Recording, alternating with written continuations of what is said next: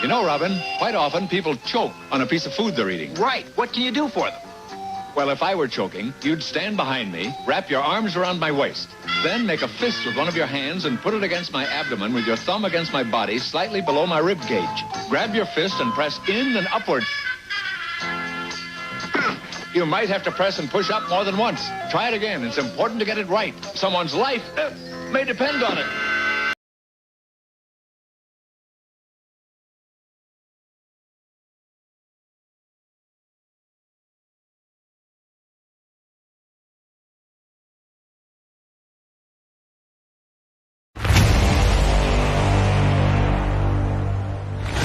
It's finally here.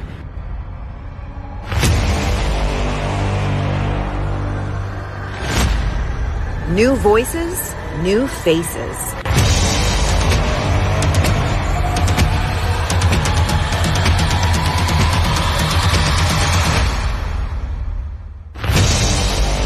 Welcome to the Pantheon.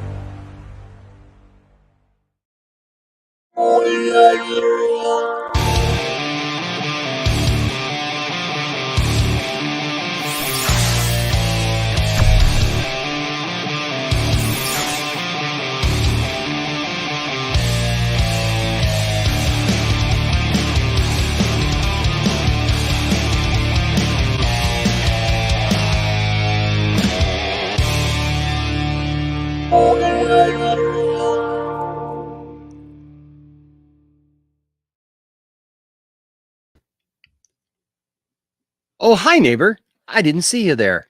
Good to have you at the lounge tonight. So glad that you guys would take a break from, I don't know, all the hustle and bustle of the world, all the slaps and silliness that occurs, and all the bad jokes and puns and Academy basically kissing each other's butts. But hey, it's good to have you here on a Sunday night here at the Poindexter Lounge. Welcome, one and all. Hey, guys, it's good to see you. My name is Enosh. If this is your first time to the lounge, just know that the Poindexter Lounge is a place for nerds. It's a place where you and me and my crew, get my hat straight here. My crew can get together and talk about all the things that we love, things like TV shows, movies, games, sci-fi, fantasy, comic books, superheroes, toys, and so much more. And if those things that get you excited, hey, then you found the right place. So please hit that subscribe button as well as that notification bell and join what we're doing here. All right. So that you're here on a regular basis, so that you know when we put out new videos, when we go live, we have a whole host of stuff going on, a whole host of stuff going on. It's called the Poindexter Pantheon, and you're going to want to be a part of it, and you're going to want to know when these shows go live. Now, what are we talking about? Let me show you. Ooh, I'm surrounded by shows. Here, I'll do this so you guys can see them a little bit better. Tomorrow, Monday, we have a whole list of shows for each day of the week. It looks like tomorrow on Monday we will be having the first ever, no longer coming soon, but actually the first ever episode of Sci-Fi Center Presents with William and our good friend Dawson Weidrich from the Four Nerds channel, Nerdy in Many Ways. They are going to be doing a deep dive into The Dark Knight, and that is tomorrow at 2 p.m. Eastern time. So join them for that. And then, of course, tomorrow night at 8 p.m., you've got 10 Forward with Brian, Master of None, who goes over Star Trek stuff and goes over food and all kinds of great stuff. And you say, well, that's an interesting combination. Well, yes, it is. It's an interesting combination. But you know what? That's what replicators are for. You replicate the foods that you love. And so he is going to go through, he always does a nice job of talking about the latest Star Trek news, I should say, along with all of the latest in some great food, makes your mouth water and makes you want to go out and make some dinner. Then, of course, Tuesdays and Thursdays at 4:30 p.m. Let me get this little logo out of the way there. There you go. Tuesdays and Thursdays at 4 p.m., you've got Jivin' with Jack. That's right. Jack and Austin and Caden are holding down the fort on Tuesdays and Thursdays at 4:30 p.m. Wednesdays, every other Wednesday, Austin has the greatest people I've ever met. Now, he was just on this last week, so he had Brian, Master of None, on. So go back and watch that episode. But we got a couple surprises for you this week as well. Of course, Friday nights is Sci-Fi Center Live, again with William, and that's always a great show. And then Saturday nights is To the Max with Mad Max the Mandalorian from Movie Madness Entertainment. You're going to want to be here Saturday nights at 9 p.m. for that. And then daily, you can find me here at about 12 a.m. Eastern with the Poindexter Overnight Show. Now, I will say this. Ray Porter will be here either this week or next week. We're talking about what's going to work for best for him. And so we will, I'll be making that announcement here pretty soon about what day Ray Porter will be back here in the lounge. So be ready for that, because we always have great conversations with Ray. Ray is just an awesome guest to have, and he's a good friend. And so we're really glad to have Ray back here on the channel. And we got more surprises coming for you. So just stay tuned. We're going to turn it to the max. But yes, thank you to everyone who supports the Poindexter Pantheon. You guys are awesome. You guys have responded in such a great way to the Pantheon. I cannot thank you guys enough. And don't forget that as you support the Pantheon, if you guys give super chats or whatever, that helps support the people who are doing those shows. It's not just going into my pocket. It's helping those people who are actually doing those shows. And so we're glad to have all of them and thankful. And we got more shows coming. All right. Some more things will be coming here pretty soon. So keep an eye out for that. Also, tonight, as always, we always want to say a shout out to those who support the channel in so many different ways, whether it be just watching the channel or whether, of course, it be by joining up in support. financially. Of course, you could do that through the Patreon. And so all these people here have done that. Thank you guys so much for your support with the Patreon. Also, you can join up for membership. Membership keeps on growing as these creep up. You see all these wonderful fine names here. Everybody looking good. Thank you guys so much for your support. And we're inching our way to 60. We want to get over 60 members. That'd be awesome. So if you could, please hit that membership button. It's right there. It's for you. It's as little as $2, $2. It's like less than a cup of coffee, man. $2 a month, and you get membership. You get all kinds of cool videos. You get like behind the scenes stuff. I'm uploading some stuff this week that's behind the scenes stuff. Another episode of my radio show, and I got some other cool videos coming. So hey, sign up for membership and be a part of that, and or the Patreon. And you guys, Patreon's as little as $1, but the membership, you get the cool emoticons, right? And the more memberships we get, we can have more and more emoticons. So yeah, so do that for sure. And then of course, everyone who gives super chats, man, can't tell you guys how thankful we are for you guys on a daily basis. When you guys drop super chats on us, we're very, very thankful for that. And of course, if you just want to support the channel in some other way, of course, you can do that through PayPal, Venmo, or Cash App. All those links are in the description below. And if you do that, please leave a message and we'll bring it up here on the channel for sure. Thank you so much for your support that way. Some of you guys take advantage of that, and I can't just tell you how much that means to us. Of course, now look, here's our Poindexter Hall of Fame. We've only got one name on there right now. That's H. Bart's. Look at him right there, holding it down. H. Bart's there. But you know what? We got more. We got more coming. That's right. We're going to induct a whole class of people, a whole class into the Poindexter Hall of Fame. Like I said, we wanted to start with H. Bart's, but we've got more coming. And so you never know if you might get reached out to, if I might give you a little jingle and say, hey, I want you in the Poindexter Hall of Fame.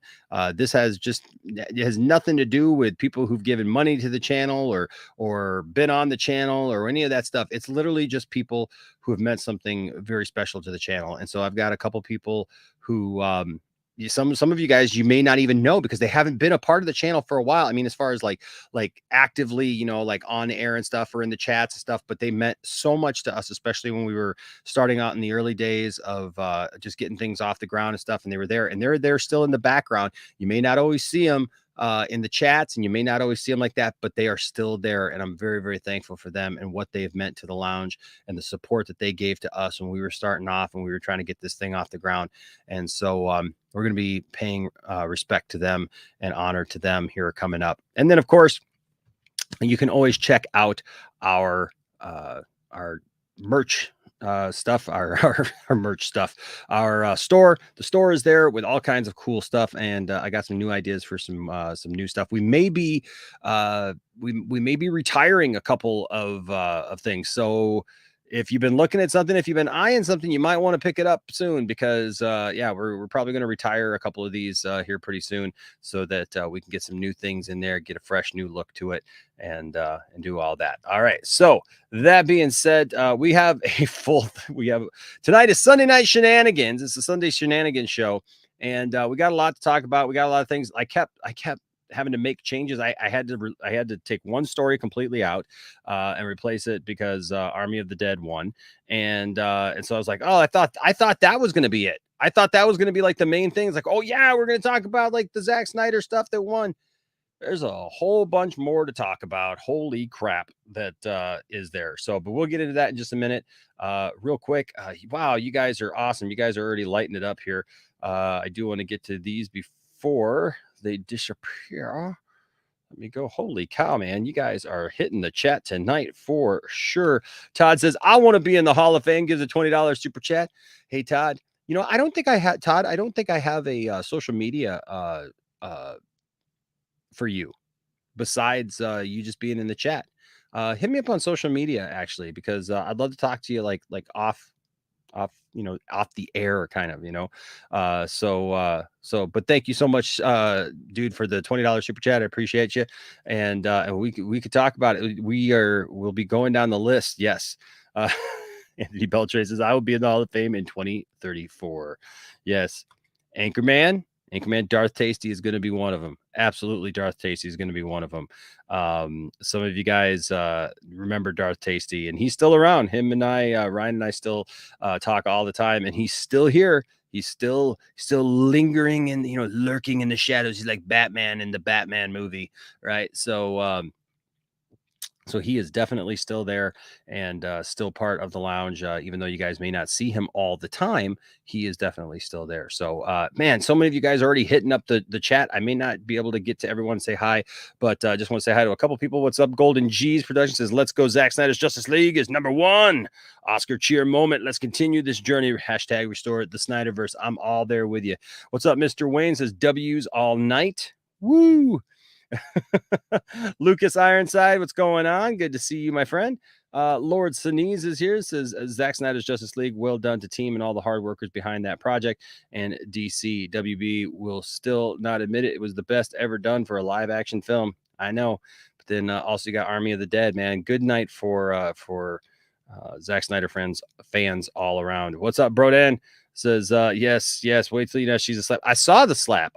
You know what I couldn't find for the longest time was not the slap. I had the slap. It was the joke that went for the slap. I had to finally find the joke. What's up, Zeke? We're going to talk about Will Smith tonight. What's up, Mary Wilcox? Will Smith's win was deserved and his speech was beautiful. Screw the haters. This show was not woke. You know who probably did wake up was Chris Rock after that hit. That would have probably knocked you out. But we're gonna talk about the full range of that. We're gonna be quite honest about that because it's an unusual thing to happen at the Oscars. Let's be honest, right? Can we just be honest? What's up, Marcus? Good to see you, Marcus. What's up, Chris P? Good to see you. Says Will deserves every bit of hate he's going to get. I don't care how anybody wants to justify it. You don't get up and smack someone on live TV because you can't take a joke. So we're gonna really do a dive into that tonight, and we're gonna talk about the good, the bad, and the ugly. I don't think that there personally. I'll just give you a little bit of a teaser before we bring everybody in. I don't think that there is a winner in this. I get it. I understand. Look, as a family man, I understand standing up for your family. I totally get that. And I appreciate that part of it. At the other hand, I'll be honest with you, Crispy. Yeah, you got to have some decorum, right? And so we're going to talk about that tonight. We're going to be absolutely fair and honest and talk about it from all sides. What's up, Aaron? Good to see you, Aaron. Jared's here. Nova Joe's here. Donovan, good to see you, Donovan. Brian's here. He's in the back still. Donovan's here. That dude Vince is here. Let's see who else is here. And I'm sure I'll see you guys' comments as we go along. I'm sorry. You know what? Just want you to know I do go back to these comments and try to read them. What's up, Fourth 1000? Good to see you. Will Smith is back, baby. Let's see. Multiverse of Madness is here, or Multiverse of Movies, I should say. What's up, Isaac? Good to see you, my friend. Cherie, what's going on? Says, let's go, Nerd Fam. Todd, I will have to disagree with you here because if they add an Oscar situation, it's an Oscar. An Oscar is an Oscar. I mean, an Oscar is the same whether you win for sound or whether you win for best actor or whether you win for whatever. This is something that they've added, so it is an Oscar. It is what it is. I know people are going to try to downplay it, but it's still an Oscar, and it's a win. It's a win. It's absolutely calculated and tabulated, and this is where they're going with this. So this is going to be something going forward, but not everybody's going to be happy with it, but it is what it is. What's up, Jason? Good to see you, Jason. What's up, Patrick? What's up, Landon? There's little sus right there. Says, what's up, everyone? There's my son. Comic is Cinema. What's going on? Yes, now we need to put that into our celebrity death match thing that we were going to do. What's up, Zeno? What's up, Anthony Grigsby from down under, my friend? All right, Caleb. Cherie is here. What's up, Cherie? Good to see you. All right. So what's up, Rhea? Rhea is good. It's always good to see Rhea here. Lena Deli. Oh my goodness, Lena Deli's here. I love seeing some of these names. What's up, David? Good to see you, my friend. Yeah, I'm never gonna get through all of these though, folks. So I am going to We're going to go ahead and bring our friends in, and we will go forward with the conversation from there. All right. I thank you all for showing up tonight, and let's have a good show. First of all, ladies and gentlemen, you love him. I love him. I always love the fact that he can come back on a Sunday night. He's been working a lot. He's been doing his thing, man. He's been taking care of business. Because Brian, that's how Brian works, man. Brian takes care of business. He knows when it's business time. And so I'm just stalling until I can find his intro here. Here it is. Ladies and gentlemen, welcome in Mr. Brian, Master of None. He wants to be perfect because the competition is being broadcast on national television. Brian charges down the runway, but then he slams into the pommel horse with tremendous force and collapses in agony. That doesn't get any easier to watch. No, no. My namesake just oof. How you doing? Doing good, man. It's been a while. Gosh, I missed the lounge. Is everything okay here? Everything's good, man. You were just here Saturday night. That's right. You forget you were just here Saturday night, bro. You were just here last night, man. That is I wasn't hosting, but that's the beauty of the Pantheon. It wasn't the official lounge, though. You know what I mean? It wasn't official lounge. Yes. It wasn't the Enosh experience. You know, kind of like it's not an official Academy Award. It's not an official Oscar. Yeah, it's a fan vote. You see, if you spam a specific hashtag, you win. There you go.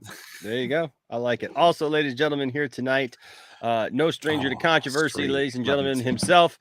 I don't know. Maybe we can get him to hit somebody before the night's over. Well, actually, if we combine a couple of people, like we got our own Will Smith right here, I guess. We got Eddie. What's up, Eddie? Bringing down the controversy. Yeah, no, trust me. I'm down with controversies. Trust me, I'm ready. I don't know about smacking though. No. But then somebody else who's been known to say, hey, I will not stand down, ladies and gentlemen, Mr. Phil. I'll smack a motherfucker. Right? Real quick. Give him the business. Fresh Prince don't play no. Nope.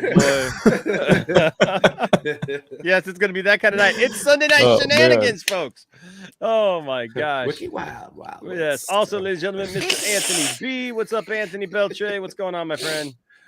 What's up? He did make it his profile picture. He did it quick. Oh, man. That is the right thing to do. Jeez, I'm weak. Was it wrong? My first response was to laugh. No, Okay. not at all. I don't feel bad then, right? I was wondering what the rules were at that point. I was like, oh, man. Dude, I feel like all the rules just went like right out the door with this thing, bro. Should I feel concerned or like should I just find this entertaining? And Well, there's actually a picture of like everybody's concern. We'll get there in just a second. I don't know which Krypton's core to bring in. That's a very good question. I got two Krypton's cores in the background here. I don't know which Krypton's core to bring in. Let's go with number 2 first. Krypton, are you there? Is it? Can you hear me? We can hear you. You're in here twice. Are you supposed to be in here twice? No, I'm here. No, just once, man. Just once. Hold on. Let me just erase these right here. It should be gone out from the other one. Just open another tab and you just play. No, because I was on. My iPad was dying, so I'm on my iPhone now. Okay, so we're gonna kick that one from the studio. Hopefully that. Yeah. Okay. I'm still here, right? Okay. Yeah, you're still here. So so before that, I'm like, sometimes you gotta slap a bitch. All right, we're gonna get into it. Gotta keep that. Also strong, here, ladies and gentlemen, the master of mayonnaise himself. Them pass through the upcoming machinery. For this sandwich, a jizz of mayonnaise is required, which is squirted onto the bread via an automated dispenser. Ladies and gentlemen, Mr. Caden Reed. What's up, Caden? Hey, Caden. He's not even here. What up? He's like, that is the last time I'm taking this damn I just mayonnaise got joke. I said be right back in the chat, and then I was like, I think he's gonna put me in when I'm gone. And I was you missed your intro. That's good. All right. He's like, all right. and now I'm thinking, should I have spoken? Is he gonna like, play it again? Like, should I have just stayed quiet? No, you're here. All right. So obviously we got a lot to talk about tonight. Lots of stuff happened over the weekend, things that were totally benign and totally chill. But tonight we're going to talk about what? There's a bidding war for Voltron? Are you kidding me? Like all this time, and now all of a sudden we're in a bidding war for the movie Voltron. We're also going to talk about Nicolas Cage a little bit. We're going to look at We're going to look at Nicolas's Cage. We're going to look at Nicolas's Cage, I guess. What are you saying, bro? You good? Dang. All right. It's getting party started early. Does he have one of those chastity cages? I don't. Shenanigans.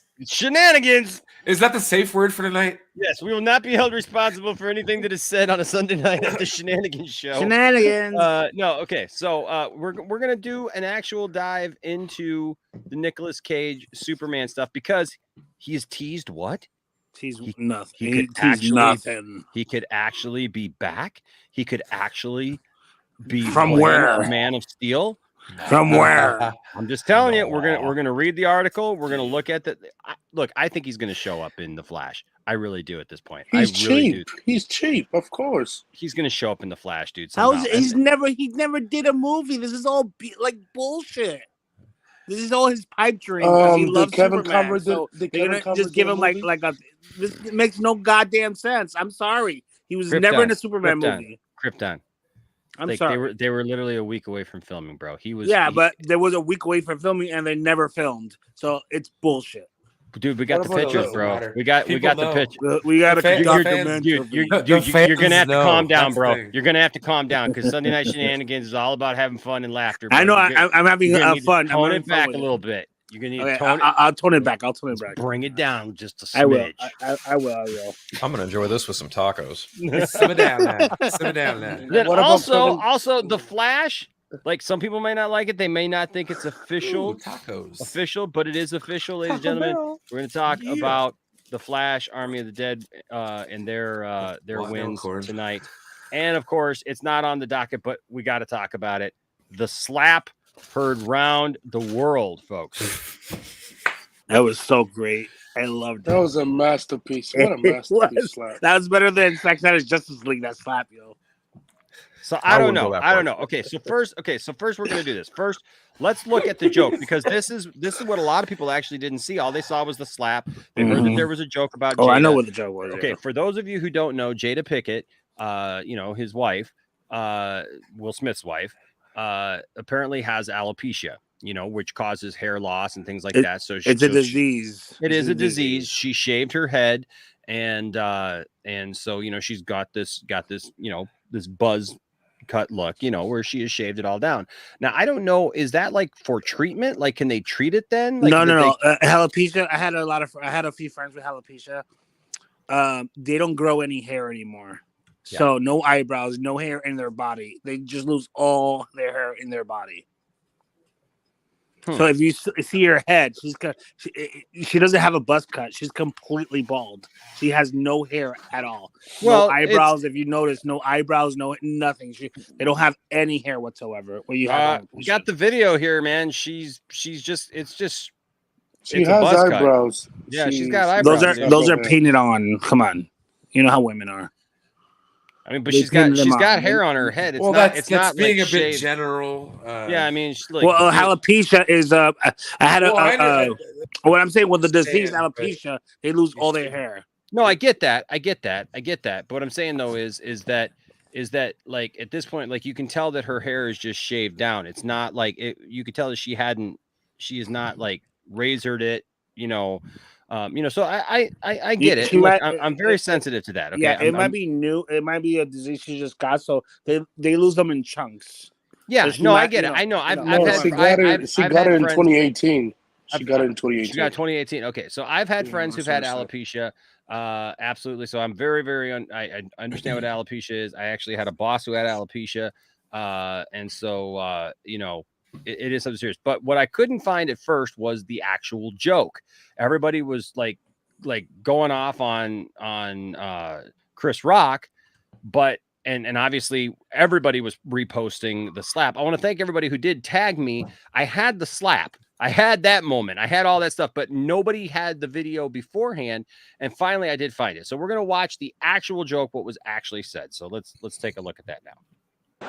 Something wrong. He is praying that Will Smith wins. Like, please, Lord. Jada, I love you. G.I. Jane 2, can't wait to see it. All right? Yeah, she doesn't look too happy about that. Yeah, okay. So let's go back here.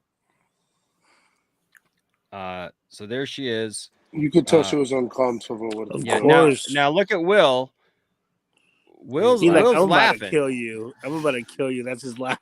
No, I don't know about that. Will here. He's laughing. Look at Will first. Okay. Now go back, watch the same exact thing, and then you look at her demeanor change. Yeah. She rolls her eyes. She is not happy. Now listen, if there's one thing I learned about Jada Pinkett, she absolutely controls that relationship. Yeah, we know. Yeah. She is hardcore in that relationship, dude. Like she puts the smack down in that relationship. Okay. And so we need to be absolutely honest. Like he was laughing. She was not happy. Now then there's the cut, right? There's the cut from them here to Chris.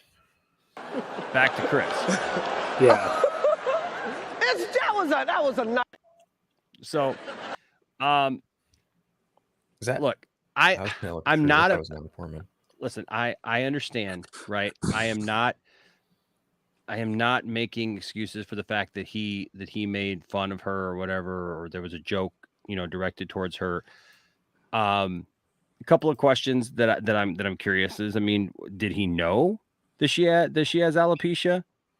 I'm not making excuses for him. I'm asking the questions. Did he know why? She's clean shaven. And I'm curious to know what you guys' thoughts are, and also curious to know what the chat thinks about the joke itself. I think it was in bad taste. These people take the celebrities but there's make a difference jokes about between each other. But there's a difference between making jokes about you and making jokes about the disease that you have. Like, I'm not gonna make fun of you having cancer, or I'm not gonna make fun of your kid having cancer. But he didn't. But he didn't mention. Okay, but he didn't mention the disease. That's what I'm asking. I know, but he probably knows what she has because she's been public about it.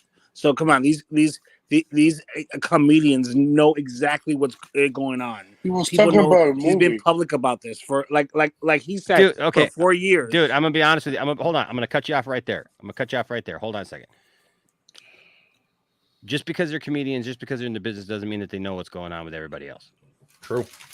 I had no idea she had alopecia until the other day. I had no idea she had alopecia until today. Yeah, I had no idea she had alopecia. And I didn't know either. So, okay. So what I'm saying is I'm not, like I said, again, not trying to make excuses for him. I'm just wondering, like, people making jokes, like saying G.I. Jane. Obviously, if you know G.I. Jane was a big deal with Demi Moore. When she shaved her head, and she did that movie, and so that was a particular set in time. I don't know. I mean, I just don't think that there's any win here. But don't you love the fact that he defended his woman's honor no matter what happened? Yeah, I don't know. Let's get into that. But first, let's talk about this. But did he know he laughed, bro? Like, no, he laughed because he was laughing. He wasn't looking at his wife. He thought she it was kind of told him to go defend her honor. No. But it doesn't matter. That's what wives are there for, to tell you, because he thought it was a joke. Context, he didn't bro. think I guarantee because he wasn't looking at her when he was laughing. The moment he turned around and saw her face, that, oh no, this is not gonna oh no. Saw her face, that's when like, oh fuck, I just fucked up. I was laughing at my wife. So I'm gonna go defend her honor. That's exactly what happened. Because like he likes Chris Rock, and he likes Chris Rock, and he thinks he's funny. But like he wasn't looking at his wife when he made that joke. If you look at that, he's staring right. But doesn't at that make the point, Krypton, that like he thought the joke was funny until but it was a funny joke. But if it's not funny to your wife, on his wife's face. Yeah, but if it's not funny to his wife, then she's like, "Wait, what?" Okay, but that's a whole other thing though, because there is a way that you handle that. People make jokes about people all the time. They make jokes about each other's spouse. I mean, like if you're married and somebody makes a joke about somebody, it's about your spouse, right? I understand fully why people are saying, "Hey, it's great that he defended his wife. It's great that he did that." As a husband myself, you know what? You make a statement later. You say, "Hey, look, that was in really bad taste. That was in really poor taste." You're at the Oscars. You're literally at like a prestigious event and status event. Yeah, exactly. That is like the epitome of supposed to be class. I mean, but of course you got Amy Schumer hosting, so and I got out the door a while ago. Yeah, right. Okay, but it's supposed to be the epitome. It's supposed to be the absolute epitome of like the greatest pinnacle, and the best of the pinnacle. Yeah, and then what did we see then? Like right after that is this. But Enos, we got to stop holding these people in this high regard. People are people, and like people are gonna do mistakes, and people are gonna be angry, and people are gonna be pissed just because he but by all accounts, Will Smith should be in jail. But by all accounts, you can't go slapping people. You can't just go hitting people. You can't just do that. People hit people all the time. What are you talking? Krypton. Yeah, but hold on. Not everybody lives like that, dude. And that's what I'm saying. I know not a lot of people live like that, but a lot of people. Most people don't live like that, where they're just go around throwing hands at everybody. So there was the joke, and then there was this. The uncensored version. Where is it? Oh, hold on a second. I thought I had it. Hold on. Did it share? No, it didn't share. Okay. Well, to be honest, this is the second time that Chris Rock made a joke about Jada. Is it? The Oscars? Yes. Kaden posted the thing in the group chat. Okay. Yeah. All right. Well, let's take a look at this then. Wham! I love it. Keep I hitting freaking that. love that. I freaking love that. Will Smith just smacked the shit out of me. Yes, and he should have. Wow, dude. Yeah. It was a G.I. Jane joke. Keep my wife's name. Look at her. Look at her. Fucking mouth. I'm going to, okay? Okay. That was a greatest night in the history of television. Okay. You know, he Donovan, I think here says it really well for me. He says there's many ways of defending your woman's honor, not just punching someone in the freaking face. But he didn't punch him. Okay. So but not just slapping someone in the face on live TV and then yelling and screaming from the audience. So I understand that, but I also think with what happened was, so Chris said the joke, and we all see that Will laughed at it, and then we see Jada is discomforted by the joke, and I'm sure she was like told Will, "Hey, honey, that joke wasn't funny," and he said this, he said something about me again one time, and so he's like, "Oh shit, my wife is clearly discomforted by this, so let me go do something about it." And then slapped him, and then of course, honestly, that slap was it looked staged though. It did look staged though. It looked staged, but it was a bit over-exaggerated. Because he really didn't hit him that hard. I do think he had the right to call him out even after, in the audience. So let me ask you this. Let me ask you if you go to I've been to watch comedians my whole life. I've watched a comedian make fun of me, calling me fat or calling me whatever. Does that give my wife the right to go up on stage and then slap the comedian? They're comedians. No, but there's a difference between that. Being fat is not a disease. I don't care. I'm fat. Being fat is not a disease. Let's say if you were blind, or if you had cancer, just like I'm saying, if you had a disease.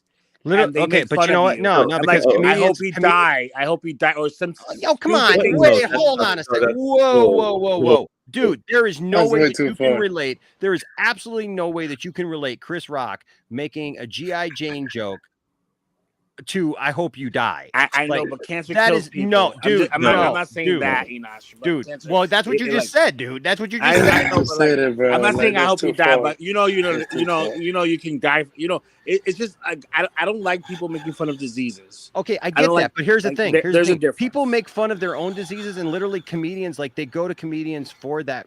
This is why I'm saying this. I'm putting it out to everybody to talk about this, because here's the thing.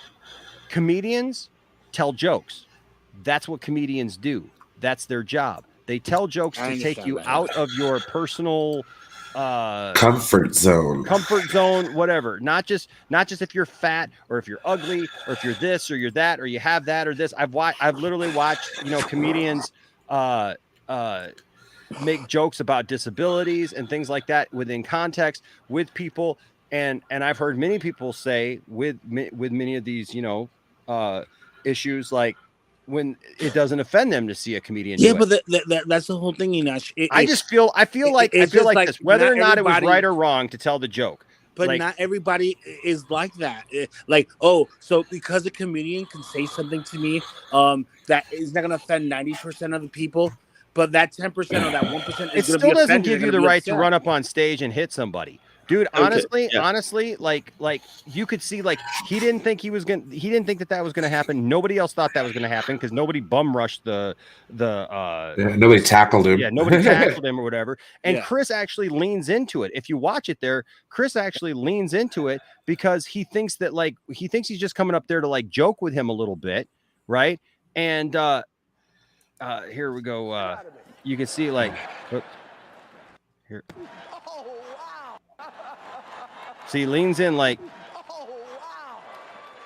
I mean, to be fair, he took it like a champ. He even says, Yeah. "Oh wow, Will Smith just slapped the shit out of me." Yeah. He was about to say something fucked up, or he paused himself. You see? Wow, dude. It was a G.I. Jane joke. It's just an embarrassing moment for everybody. I say more so Will than anything. Okay. I don't feel bad for Will at all. I think he defended his wife. I think Will. Some people just like Krypton. One at a time. Krypton. I've let you give your opinion on it. We obviously know your opinion on it. I got 6 other people on the panel. Okay. So I'm you myself. No. I want to hear from everybody, because I don't think it's just as easy as just that. So, like, I absolutely respect your opinion. Absolutely do. You know that, bro. But I want everybody else to be able to give their opinion. Jalen, we just welcomed you in here, man. What did you think of that? I think it's rather embarrassing, and more just in the case of everybody, but I think Will the most, because he just had this huge outburst out of nowhere, especially when you see that you see the camera look at him when after Chris makes the joke and he's laughing at it, and it's only after when you see Jada, she's like, I guess she's uncomfortable with it. That's when he wants to go up and hit Chris. So it's just I think no matter like how you put it, like, it makes him look bad, not only because he was laughing at it first, but the fact that he just went up there and slapped the man, for making the joke. Like, even if like I never knew like she had that disease. I don't follow Jada, like, last time I heard about Jada was when she was having whatchamacallit with August. Entanglement. Yeah, she was having an entanglement with August. I just found it so funny that he'll slap Chris Rock for having a G.I. Jane joke, but he won't get August for having an entanglement with his wife. So it's just I just think it's all around, it's embarrassing, especially for the Oscar, but it's definitely something that's going to be here for a while. We're also going to read or we're also going to watch some of his acceptance speech, because later he wins the Oscar. and has to go back up there. And I'll be honest with you, he gives this emotional speech about he wants to be a beacon of love. He wants to be this and stuff. And I'm like, beacon of love. He Keep must my have wife's pre-wrote that name speech out of your effing mouth. Keep my wife's name out your effing mouth. I think the why is the funniest Oscar part- thing though? He's not gonna say sorry about it. Why would he say sorry? No, I Of course get it. he's not. Brian, what are your thoughts, man? it's staged. Maybe. Yeah, the LAPD and his publicist. He just won the damn Oscar for Best Actor, man. You mean to tell me he can't with LAPD? It's nothing. He dropped the charge. He didn't press charges. No, he didn't press charges. Yeah, the LAPD was like he didn't press charges. So I'm just like, for me, I'm like, dude, honestly, if he'd have punched him right in the face, okay, I'd have got it. I'd be like, oh, that's some serious stuff. Oh, he slapped him, dude. No, it's staged. I don't know. Well, Will's about to move. That's why I love you, Brian, man. It's just my He's opinion. moved to Bel Air with his. Yeah, No. Here's the thing. Okay, guys. Steadily, the Oscar ratings. Let's be honest. It's been going disappearing. You know what I mean? Do you really think that they would if you go resort to Twitter, to this? what's going on Twitter? Dude, Everybody's talking about everybody's this talking trend. about that, dude. Yeah. You're right, Brian. Ratings are up. So I'm just like, come on, guys. This is a nice conspiracy. Yeah, watch to me, this. it just- The highest rated Oscar. Vikram, I'm in right there 20 with you. years, Look, watch. I'm right there with you. The joke, if it was literally just a joke, it was a lame joke. It was a stupid bad joke. joke. I am but not. still, it's like- I want to make very clear that I am not defending the joke whatsoever. I just know this. All these guys, like, look at any time you get you have a roast, and I understand it wasn't a roast. Okay, I get it. No, but I get it. I understand that, but they write these jokes like at each other's expense and stuff like that. It wasn't like he got into some deep dive on Jada's like condition, or something like that. It was just, hey, looking forward to seeing you in G.I. Jane 2. It was a stupid joke. It was a really stupid joke. Not funny. It's not funny. It's not funny. Although Will was laughing pretty hard and hefty there for a minute. But Right? Will was laughing, bro. He was practically out of his seat, bro. He is praying that Will Smith wins. Like, please, Lord. Jada, I love you.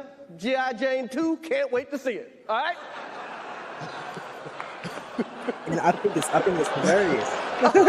See, So my question is right there. Hold on. Yes, Phil. Look, he made a joke about Will Smith potentially getting the Oscar. Then he led in with the G.I. Jane joke. You can easily see Will Smith's face smile deteriorate. Now, I'm not saying he didn't laugh at the joke. I'm not saying he did laugh at the joke. I'm saying at some point, some people might laugh in the sense that, oh, this did not just say what I think he said as kind of a sarcastic chuckle. It might come off like that. I'm honestly not too sure. I'm not going to speak on behalf of Will Smith. I'm not going to speak on behalf of Chris Rock. Honest to God truth. Look, Rock should have thought before he said something, because obviously the look on Jada's face is far from happy. And, I'm not saying Will Smith was in the right to go up and smack the shit out of him. Was it funny as hell? Hell yeah, it was. It was funny to me, I can only speak for myself. I enjoyed it, but I think it's ridiculous. Hey, look, it's hilarious to watch celebrities lose it, and but let's be honest, isn't this more of like this is something that you expect to see like on a video that we watch, right? Like we watch like a YouTube video, It's like right? Views, man. That's all I kept thinking. And look, I know that they're human beings. I know that they can get emotional just like everybody else. I understand all that, right? But at the same time, you're at the freaking Oscars, right?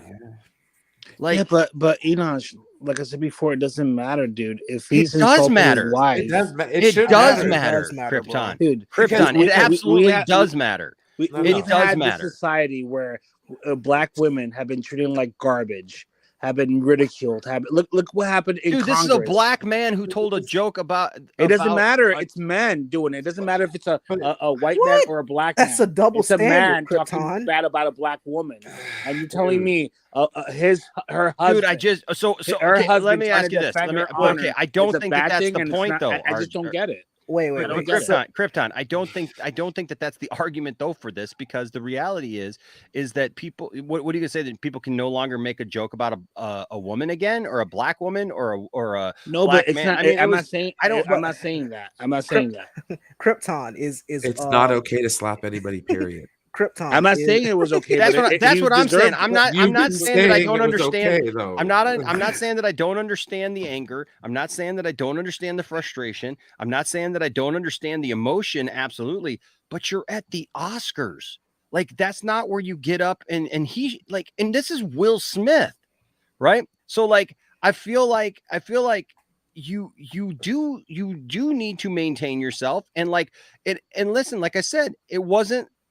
It's like going to church and taking a swing. Do you at a understand priest. how that sounds? Like, Do you understand what sounds, dude? I'm saying you don't lose your cool. If the other guy acts like a complete idiot, if the other guy acts like a complete idiot, it doesn't mean you lose your cool and you jump up on stage at the Oscars in front of millions of people and slap the dude. Will Smith all of a sudden turned like Suge Knight, and everybody's like, "Oh my god!" Hang on a second. Wait. A second. Go ahead. If you were to slap somebody in public, would you get in trouble for that? I've slapped people in public. Okay. I fought people in public. Okay, did you get in trouble for that? No, I did not. Well, it was a mutual fight. You were very lucky then. What I'm saying is that, dude, it's not okay to hit anybody, period. Didn't your mom teach you that when you were a kid? No, my mom told me it's something. Okay, No, and even furthermore, it's not appropriate to do it on national television. Yeah, we were raised differently. At the my mom was like, "Yo, of your if somebody industry. hits you, cream Dude, them, beat the okay, dude, out of you're gonna go to hold on. somebody. That's different. I don't know how you guys were raised. Wait, hold on. I was raised Krypton. This isn't the streets, hold on, bro. Hold on. Relax. Okay. Listen to me. Krypton, you are making arguments that do not apply to the situation. Listen, my grandma used to tell me too, if somebody comes up and punches me and starts a fight with me on the street, finish it. But that's more so. But that's me and you, Enosh, because we're no, Krypton, just be quiet for a second, bro. Stop interrupting, man. Listen, no, that is what you do on the street if somebody comes up and starts a fist fight with you. Okay, when somebody makes an insult about you or your family or whatever on stage in front of millions of people at the Oscars, you don't jump up on stage and hit them. Yeah, whether it's a slap, a punch, or anything, you handle it with a decorum about yourself because you show that you're the better man. My concern is even if Will was defending his wife, which absolutely, dude, I have a wife. I would defend my wife to the hilt, right? I would make it known absolutely that I was super pissed off about it. Okay. But you know what? I would turn it back on them and make them look like the idiot.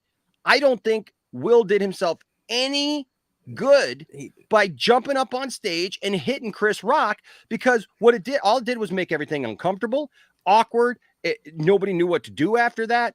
And it was just the wrong thing all around. It's not how you handle that. And arguing the fact that, well, my mom used to tell me to finish a fight, that's fine, but there wasn't a fight there to finish.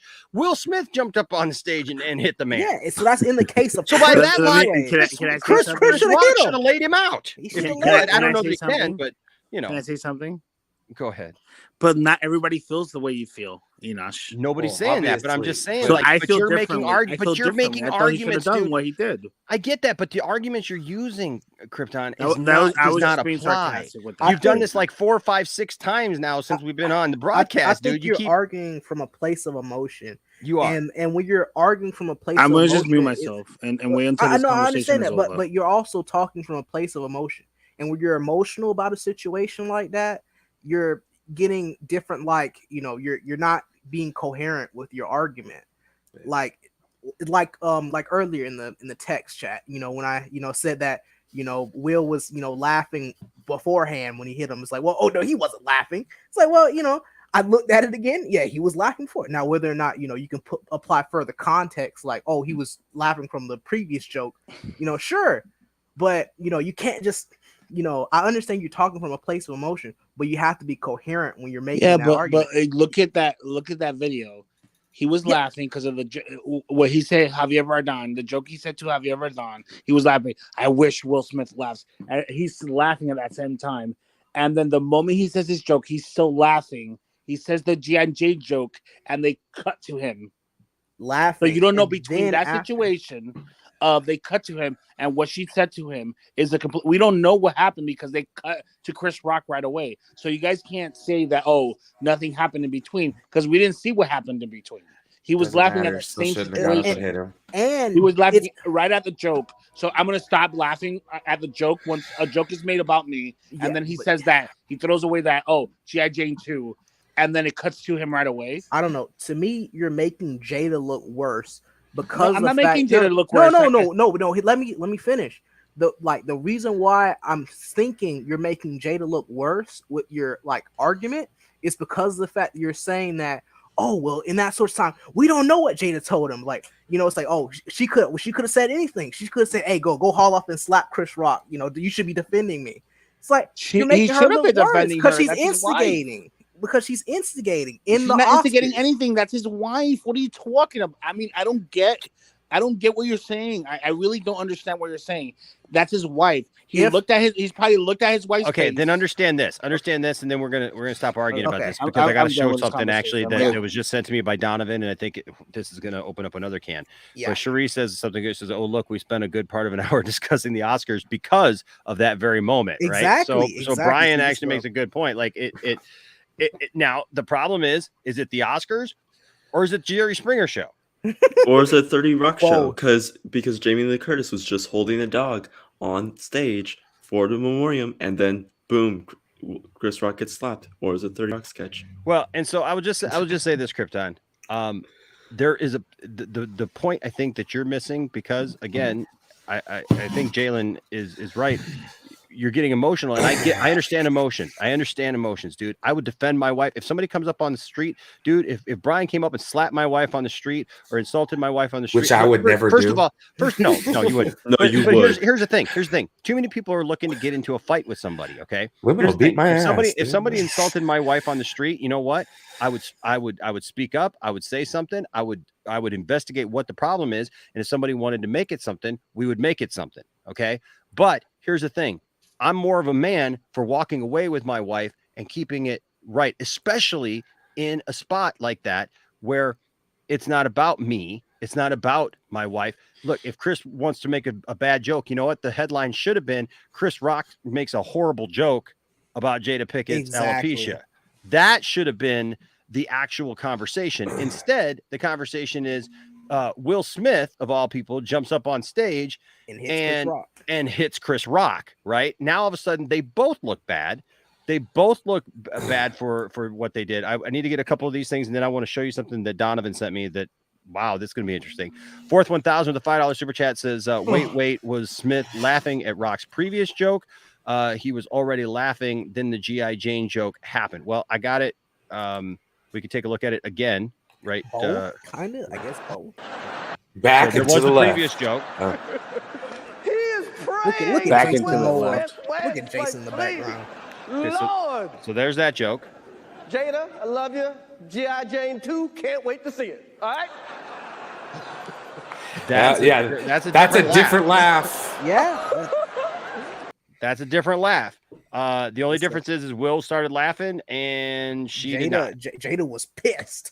Livid. Jada was. Yeah, but he stopped laughing. Though. Right there. I mean, and look, we could say it's a nervous laugh. Right, I don't know, Jason. Ratings.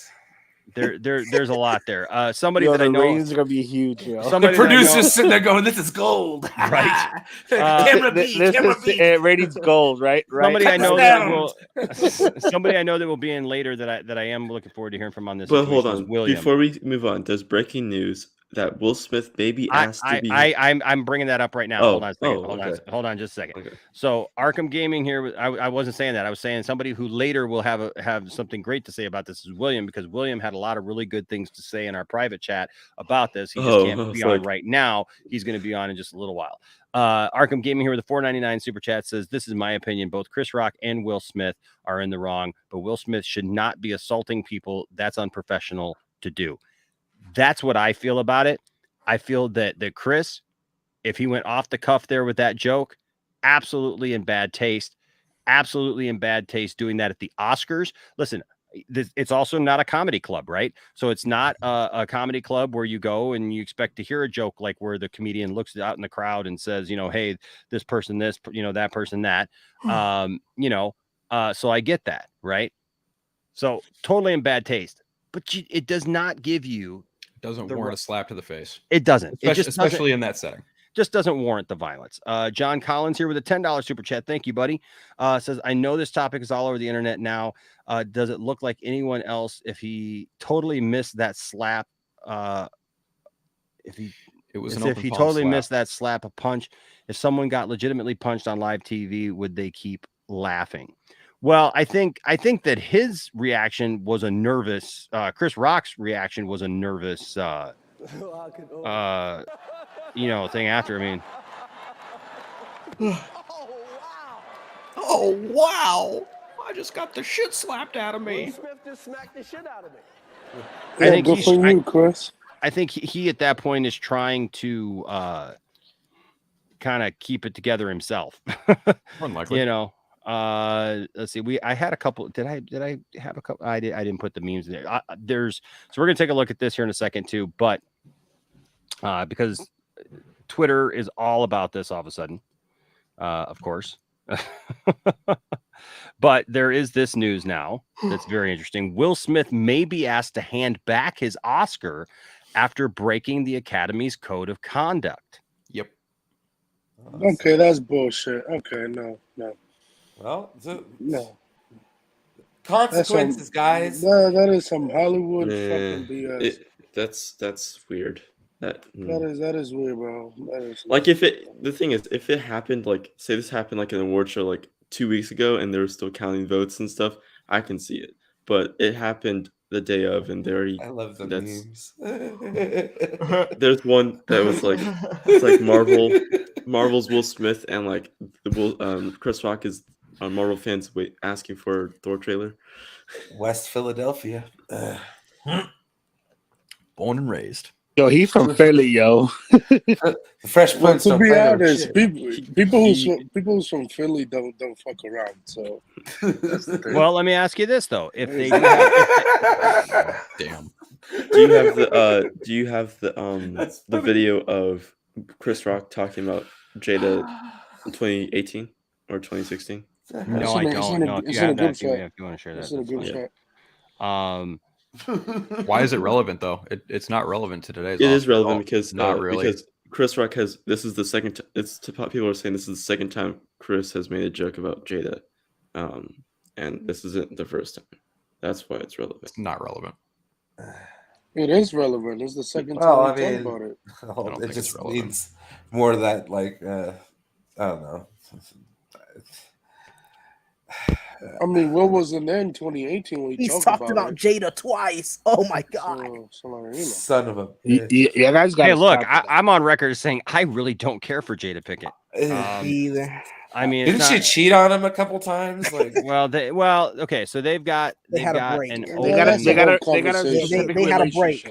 Sure. All right. Yeah, they've got. Not every marriage is the same, yo. But what if they're okay? But hold on. What Especially if the rules are? marriages. What if they do have a decorum rule, though? Right? And like the open relationship. No. I'm saying what if the Academy does have this decorum rule about you handle yourself in a certain way, in a professional way, and Will Smith literally just did something we've never seen before. Will Smith literally jumped up on live TV, jumped up on the stage and slapped a man, like assaulted somebody. They're not gonna remove his Academy Award. He won that. It's in. They're not gonna do none of that. So we don't know if it is or isn't. They can. Well, they the code of conduct is actually sexual assault. It's not. So yeah, they cannot. So it's they cannot. They're not going to take it. What do you mean they can't? They can do whatever the hell they want to do. It's their show. It's their award. If it was 2 weeks before, then yes. No. Listen. Okay, here's the reality. And this is what I'm getting a little tired of. We live in a world where everybody's like, well, they can't do this. Yes, they can. It's their freaking award. They can do whatever the hell they want. You're right. We can get into whether they should have taken away other people's awards, right? Like I'm seeing Well, names like Kevin. I'm seeing, you know, like Kevin Spacey. I'm seeing like, you know, Roman Polanski. I'm seeing all those. Listen, those are people who've done horrible things, right? I'm not saying that they should take Will Smith's award. What I'm saying is they can do whatever they want to post ceremony. Dude, Roman Polanski raped a child, and they give her, and 25 years later, they gave him a Best Actor award. Dude, Do not tell me. Dude, using that listen word. to me, Krypton, or I'm gonna have to bump you, man. Because you keep cutting me off and you keep cutting other people off, and you're starting to frustrate relax. me. You gotta relax. Got man. to chill out, dude. That's not what I'm saying. I literally just prefaced everything that I said here by saying I am not saying that they should. I literally just called out the exact person that you just mentioned, right? Saying that yes, these people have done horrible things. These people have done things that probably should have gotten those Academy Awards revoked and probably should not be on there. But the point is, it's their award. Just because you went up and got it doesn't mean that it's yours to just that they can't take it away. They have taken away plenty of people's awards. They have literally bumped people, all kinds of different awards that have been given over history. People have been bumped from or relieved of. People win freaking Miss America, and guess what? They're made to step down. People win Miss Universe. They're made to step down over stupid stuff. I'm just telling you. He's just saying they could. They could. If it's within their rules, if they wanted to, they could. We can't sit back and just go, well, they can't, right? Because it was given to them. You can't. No.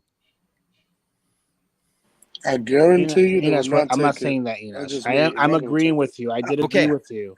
Okay, but the way that you're, dude, I hear what you're saying, but you said that now like 8 times, bro. And the thing is, every time you make a statement as if it's like this, and your argument is just not like.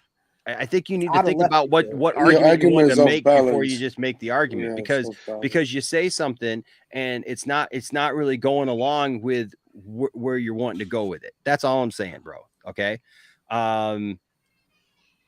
Next thing here. I was going to show this. Yeah, because there's a lot of I will say this. I don't think they would take it from him. That's my personal opinion. That's just me. Yeah, I don't think that they will either. I don't think so either. So, yeah, I don't think they will. That's Will. Will Smith is all elite. Will Smith is all elite. I wouldn't be mad if they did, funny. though. I laughed. Oh. Well, if you take his award, can you take Kevin Spacey one too? Just saying. Yeah. You could. Just saying. Just saying. You could. Take Ty Cobb out the Hall of Fame and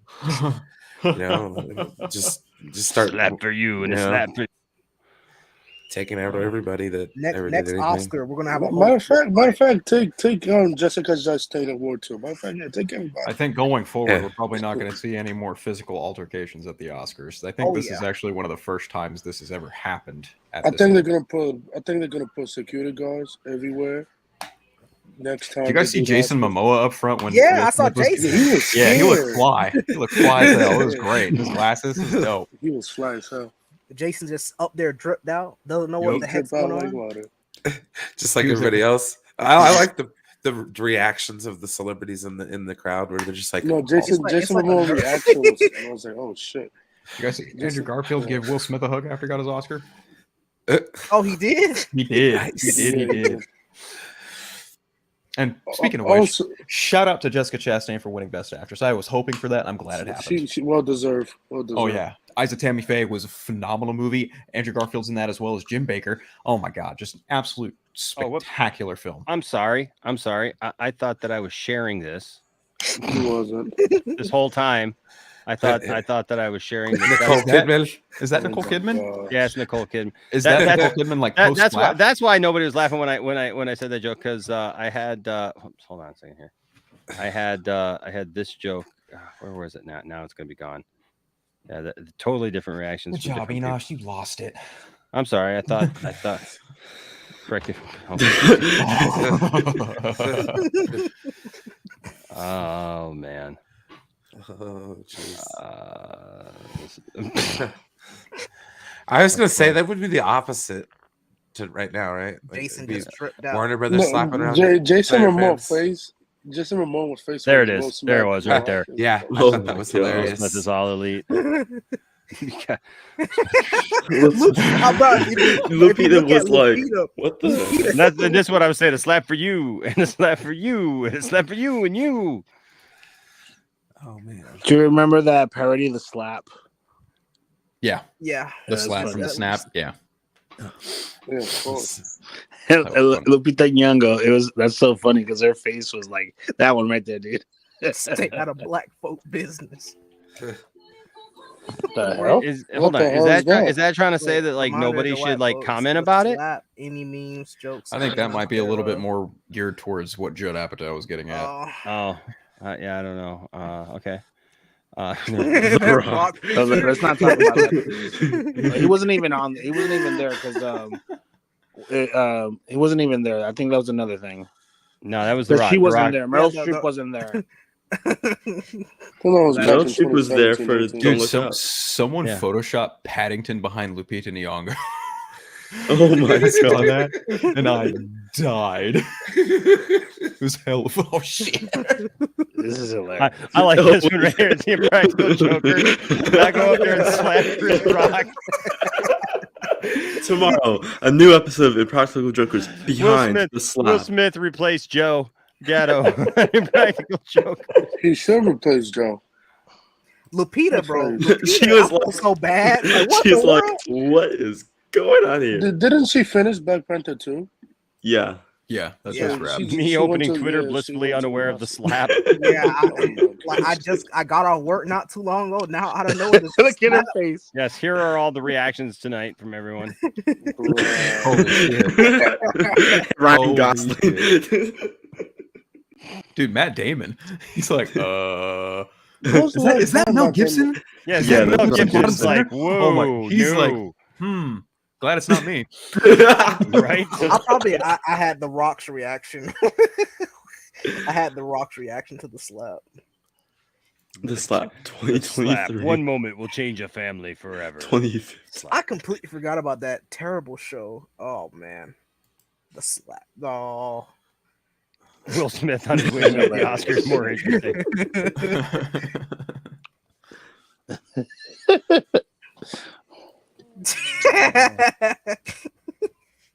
I'm still just kind of mind The blown. Botox is working. Yeah. Deadshot just straight up walked up and slapped Tune into Jesus. the I think that's Oscars. funny as hell. Yeah. Sure. If you get the jokes, good for you. Yep. I wish we had more like celebrity, like I wish we could have seen more celebrities. Yeah.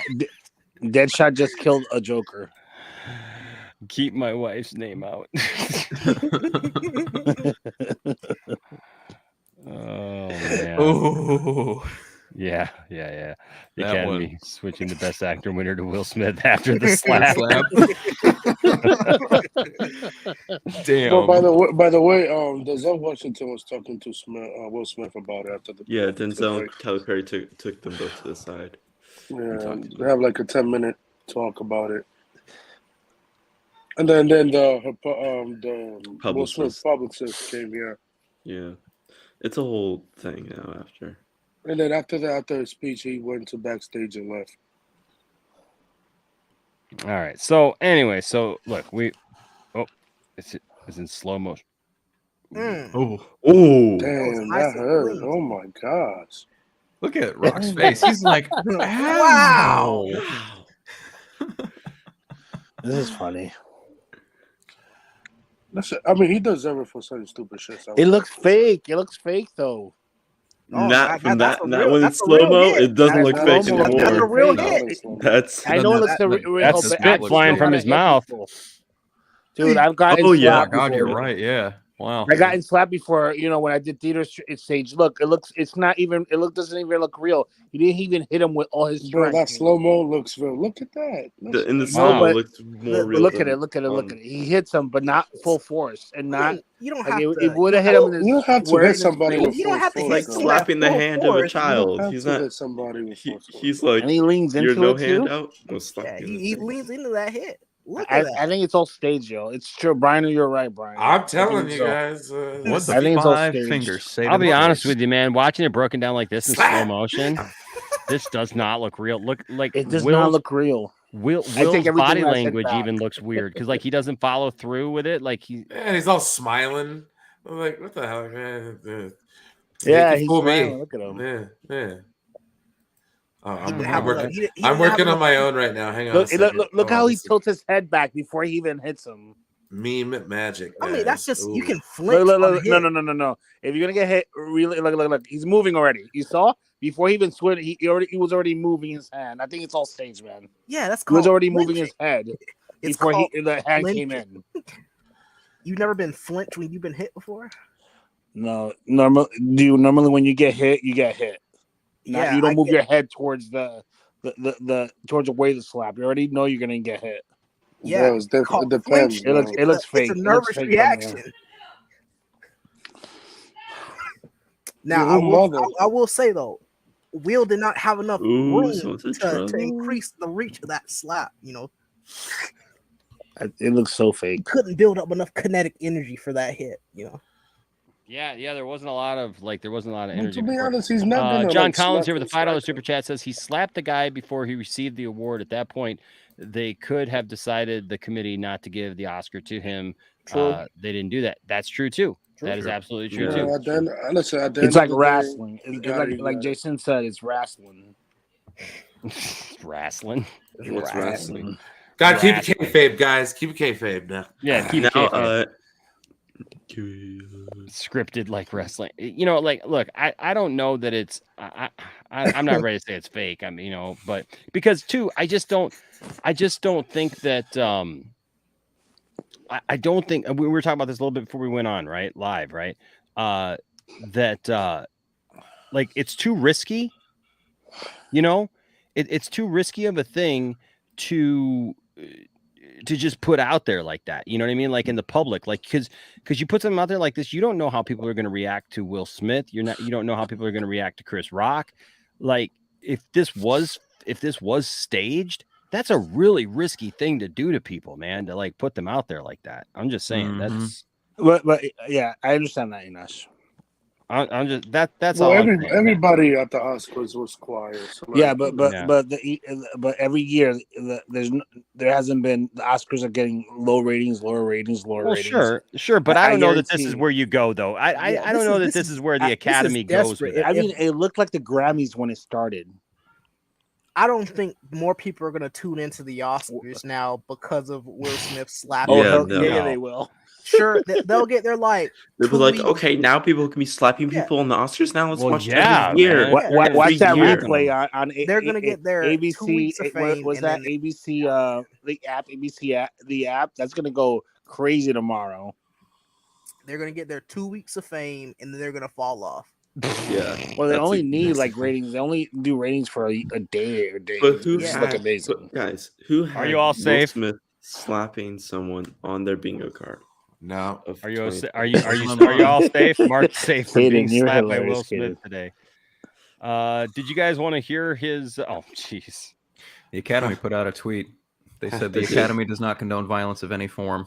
Tonight, we are delighted to celebrate our 94th Academy Award winners who deserve this moment of recognition from their peers and movie lovers around the world. There you go. They just did a movie scene. What are they talking about? It's a movie scene. And that's from Variety. I did like. Well, if the Academy, if the Academy, I think we can put that to rest. Then, if the Academy's putting out a tweet that says, "Look, we don't condone violence," so I just don't think that. I think that it's too crazy of a thing for it to be considered. Hey, Krypton, can you mute your mic, please, bro? Yeah, sorry. All right, no problem. All right, so let's hold on. Let's take a listen. Williams was a fierce defender of his family.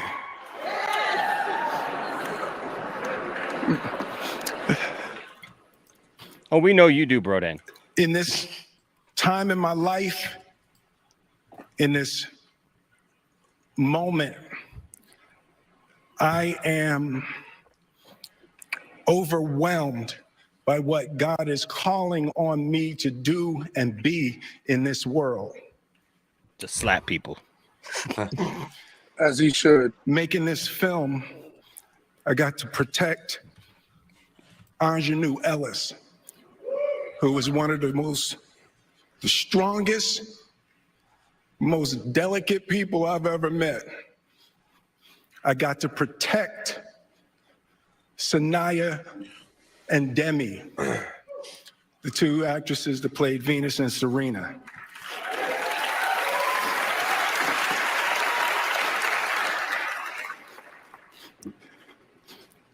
I'm being called on in my life to love people and to protect people and to be a river to my people.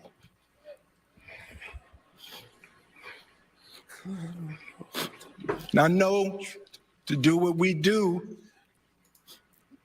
you got to be able to take abuse. You got to be able to have people talk crazy about you.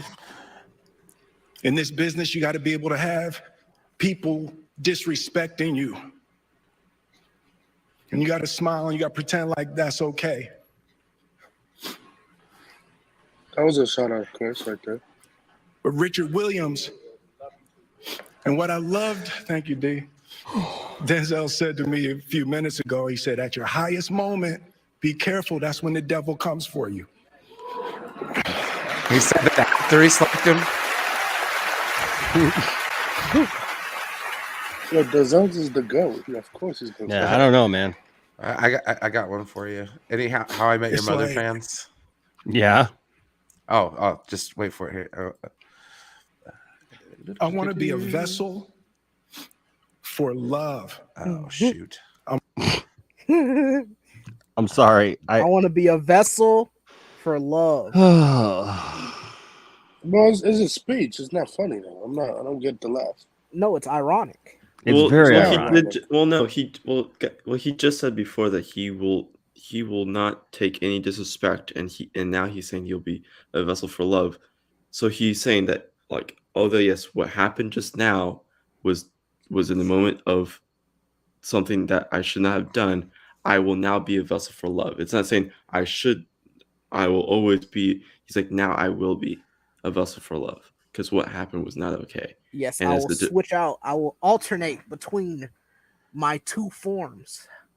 I will not tolerate disrespect, but I will also be a vessel for love. Can I just say, we really, as a society, need to stop with this BS about, oh, you disrespected me and I'm going to retaliate on you. And everybody's got their freaking, Well, that's a normal thing, though. Yeah, but you know what? It hasn't always been. It hasn't always been this BS. Adults actually used to grow up.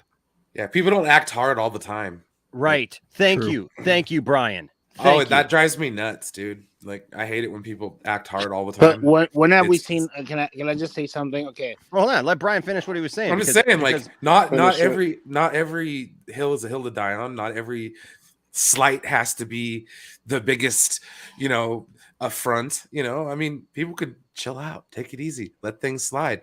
Chris Rock said it himself, when he said in the No Sex in the Champagne Room, where he said, if somebody smudges your Puma, let it slide. There's no use spending the rest of your life in jail because someone smudged your Puma. He also did say no one else is above an ass whooping either. This is also true. Hey, look, in the same song. Cornbread. Good job, Bill. Good job bringing it around town. Yes. Around Full town. circle. Yeah, full circle. No, look, there is but that's the thing, right? There's a time and a place. There is a time and a place, right? And so there is absolutely a time, man, where you know what, you do have to get physical, or you do have to take something into your own hands, or you do have to protect your family or whatever. I just feel like we've gotten to a place in society, man, where it's just like the littlest things. Oh, he disrespected me, so I have every right to just do whatever I want to him. And it's like, no. How about we act like adults, take care of things like adults, have real adult conversations. And if somebody and there's a time to walk away. Now, Marcus says here, he says that Jada posted on Twitter, that's how we do it here. Well, if that's how you do it, I'm sorry. Jaden Smith, not Jada Pinkett, that's Jaden Smith. Their son.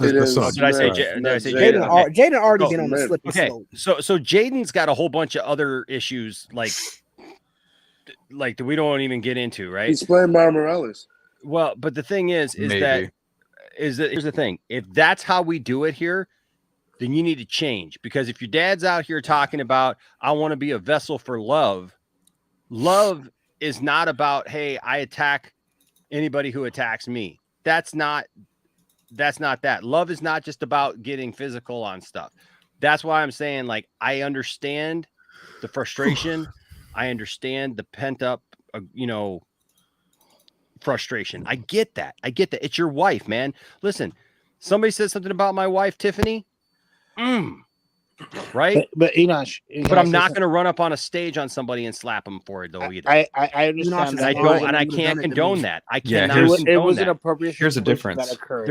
They're both wrong actions. But here's the difference: it's in the moment. It was in a moment thing.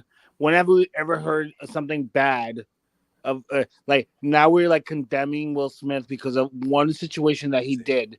I'm not condemning anybody, dude. No, I'm just saying. I'm not saying you. I'm not saying that you're condemning him. But a lot of people are like, but no, we're critiquing this. Giving, hell yeah, yeah. How I Met Your Mother fans. Yep. What's that? Slap of 1,000 exploding suns. Happy Slapsgiving. Right. I'm just saying. Listen, no, we can absolutely critique this and say, you know what, this was something that made everybody look bad, and you know what, as far as I'm concerned, everybody should be absolutely embarrassed by this. They should be embarrassed that it literally brought the Oscars to a halt. I don't care if it gets more ratings. I don't care if we all sat here for the last hour and a half talking about it, right? They got a moment out of it. They got what they wanted out of it. But you know what? Everybody has watched the Jerry Springer show for 30 years too, okay? You know why? Because they can't turn away from it because they like watching people beat each other up and pull their weaves off. Everybody loves a car wreck. Yeah, everybody loves a car wreck. It doesn't mean that it's a good thing that they happened. You know, in the moment or out of the moment. I mean, like, everything's going to be in the moment. So, like, that's not an excuse either. You still got to learn to control yourself. That's what I'm saying. He just Learn has poor impulse control. You know? I recommend what Will Smith did. Everybody should do it now. Poor impulse control. Slap What are you talking about? This was one situation in his lifetime. You went up and slapped a man on stage, dude. But this is the first time this has ever happened. It doesn't matter. I can go and shoot someone. That doesn't mean I'm not going to be arrested for it. The first, well, Jalen, Jaden, that was the first time you did it, man. So the first time you get a freebie. He was a mulligan at the situation, and you get a mulligan. Did it. Yes, I went and murdered Enosh. With malicious intent. I murdered Enosh with malicious intent. I'm gonna get off scot-free because it was the first time I've ever murdered someone. Right, bro. At the end of the day, that's how the justice system works. Honestly, it's not. You can't even compare that. It's still violence, man. It is still violence. Yeah, people don't. You don't just get a write-off because it's your first time doing it. You made an argument about like how women are being disrespected, and then you gave a whole argument against Enosh that didn't even he didn't say he say they were going to. He said they could. So it's like I understand. I get what you're saying, but it's just we can critique Will Smith on an action he did. The thing is that if I don't believe it, the thing is, but you're negating my opinion about it. You're telling me that I'm wrong for believing I didn't say you're wrong. No, nobody was wrong. I thought it was 100% correct what he did. That's me. That's my opinion on it, and that's fine. Well, but the thing is, though, is that you're putting your opinion over other people's opinion, and that's where we're having issues. No, I agreed with Enoch. But see, what I'm saying is how it's coming across is like when you interrupt people and stuff like that. It's like you're forcing your opinion on us, and it's like we're disagreeing. No, I agreed with you. Brian, I agree with you. I think it's staged. But you realize how I agree with Enosh, but everybody's like coming on me. Oh, you're wrong. You're wrong. Do you realize how it comes across? It's not what you're saying; it's how you're saying it. It's how you're saying it, bro. That's what I'm trying to you got to tell understand. Even I was sitting here getting frustrated with you because of the way that it was being said. But at the same time, I wouldn't go up and slap you. True.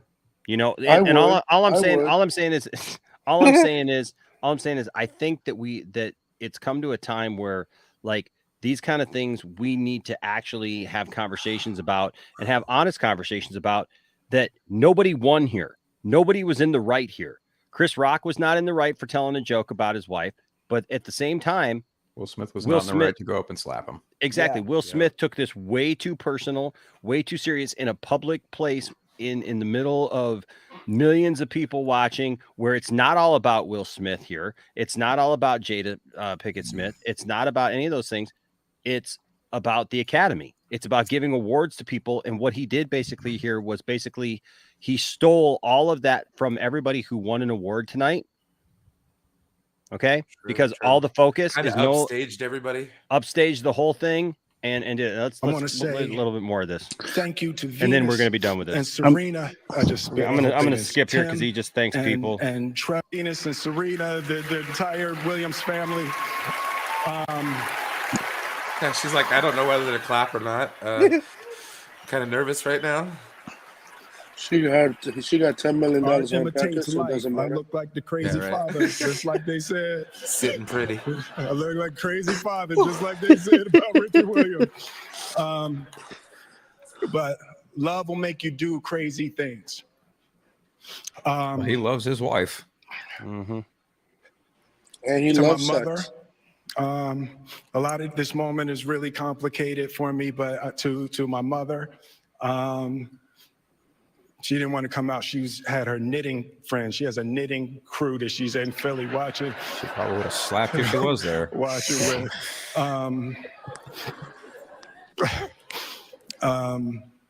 Being able to love and care for my mother and my family, my wife. I'm taking up too much time. Thank you for this honor. Thank you for this moment. And thank you on behalf of Richard and Oracene, the entire Williams family. Thank you. Hope the Academy invites me back. Thank you. I'm hoping they invite me back. You see, he was I'm joking. hoping. You see, right there? He was He even knew. Oh, dude, He he's even in knew on he it. was joking. Brian, Stage. I think this is all staged. I believe I've you, watched Brian. too much wrestling. Come on. I'm He hoping even said, and "I'm praying hoping that they invite me back. So Yeah. obviously, He could have winked, and then we would have all got it. right. Obviously, a very unusual, very Unexpected. very much emotional masterpiece move. by Will Oscars this Smith. year. I told you all in our private chat earlier today, like I don't give a crap about the Oscars. I don't watch the Oscars. I don't usually like everybody usually on Oscar night is like doing their Oscar thing, and I'm like, hey, what else can we talk about? This was crazy. This was something, man, that like this will be talked about for a long time. This is right up there. This is like taking the Kanye West From Taylor. Was it Taylor? yeah, what's her name? Kim. No, the Was it? singer. Pete Davidson. Beyonce. No, what's her Pete name? Davidson? Yeah. No, the girl. They Kim went up Kardashian? no, Kim. Bro, is it Who Pete or are you Kim? talking about? He took the mic the from Taylor. MTV. Yeah, it's Oh. from Yeah, It was because MTV Music Awards. What was Yes. it? Taylor Rihanna? Swift. Taylor Swift. Yeah, Taylor he Swift, took it thank from you, yes. Taylor. He literally Taylor walked up on Swift. stage, like grabbed the award and says, "Hold on, I'm gonna let you finish." But Beyonce had the best. Right. I'm just saying. Beyonce has sat through Chris Rock's getting slapped, Kanye interrupting Swift, and Lil Mama jumping on stage. Like Probably, and Kanye West also saying that George Bush hates black people. Yeah. Like, because the look on Mike Myers' face when That was classic. Holy That was crap, classic. dude. Oh my God. Holy crap. Beyonce has been through it all, man. That's why she said, "I'm not going to these things because every time I come to these things, something crazy happens." She really is Destiny's Child. He is Destiny's All right, Child. so we do have a couple of great stories, cool stories that we're excited about to talk about from this. But before I do that, I did ask Caden to just kind of break down for everybody who's into this kind of thing, who does care about who won what, to just give us the majors, the major wins here. Yeah. So I created a little slideshow. Oh, look at you! Look at you! Oh, look at me! Yes, Cade. Tossing up the joint. I know they like Proud of yourself. Caden knows what's up. Hey, Hey, no, wait, I'm- hold on a no, second. Hold on. I got something. Will Smith right afterwards. Hey, everybody. If I could just get you all to look right up here for just a second.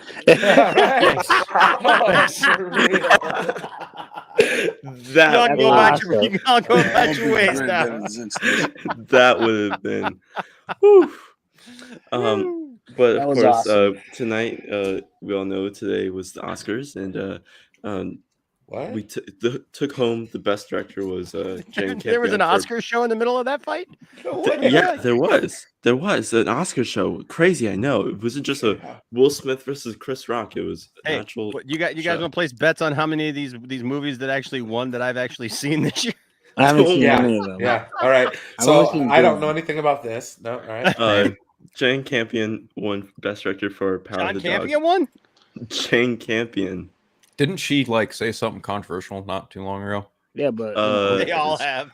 Everyone has said something Sure they controversial as did. well. That's probably why she won Best Director. I say that the movie And then- was terrible. And then the one that took the big one home was Best Picture was Coda, Coda, which was yeah. For Apple TV, which right? isn't actually in Apple TV. I wanna it's watch Apple it. TV's first. Yeah, I don't Oscar. give Wait, hold Apple on- my wait, money, hold on a so that ain't second. gonna happen. Wait, hold on. An Apple TV movie won Best Yeah. Picture? Well, yeah, because Yeah. they bought the movie for distribution rights.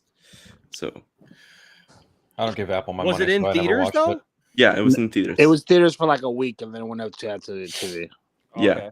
Okay. And then of course now we're talking about Will Smith. He took home Best Actor. And then Best Actress, Jessica Chastain. I'm so as happy a Tammy for her. Faye. Yeah, this was well deserved. She knocked that role out of What the is this freaking movie park. on? So this is between this is basically the life of Jim Baker and Tammy Faye. Yeah, I know, but I mean, what? I saw it on HBO Max. It should still be on there. Is it? I gotta see this. I gotta watch this movie because Dude.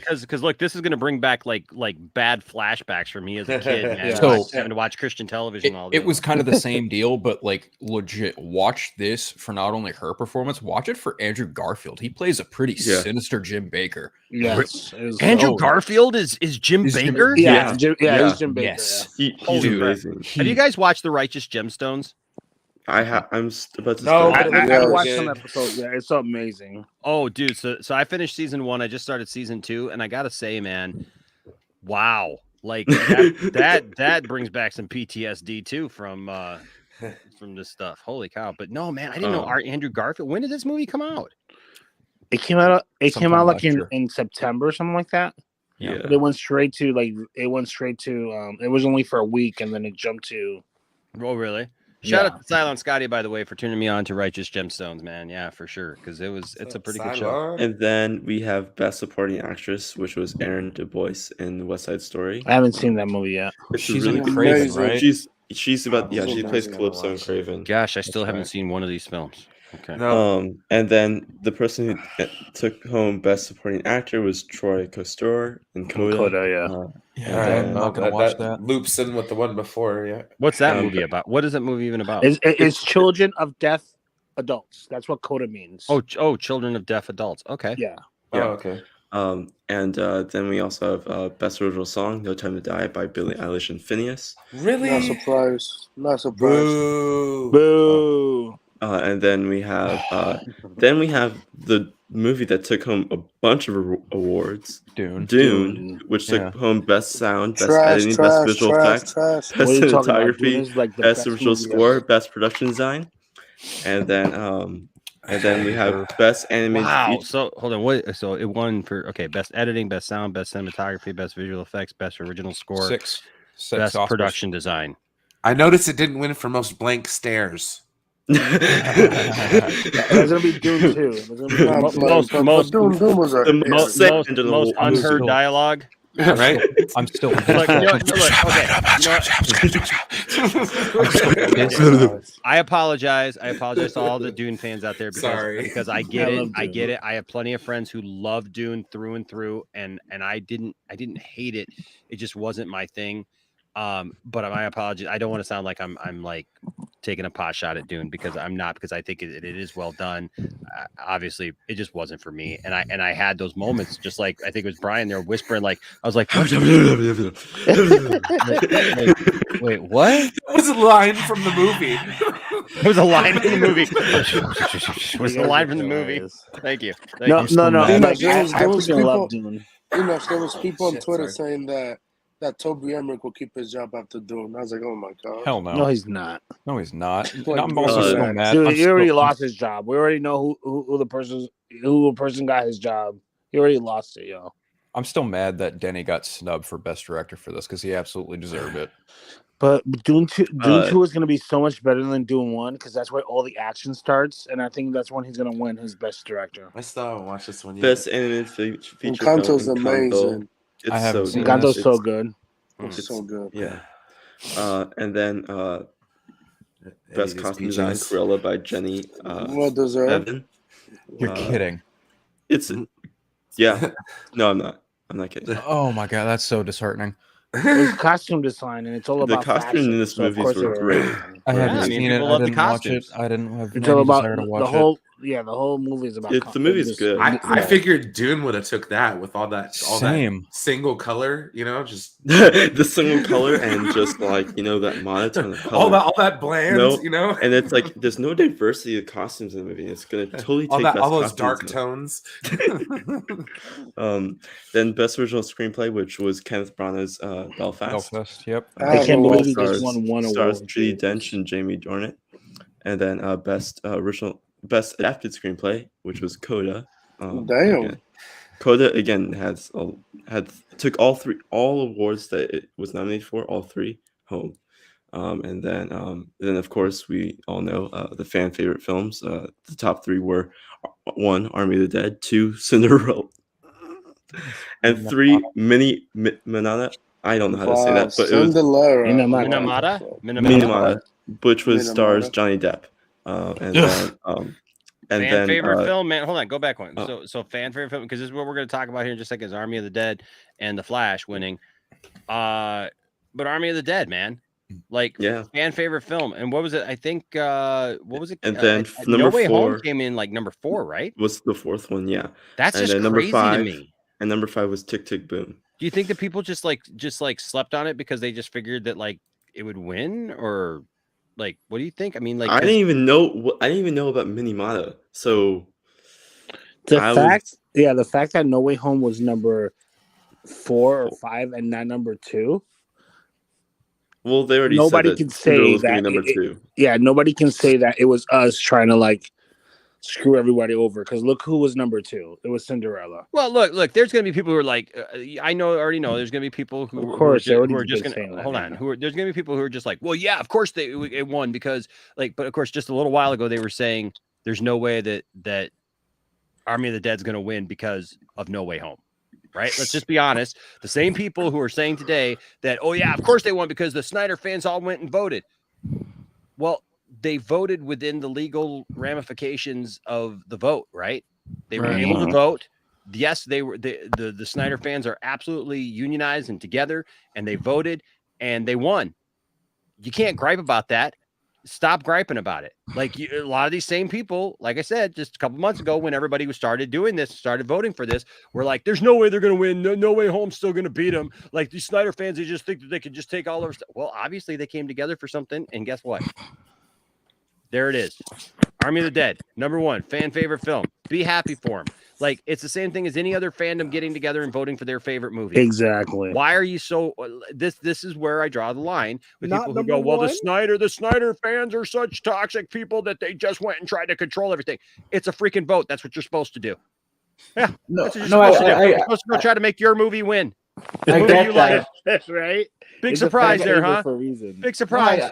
Big No, I get that to be civil and to have fun, but what if it would have been the opposite of it? And you think that these people would have been civil about it? What if they hadn't won? No, it would have been the other way around. You mean if Army of the Dead hadn't won? I think if Army of the Dead hadn't won, yeah, there'd probably be the sensible fans who'd probably shrug and be like, okay, that was expected. But then, of course, to Eddie's point, there probably would be some of the cult be like, man, that's bullshit. Yeah, but Cinderella would have won. Sure. The Cinderella would have won because she was number 2. And you know what again this is? Nobody would be in the right there. Just like Will Smith going and slapping the dude, slapping Chris Rock. It don't mean anybody was right on either side. It means both sides would have been wrong. If the Snyder fans do something wrong, they should absolutely be called out on it. But you know what? When the opposite of that, which is a cult into itself and a toxicity into itself, just because they're just angry because people just like stuff and they feel like everybody has to be called out and everybody needs to be slapped, that they got to run up on stage and slap everybody for every little thing that ever happens, then guess what? You're both embarrassing. You're both embarrassing. How about you just learn to enjoy what you enjoy, let other people enjoy what they want to enjoy, and you don't get involved in their thing.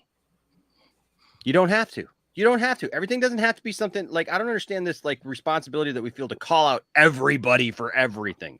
Speaking of doing that, this guy does it a lot, and I'm kind of getting sick of his crap there in Australia. This guy, let me tell you. He looks Australian right now. Look at that orange and white. Hello, Mr. stripe Grisby. thing. What a What's going on? day, eh? Hey, man. I'm driving home listening to this engaging conversation. And I go, I gotta hop on. Hey, let me ask you, down there in Australia, did you slap anybody today? No. I thought I'd slap myself. Yeah. Oh, come on, Anthony. You don't have to be modest. We know you've been fighting kangaroos down there. Oh, mate, they're everywhere. It's funny enough, right? Just quickly, I run a workshop at Australia Post, and I help run it. And 2 trucks this week already have hit a kangaroo. What? What? Because Damn, they drive to kind of rural areas, and one, it smacked the complete bejesus out of the bumper. The other one, it just bounced off. Imagine it's got to be like hitting a deer. Yeah. Oh, deers are vicious, dude. All right. Oh, I all know. right, I hit one. Let's clear this out. So next there, I like this one. And so yeah, and then I thought I was doing something else. And then of course, top 3 fan moments of all time, which is number 1. Okay, Flash I disagree enters the with Speed this. Force, I and am Zack Snyder- shocked. I am in absolute shock. Are you for real? At this? I'm pleasantly surprised, but I'm shocked. To be quite honest with you, I'm kind of in the same boat. I'm not. It's not surprising. What are you guys because talking it's about? not surprising. I'm not surprised. I would have thought it would have been like either. I thought it would have been No Way Home, Endgame, and then The Flash. No, because the Flash, to me, the Flash, that scene was No, the best. there's not saying what it meant to them. It's saying what they thought it would have been, not like what they No, wanted. but what I would have been, I completely, I will put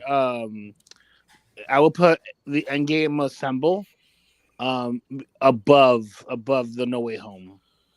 See, I disagree with that. I'd put No Way Home above the Avengers Assemble. The Avengers Assemble things like the congratulations you get for sitting through 2.5 hours of finally, thank God. Nonsense. I've been waiting. But you can't tell me that when you saw that Flash scene when everything got blown up and he stopped it, and then he's reversing time, that was not the best comic book movie scene of all time, because to me it was the best. I like Zack Snyder's Justice League, but I think my favorite one. But I'm not talking about the Zack Snyder Justice League. I'm talking about that scene. They're talking about that moment. Yeah. This is about those 3 moments, and I think No Way Home had the better moment for me. But that's just me as a.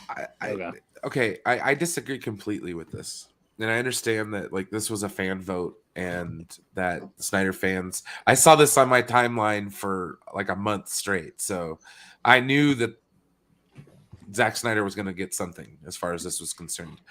But of all time, though, dude, I'll be honest with you. Okay, they could have did a 2021. Listen. I mean, but we're hold on, talking hold on. 100 You got to years remember of though. You got to remember cinema though, history here. Okay, but you got to remember this is the vote. Now, for me, I'm just going to be honest with you. For me personally, I can't speak for everybody else, Brian. Right? Not trying to speak for anybody else. I don't know. I saw this comment from Nova Joe. Maybe you can clear this up, man. Are you agreeing with me, or are you being sarcastic on me? Because I can't quite tell from the text. Yep, great take, Enosh. Spamming from haters. Are we saying that Zack Snyder's Justice League fans are haters, or are we saying that people are just going to be mad about it? Because I'll just be honest with you, Brian, and I absolutely want to hear your take on it. For me, I don't care about the Avengers Assemble one. It did nothing for me. No, I had no emotion with that whatsoever. The first time it did, but because it just doesn't really. It was do just anything. novelty after time. Yeah, it was novelty. It was. The Spider-Man team up thing, absolutely. I love, man, Yes, and that is an amazing moment, and that was a moment that like I was hoping and praying this whole last few months where we were wondering like, are they or aren't they going to be in the film? Like I was really hoping against hope that they would all be in the film because that was something I wanted to see. there is something though about that moment for me when the Flash stops time. Look, and I think maybe it's just for anybody who's been a part of that, a part of this movement, a part of like for Zack Snyder's Justice League and doing this. It was such a redemption for the Flash because in Justice League, all he does is push a car out of the way barely. And trip Wonder Woman was trip like, that's a good scene. We should keep and that and get rid of this one. trip over Wonder Woman, falling into her cleavage and hold on, Krypton, and was a complete, kind of fool, right?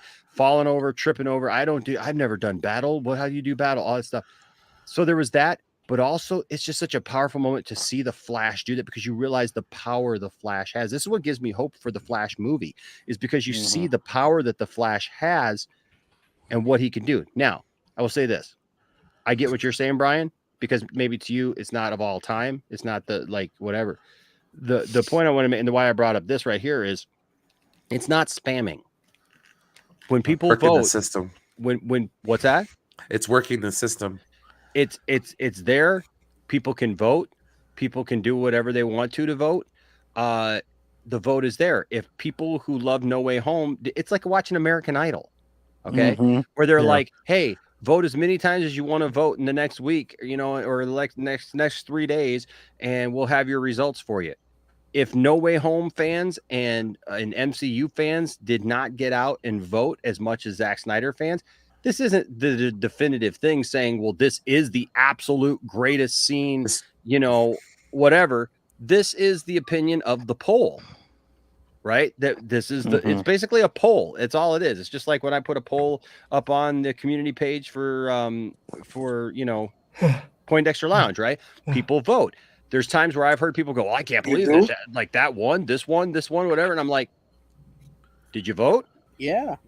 But then people will sit back and we'll go, well, blah, blah, blah. It's the same thing. Presidential, elections, any kind of election, any kind of vote, a thing like that. If you knew that this was coming, if you like movies and you're a fan of this, if it wasn't important enough for you to vote for Endgame or Spider-Man, it obviously, we know how what's the best word I want to use for this? How enthralled and how absolutely dedicated and sometimes obsessed Snyder fans are with doing something. So they voted, but they voted within the system. I don't think we could take that away from them. Brian, go ahead and give me your opinion on that. Okay, so this is where I have my issue. If it was of 2021, I would wholeheartedly agree with that list. Okay, that the end of the Snyder Cut was fantastic. Okay, but to say it's of all time, out of over 100 years of cinema, I mean, like the Lord of the Rings gets nothing. Star Wars gets nothing. Like the Ewoks standing up against the Empire, that gets nothing. Alfred Hitchcock, there's a ton. Were any of those in the running? Of course not, because then that's the Academy. Well, no, what this is it highlighted fandoms. Yeah. And which fandom was more active. And I think within this, I mean, I don't take this the wrong way, but I think that a lot of us are biased towards the Snyder Cut, of course. Well, anybody voting for No Way Home or voting for and not only that, but number 4, I think everyone has a bias. Wait, bro. Yeah. Well, maybe not everybody has a bias. Well, not everybody needs validation either. I can understand. So then I entered the Snyder fandom. Don't take this the wrong way. It's a fandom that kind of requires a little validation every now and again. I mean, so it's like just as much as Star Wars. Oh, of course, but like you have a lot of nonchalant Star Wars fans. They're just like whatever. But when you get involved with the Snyder fans, they're really passionate about it, which is fine. Like I said, like you can say the exact same thing about like Star Wars fans. Well, no, that's true, but like I think it's a little, in my personal experience, because I look at this situation from an outside perspective a lot of the time. I find that a little more extreme than what I saw with Star Wars, which is kind of weird if you think about it. I think they're in the same spherical ballpark. They're in the same realm, but I just think like the way things have been, I don't know. It's tough. It really is because, Star Wars fans. Let Go Phil ahead. No, finish. Phil was talking, Yeah, bro. let him That's finish. the problem, man. I'm sorry, bro, but you keep talking over everybody, man. Let Phil finish. Phil was literally in the middle of I'm saying sorry, something, Phil. and you're interrupting it.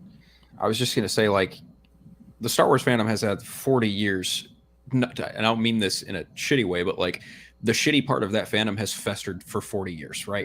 Whereas the Snyder fandom, it's only kind of just beginning because the movie started. That fandom begins with Man of Steel. Man of Steel came out 10 years ago next year, right? It really kind of does take its time, and over time, there are going to be other generations who discover Man of Steel, BVS, Zack Snyder's Justice League, and in the years to come, there's going to be even more of these movies. Whether or not Zack Snyder returns to make 2 more movies, time is yet to tell that.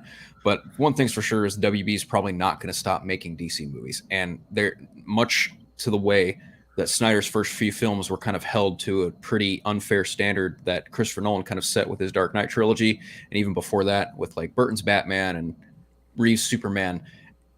The shitty fandoms is never going to be inevitable. I mean, look at how many crappy MCU fans just constantly have to boast about how popular and how much money that those movies make, and because of the sheer volume that the movies have in their library. It's inevitable. Like shitty fandom, toxic fandom, whatever you want to call it, is inevitable. Yeah. But it's up to people that are on the other side of that fence who don't actively partake in that shit to try and make it less shitty, Yeah. Yeah. No, and I agree. And thank you, Nova Joe, for pointing out what you were saying there. And RJ, I will just say this: it's not that I don't care about it. Okay, I will say for me, like I understand why it's important to Marvel fans. Avengers Assemble, dude, I get why that's important. But apparently, it wasn't important enough for enough people to vote for it. Well, That the it's Snyder people not as vocal as the other fan group about. As vocal as Yeah, but like Okay, MCU but fans doesn't care Brian, about it. in all honesty, just what Phil said, I'll be honest with you, I run into a whole lot more snobby, a-holy Marvel fans than I ever run into DC fans, because the people that I run into in my everyday life, yeah, if I go to Twitter, there's a bunch of a-hole DC fans, okay? But in my personal life, literally, Brian, every time I go to the toy store that I go to, every time I go to an event that has like a bunch of nerds, or I'm with a fan group or whatever, everyone that I know who loves Marvel loves to crap on me because I'm the DC guy. I'm not a dick about it even. And people still want to crap on me because if I just mention the fact that I loved Man of Steel, why do you like that piece of crap movie? Dude, the MCU is so much better. That's why I've gotten to the point where I don't care. So everybody has their biases. And I just think that sometimes that, yeah, there are a bunch of horrible Snyder fans for sure. Because you know what? Just because you're a Snyder fan doesn't mean you're a good person. No, here's what I'll add. Or it add doesn't to mean you're that not a a good little person bit. either. It A little doesn't. bit. Exactly. But see, can that go too far though? Can that go too far though, to where it's like almost a victim mentality, to where it's like you kind of like DC's pick, or DC's getting picked on constantly, so it's like, oh no, we're the little guy, we got it. I feel that a lot coming from my friends that are DC fans like you guys. I understand, that you come across, see, this is the thing. If you like what you like, put your foot down, and who gives a rat's ass what those people have to say? Like I constantly hear this. I get that. But I see, get that. no, My dude. thing Like, is if just somebody tired of, tears like, down Man of all the Steel, time. next time they do that, you look them right in his face and say, you know what, F you, and leave it at that. Seriously, I'm sick and tired of it. You guys But don't when I have to say F you explain. though, but when I do that, Brian, they're going to turn around and say, "Oh, see, this is why we can't have a conversation with any DC Because fan, all you're you're just going to so do is toxic." point out. All they're going to do is point out all the scenes that are like, oh well, this did this to the character. Oh, this did this to the character. They And it's ruined the same Superman. damn man. thing. It's so Enoch, stupid. you like The Last Jedi? Oh you my know what God. they did to Luke Skywalker? You know Oh, Lord yeah. Jesus in heaven. You like The Last Jedi, Enosh. Can I say You something like now? the last what? The last woke guy. Protest. I will say this. Oh. I will say this. Cap getting Thor's I'm hammer winning doesn't fans bother me as tonight. much as it did when I first watched the movie. I'll be honest with you. It's not that I hate it. I don't hate it. It just, I'm just saying, like, to me, it's not the greatest thing that I've ever seen. I would pick a million different Star Wars scenes over Avengers Assemble, just because I'm not I don't have that emotional connection to it. It's When cool you factor. when the biggest mistake, and I think RJ put out there that they probably won't do this again. We'll have to wait and see if they do it again. The problem with this is it's all it's all personal preference, right? So the people voting are just going to vote for what they like. Where like if you put out well, I mean, like there's a lot of things on there. I mean, like That's it right there, 100%. Shouldn't there be like a lot of other things on there, like you said, like Alfred Hitchcock movies? There should, you know, if you're talking about like the greatest moment in cinematic history, like, and we're gonna like narrow it down. I don't even know that the Flash. I don't. Look, I'm a Zack Snyder fan, and at the risk of somebody like going, "Oh, see, we knew that Enosh wasn't a Snyder fan." I'll say I don't know that Flash moment moves me in many, many ways, but I don't know that anybody. I don't know that I'm ready. I know I'm not ready to say that that's like the greatest moment in cinematic history. The bad guy getting it at the end of the RoboCop. Come on, dude. I think Brian has a point. Can I say my 2 cents now? Since okay. Go ahead, Art. Go ahead. If you guys remember, what was number 4? Number 4 of what? Of the top 5, because it was top 5 moments. I can't even remember it. Number 4 was Effie, Dreamgirls. That was number 4.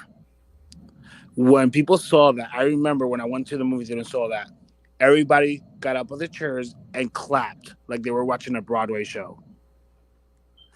What happened with Endgame when we saw that? We jumped out of our chairs and clapped. This is awesome. When No Way Home happened, he was like, I think that's what they talked about. I think that's what they're talking about. Is like when we saw Andrew Garfield, when we saw thing, and then when all the Spider-Man showed up and they were together, everybody got up in the movie theater and they were screaming, "This is awesome!" And that's the same thing that happened with Zack Snyder's Justice League. When he stopped, I remember I was watching it and I was screaming up and jumping, and that's the only thing we talked about for like 3 months. So I think that's what they're talking about. The best movie moments is those showstoppers. That wasn't that were like, bam. This is I think freaking Brian awesome. has I think Brian's got a point in that, you know, they should have really kept it to like 2021 specific movies. They really should have narrowed it down, because when you make such a broad statement or a broad category like that, and then you're only given how many options or whatever, you know, there's only so many that get voted for. It really it gives a very shaded perspective. Yeah, like the last 10 years, like what's the top 5 or the last 5 years? Yeah, it's like 10, 15 years ago, right? All-star voting for Major League Baseball. You know, it's like the popular players are obviously going to win. Yeah. You know? Yeah. Well, yeah, and so like when you start saying of all time, I just feel like that's a weird. It's broad. I agree with you. That's a gauntlet to throw down. Like, I mean, there's just so many amazing. I mean, like, dude, like to me, you know what moment I'd put above all these moments? No, I Am Your Father. That alone right there is one of the the most amazing moments in cinematic history. I mean, that's just one, right? But I mean, like all these different. Dude, frankly, my dear, I don't give a damn. Goes like this, right? Like, oh, bro, cinematic gold. Yeah, Todd here with a $10 super chat. Thank you, Todd. Todd, I knew as soon as I started talking about Marvel stuff, Todd was gonna vocalize something. As well, he should. He's a huge Marvel. And I love your popcorn movies too. I Yes. love Marvel movies. Marvel fans are passionate. Also, we love our popcorn movies. Hey, you know what? I think I had that's popcorn great today while watching the Batman. There you go. Yeah, I had popcorn while watching the popcorn Batman. movie. But no, I love. In fact, you know what? I want to go back, and I was going to ask you guys what you want, if you guys want to maybe do something like this, and like start like because we did a show the other night about the Incredible Hulk, for example, and you know how long it's been since I've seen that movie, which was there's Iron Man and then the Incredible Hulk, right? So there's like so like, you know, those are the first, you know, 2 movies in the MCU, you know, so MCU. Oh dear Lord. Silence guy says we knew Enosh wasn't a Snyder fan. Caught in 4K ish. We're not quite in 4K here yet. We're not quite in 4K. Caught in 1080. I mean, hey, I'll say this. Congratulations to the visual effects crew for Zack Snyder Justice League, and they're working on the Flash too. So. But that Flash movie is not going to win no Oscars. I'm sorry, Ezra Miller. I don't believe it. I don't Is that think even so. relevant, man? Yeah, I don't know how that's relevant, But and I other don't than know, that- and I don't know how you can say that. I don't know how you could say that. I mean, dude, by this point, I understand Anthony says everything tongue in cheek, and I get it. But dude, So like that's what for people are anybody saying, not me. watching this though, taking this seriously though, the point is that like it's a movie that's literally not going to come out for almost a year and a half. By the way, there's 100 people. We've had quite a few people tonight. There's 100 people here in the chat. Please hit that like button. Please, Hit that'd that be like- really awesome hit of that you. like button. I'm Buy gonna some slap you merchandise. in the Yes, face. buy some merchandise. Do the things. Yes. Yeah, buy Zack Snyder punch all it. those But- links are in the description below because that's the cool YouTube thing to say. It's I all mean, in hey, the I'll say- description below. Look, if it wins, Real quick, real quick. Yeah, like the Flash should come out, dude. The effects could be amazing and win. Why couldn't they? Yeah. Could.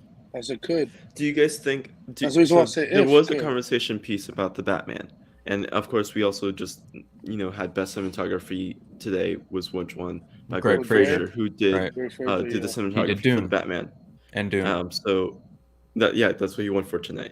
Right. And so is there? I know there's conversation about like that as well. Like, is Greg Fraser also going to be nominated for this next year for the Batman? There's a high he will. possibility. He will. Yeah. It's possible. He will. It's a very high possibility. And there's obviously there's like this whole Variety article about it too. So like, could the Batman be the first film of this year to be part of the 2023 Academy Oh, it Awards more than next likely year? will be. Oh yeah. There's not a doubt in my 100%, mind, it actually. has to. Like, look, Heath Ledger won the Oscar posthumously in 2009 for The Mhm. Dark Knight. Like, I think Right. it's absolutely plausible. And even going to 2016, Suicide Squad won one for makeup, and Right. it really wouldn't surprise me I at mean, all to it wouldn't see, be surprising if this one's for makeup too. So because of Colin Farrell. Colin Farrell. Yeah, I mean, I could honestly see Matt Reeves getting nominated for Best Director. Yeah. I could see that happening. There's a whole lot of categories to see. That's a big I agree thing. with some dude here. It says all I hear are mental gymnastics. The rules were there on how to vote. Absolutely. It's a lot of Absolutely. Snyder fans followed the rules given and voted for their film. You don't have to like those Snyder fans. Not all those Snyder fans have to be good people. They don't all have to be bad people. Well, remember it's when literally before just the it's whole literally month- just a group of fans that may have absolutely nothing in common and like literally like hate each other otherwise, but they like Zack Snyder stuff and they voted for that thing. Marvel fans didn't do it. That's their problem.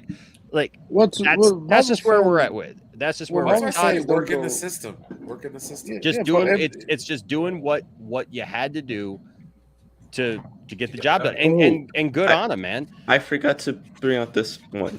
Is that Riz Ahmed won an Oscar for his first live action short film today also. Oh, that's and cool. He was the first Muslim to win an Oscar. And apparently it was that's behind closed doors and no one got to see it. Yeah, no one got to see it. So we got we're real quick here.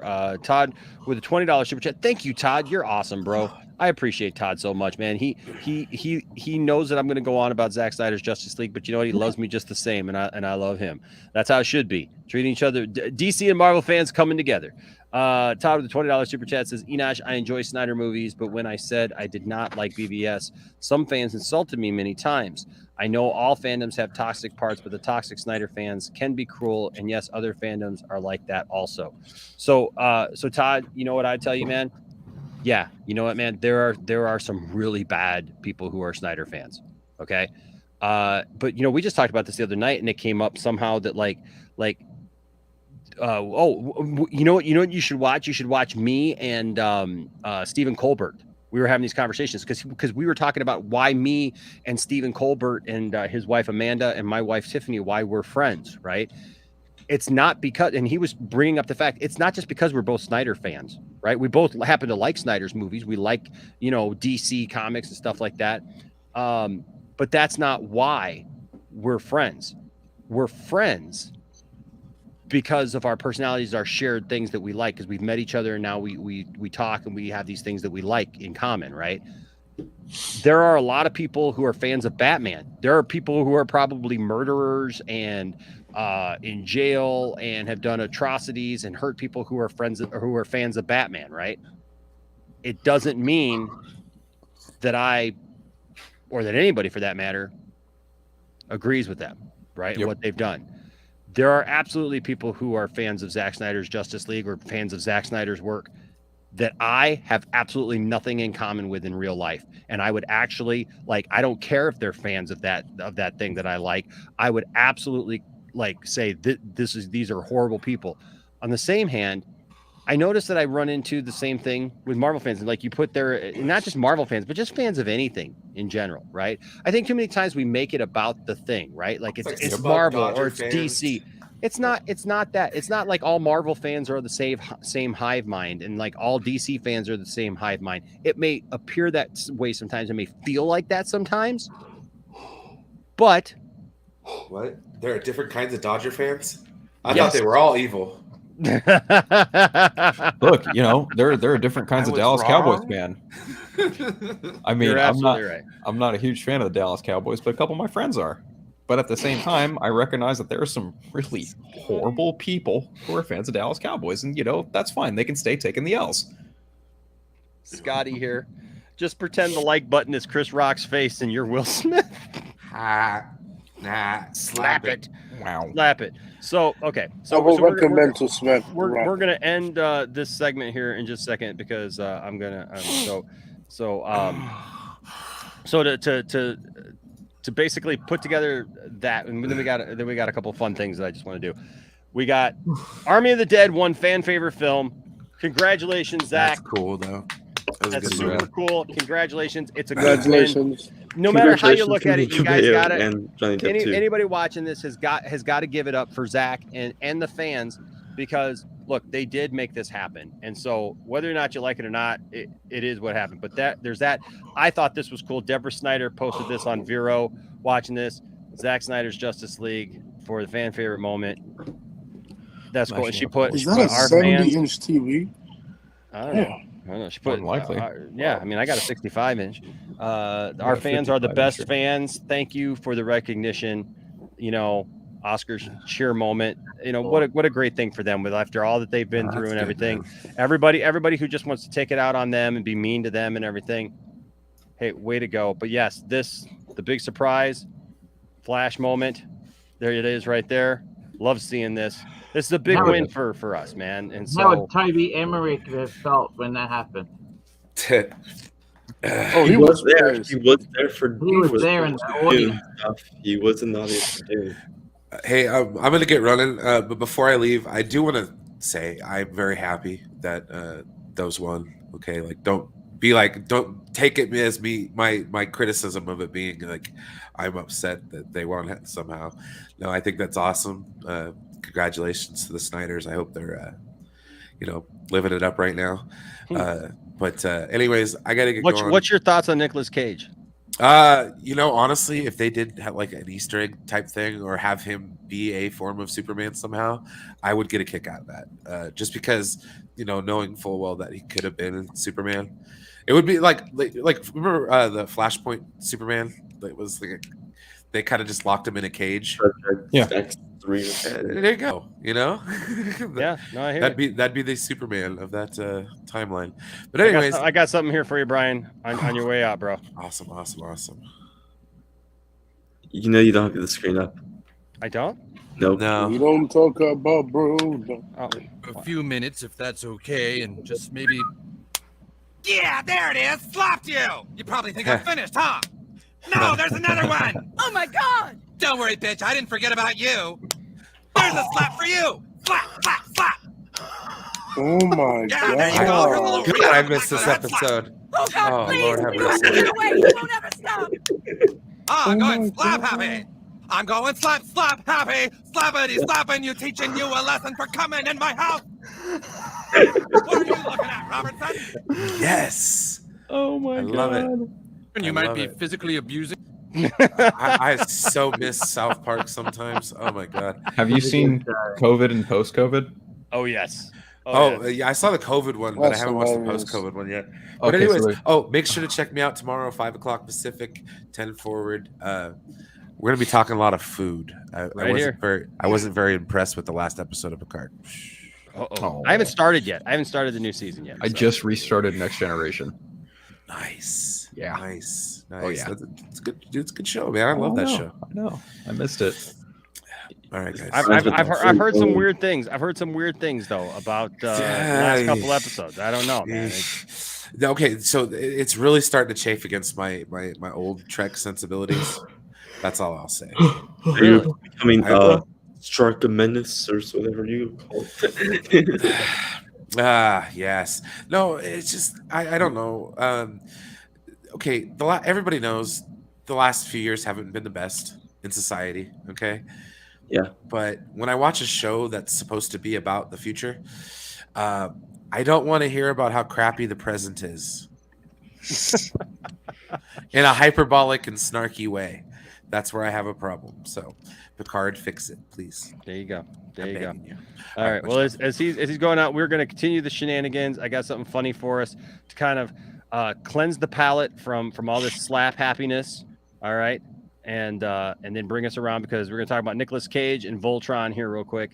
But and I want us to look at some things. I pulled up a bunch of pictures of Nicolas Cage as Superman, and I pulled up this article that they're talking about. He's teasing coming back as Superman, so we're going to take a look at that. But first, the wonderful world of how bread is actually made. Oh, Lord. Staple food for people all over the world. Smothered in butter and jelly or dipped in gravy, it's a delicious treat that's hard to resist. Dipped in gravy. And we're willing to bet you can't resist the opportunity to find out what goes into the making of your daily bread. This is the funny version, by the way. This isn't like an actual... Multigrain bread is made from several ingredients, such as flaxseed, buckwheat, soy, and multigrain bread. Oh my. This protective grill prevents any ingredients from crawling back up the container to escape their fate. The recipe calls for 1/2 ton of flour, which is locked inside with the other mix-ins, forcing them to become friends as bread or die as a burned pile. We begin by finding the best carb coffin that we can for our bread. These giant troughs are the perfect place for the dough to rise and to pay respect to the loaves that have fallen before us. The dough rising normally takes hours, but thanks to television magic, only takes seconds. I wish I could have done the same thing with my divorce proceedings. Wow, poor guy. This huge mixer needs the dough just like I need a better divorce lawyer. Jesus. Wow, that's fucked up. When You know the who could dough use a finally divorce lawyer? gets super goopy, Ye an West. officially mustached man scoops the dough into a large tub. The dough is afraid of heights and urinates on itself just a little bit as it's dumped onto a slide. Did you hear that? Yeah. What It was urinates that? on itself. Hold on, listen. Was afraid of heights and urinates on its mustached man scoops the dough into a large tub. The dough is afraid of heights and urinates on itself just a little bit as it's dumped Right onto there. a slide. You see it right there in the corner? What is right that? in the bottom left-hand corner? Here you Onto go. a Is that pre? urinates on itself just a little bit as it's dumped onto a slide.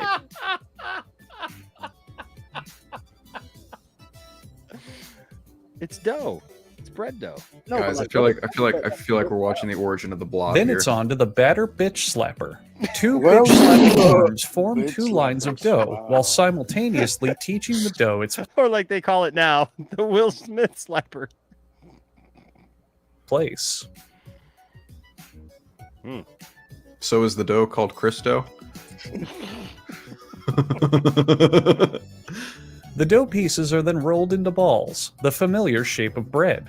Everyone loves to use the common phrase, "Hey, pass me a ball of bread, why don't you?" The dough balls are sprinkled with powdered anime to infuse them with optimism before they're whipped by a drawbridge stolen from the Origin of Legends of the Hidden Clayface. Temple. It's sprinkled with like an anime. Anime. Oh my god. Too funny. Then the bread is flattened into pancakes because our editor screwed up with our footage again. The dough is then rolled to teach it a valuable skill in case an enemy sniper opens fire. The dough is rolled to the perfect size to fit into these molds that are shaped to the exact size of exactly rolled out dough. Here we see them making bread for kids' meals. These smaller portions of carbs will be shipped out to fast food restaurants around the country for use in their kids' meals. If a loose nut or bolt lands in the batch, it will ship with toy included. These machines were originally created for a German metal band's music video from the mid-2000s. Meanwhile, these hot dog rolls are being spanked. It's not that they were naughty, they just paid extra for this.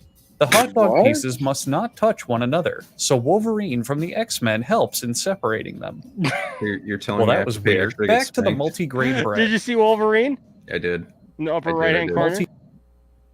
Touch one another, so Wolverine from the X-Men helps in separating them. Well, that was weird. Back to the multi-grain bread. So this is the Weapon X program. Yes. Somehow, all about perhaps through bread- magic, bread the now. dough rises to fill the entire mold. I'll fill a mold. Then the dough is baked at 420 degrees for about weed joke minutes. You know, so when you eat one like that, Oh, heck yeah. It's delicious. A vacuum system gives the loaves a good sucking, and then they're placed into a large conveyor yo. where they're sucked off. yo. Hey, yo.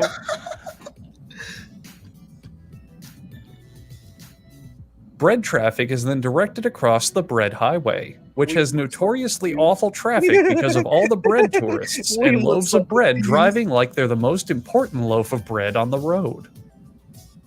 Then it's on to the slicer, which is the best thing since oh, I feel like I had a good analogy for this.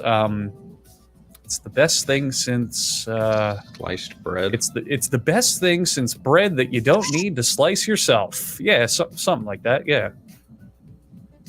Sliced loaves are now packaged and ready to hit store shelves.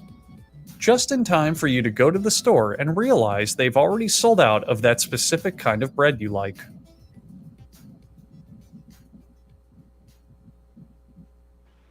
Is that a actual bread?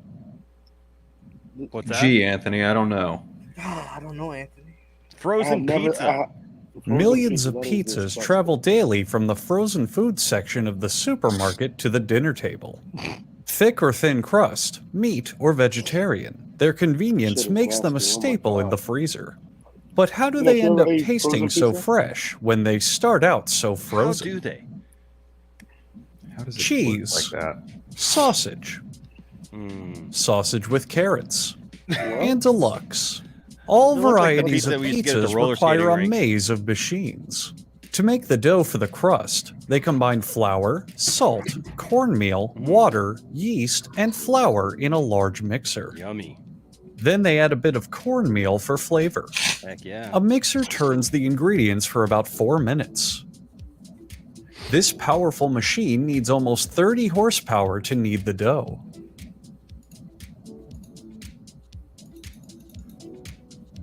The dough rises into a plump dough anus until it's fed into a chunking machine, which divides what? the blob into Did you say smaller anus? pieces. What the fuck? A Blob plump, into smaller pieces. a plump dough. Into a anus. chunking machine. Dough anus until it's fed. Dough rises into a plump dough anus until it's fed into a chunking machine, which divides the blob dough into smaller anus. pieces.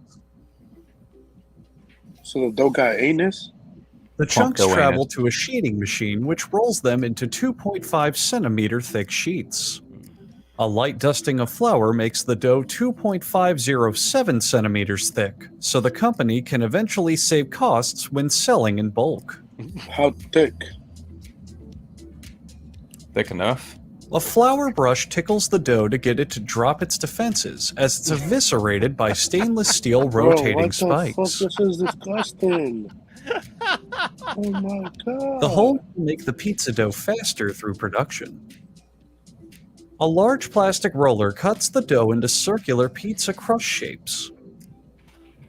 Fun fact, this roller is never ever washed, and our cameraman had a cold today.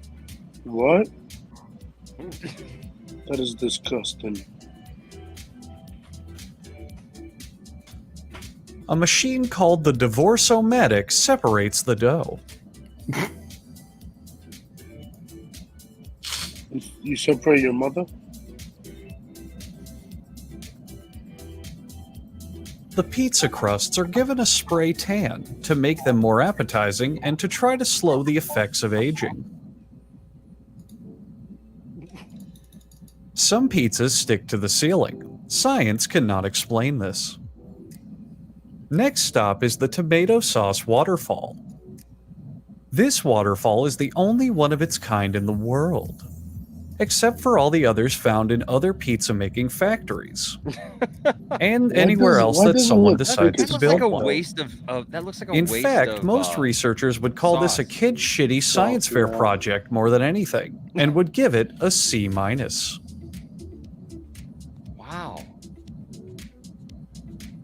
So Don't you how they think make that's a lot frozen of pizza? sauce on pizza? Mounds of cheese fluff are ready to be shredded Well, to that's add frozen pizza. mozzarella cheese topping. Oh my gosh. Goodness Factories want you to believe this is called a cheese applicator machine, but we all know it's just a cheese waterfall. Are you surprised? Most pizzas today are built via waterfall. That's not true, but okay. Okay, seriously, I'm reading the script here and they want to call this thing a meat applicator. Read my lips that you can't currently see. Meat waterfall. Call it what it is, and stop lying to these people. The pizza is now ready to be fed to a computer. The combination of citric acids, salts, and complex topping arrangements make them the perfect snack food for processor-based organisms. The pizzas enter a flash freezer called a blast cell, which sounds like the name of a rejected Batman villain. An overwrapping machine applies a layer of plastic to each pizza. Some people choose to Goodness, remove will this you eat layer of that? plastic before Oh, eating, heck yeah, I'd but eat that. this is up to the A consumer. frozen pizza? Heck yeah, frozen pizza's good, man. What? That shit is nasty. What? No, it's not. No, it's not. No, it's The not. sun god is Ain't nothing consulted wrong for with final judgment on all pizzas. the sun Any god. he deems unworthy are blown away to pizza hell. Oh my god. And finally, an automated arm pushes each pizza let's into have- a let's have those box, pizza making around you here. one step closer to your dinner of disappointing greasy cardboard. Shit looks nasty. Oh my god. Looks delicious. Looks good. Looks good. Not the olives, but That looks terrible. Jesus. Come on, you've never eaten a frozen pizza before. Once when I was a kid, but other than that, it. Once when you were a kid, That's you've it. never eaten frozen pizza before on the regular. Nope. I buy them. Like, it's only $2. It's $1 here in New York. Like it's $1 pizza. You can buy 5 of them for $1. Oh man. But No, all right. he's Anthony's telling the truth. I didn't eat a frozen pizza until I went to actual college. Really?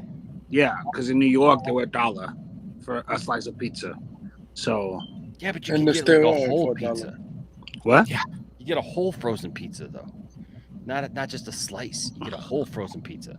Yeah, but how much is a frozen pizza? $5. I could get a whole pie for like back in the day. I could get it for $6. Well, there you go. There you go. Yeah. Yeah. So this is Giant Freaking Robot, but it's actually brought to you by GQ. But it's from a video. We've all gone on and on about the Nicolas Cage Superman and what that would have meant.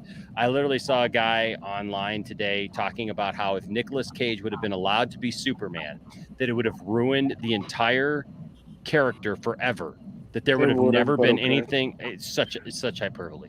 But that it would have just ruined things for it. There would have been no cartoons. There would have been no more movies ever made. It would have just been ruined.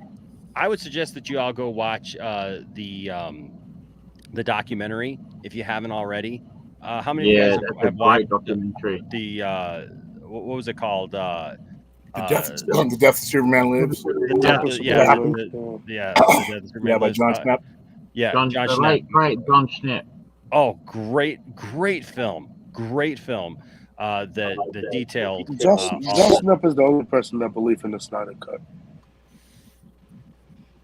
Yep. So we had this though. Oh my God, he Nicolas looks Cage younger. claims he might still play DC's strongest hero. It's a bird. It's a plane. It's Nicolas Cage. That's right. There was a time when it looked like the pig actor would be taking on the role of the Man of Steel himself back in the 1990s when things were more fun and some of the best titles in film were coming out. Cage was getting ready to stretch on some tights and toss on a cape. We're going to look at his act. They had like 3 different costumes for him. Yeah, they did. And so we're going to take a look at all of them. One of them is being displayed now. I thought it was 5. Was it 5? I thought it was 5. I don't know. That script went through a couple different versions, as far as I remember. John Peters, what a madman. I guarantee he's talking about an animated series. He's too old to play Superman.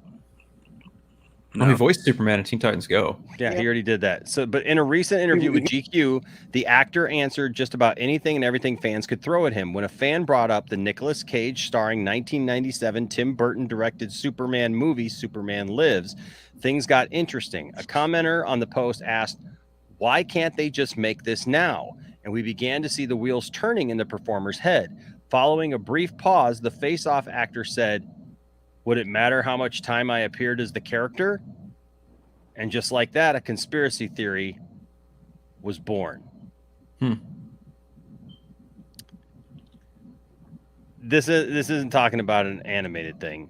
I honestly have a suspicion that they're going to make this a thing because in the Flash, because my feeling is that they are really going to try to throw everything in the kitchen sink into the Flash movie. As far as like a DC multiverse goes, you think they would do something like that? Yeah, that's fair. Yeah, and I think that because people have made such a big deal about this, and there are people, Phil, that I know, like they live and die by the fact that they want to see this, like that they wanted to see Nicolas Cage as Superman. Oh yeah.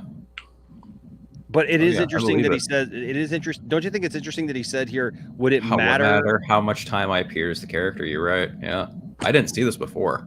Yeah. Do you think that this is really silly? What I'm going to say. But you think if he's not any sillier than anything else you said tonight? if he's Earth jumping, because that's what I think Flash is going to be doing. Earth jumping to different multiverses. Sure. Do you think there's an animated multiverse that he's going to jump to, and that's where he's at? Not where he's at. No, not where he's at. But I would love to see him jump to I've said that many times here on the channel that I would love to see him jump to a like an animated verse. Yeah, dude. I think the best That'd be thing. Cool. I wanted to see it. Listen, I wanted to see it during Crisis on Infinite Earths on the cartoon. You know, I was waiting for them for the Flash or whatever, or the Crisis on Infinite Earths thing to all of a sudden go to an animated thing and hear, "Meanwhile at the Hall of Justice." I thought that'd have been awesome. That'd have been awesome to show an animated universe. But with this line, I mean, I don't know. What do you guys think? Did anybody have any opinions on this? I mean, like, would you guys want to see him reprise or not reprise? I mean, he was kind of doing. No. I mean, he was in it. I mean, we didn't get to see it. He was in the suit. You know, in the suit. They had concept art of Christopher Walken to play Brainiac. Yeah. You know, dude, I was in a Superman suit. Should I play him? Yeah, but dude, you were not. Dude, this dude got paid. I know. I'm just joking. Yeah, I know. But Nicolas Cage got paid to be Superman, whether or not he actually got to play it. There was actual money put into this production too, and then it eventually folded into Superman Returns. But I mean, it does kind of pose an interesting thing because it's kind of an open secret that Grant Gustin is more than likely going to be in the movie because they had that Crisis on Infinite Earths meetup between him and Ezra, and this would kind of sidestep the way you get a Superman in the movie without having it to be Henry Cavill, much in the same way they have Keaton coming in opposite Affleck. Yeah, but they could also do it in a way where they don't make a joke of it, where they actually give him a moment where he, even though he may not get to be in a feature of his own, it could be like, hey, this is a moment that, and they actually give him a good costume. I mean, the costumes they had for him in the pre-production of that movie, you see it in the documentary. He wore different designs. You see that one that had the light? That was amazing. Like, especially with the crest. And but then other still shots that had of him in the classic suit. Yeah, that one. Yeah, I think it would be. I don't know. I think it would be something's up with StreamYard because every time I share something, I don't. Caden, did you break something? I didn't break anything. I think something went weird because every time I share something, it's there, but I have to add it in. Let me see if there's something in the settings. Yeah, it might be something in the settings. Oh, someone clicked turned off the automatically add thing off. Because we're already getting yeah, I turned it back on. Okay, cool. Thank you. And see, if there's a chance for him to do it, he'll jump at it. I'm sorry. No. Yeah, if there's a chance for him to play Superman, even for a moment, he'll jump at it. he loves Superman. Yeah. Anyone asks him any questions, any interviews, he will go on about how much he loves it. Even his son Kal-El. Yeah. You know, Now I want you to take a look at these pictures because, like, this picture, I don't think this picture actually looks bad. Yeah, it doesn't look bad. It's all right. No, the final This suit one they had right for here? him doesn't look bad at all. What was that, picture you have William? on the screen? What? That picture you have on the screen Yeah. doesn't look bad. He looks You know- horrible. You think that looks bad? Listen, I love Nicholas Cage. I think Listen. Hold on. Top That's flight what- actor, Academy Award winner. When it comes to this Superman, I am grateful every day for the bullet we dodged. And I want Well, yeah, me too. Me too. Don't get me seared from my wrong. memory. No, I want hear that you. thing from Men in Black. I want that thing from Men in Black to make me forget these images. And the images of him. Look, I say we dodged a bullet too. Would I actually have wanted to see a full-on movie of this? I mean, no, probably not. But at the same time, this picture doesn't look all that bad, dude. But he doesn't look like Superman, Enosh. You know He what looks Superman's horrible. supposed to look like. He's not supposed to look. His face is no. Oh, stop! This is hey man. Oh, that. This is like he's bald. He almost bald headed there. Come on. No. Dude, Christopher Reeve wore wigs in every one of the Superman movies. Every last one of those Superman movies, he wore a wig. Even the one where it looks like his hair was just dyed. Yeah, but you know, yeah.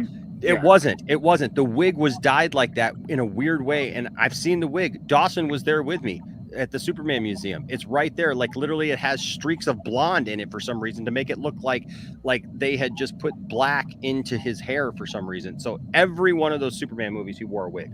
Every incarnation. But he doesn't look like Superman.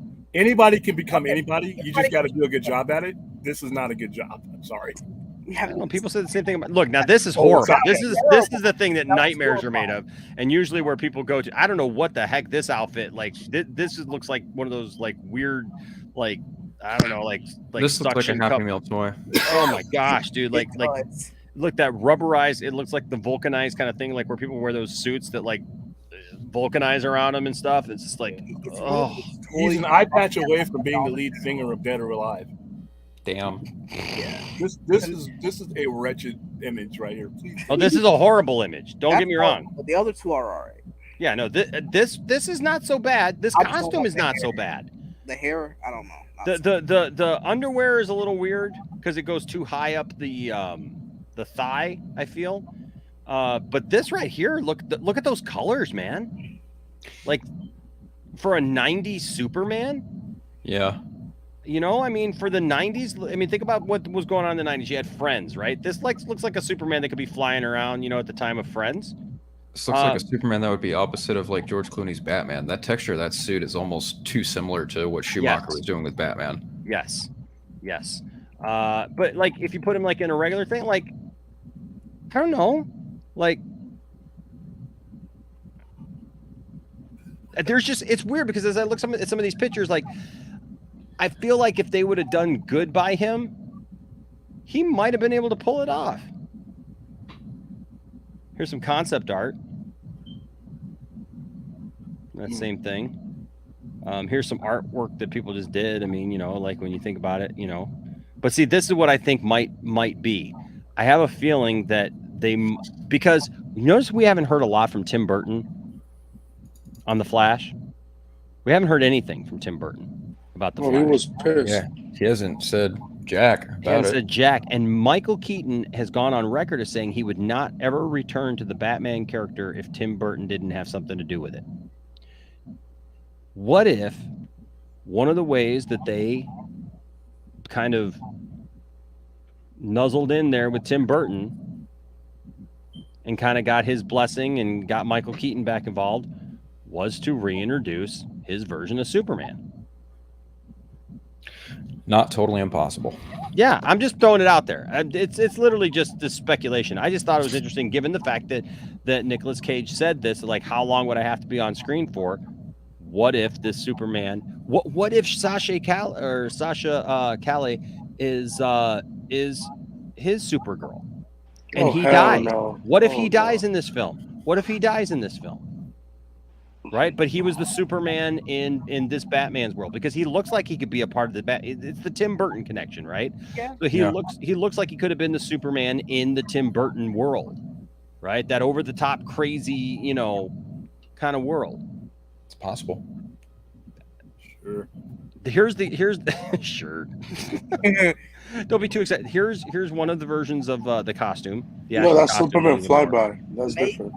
This is also one of the things. Yes, this is also Superman flyby, but it's also one of the costumes that they had for him. There's actually, I got the article here. Hold on a second, because I was thinking the same thing, Anthony. I was thinking the exact same thing when I saw it until this. So DC Daily puts Nicolas Cage Superman Lives costume on display. The 1990s never-made movie Superman Lives has achieved cult status, with fans fascinated by the story behind the film. It's supposed to star Nicolas Cage, blah blah blah, and it says here. Well, yeah. So this was actually. I'm sorry, I read that wrong. So this was actually, yeah. This is actually the flyby suit. Never mind. It looks good though. It looks wow, good. Enosh, you almost gave us a suit that was saying it was from Cage. I almost You did. lied to I us. almost did. If you Nope. make the symbol, I knew this was the flyby suit, but I was thinking from what I read, I thought they were saying that they were developing at the same time, and that it was one of the suits because they had like 5 suits for him. Yeah, like that all throughout the course of that movie, he was supposed to wear like all these. There's an electric suit. There's the suit we just saw there. There's another one that's similar to this. There's like a black one. So that's what I thought because the headline was this, and so yeah, there's that no one. disrespect to JJ, but that flyby suit looks terrible. Also, Enosh, I sent you 2 art pieces of Nicolas Cage. Oh, did you? Okay, hold on just a second here. I'm gonna put this back up here so you guys can look at this while I look at. But like, what do you guys think of this suit? The flyby suit looks okay. It's not bad. That's a bit bigger. I wouldn't mind it. I don't think it looks terrible, but at the same time, it's not anything to get really. Oh, you already have those excited for, Oh, do I? Okay. Yeah, I think you do want pass both. I like the color scheme. Yeah. But outside of that, not too much else. It looks a little too much armory. Yeah.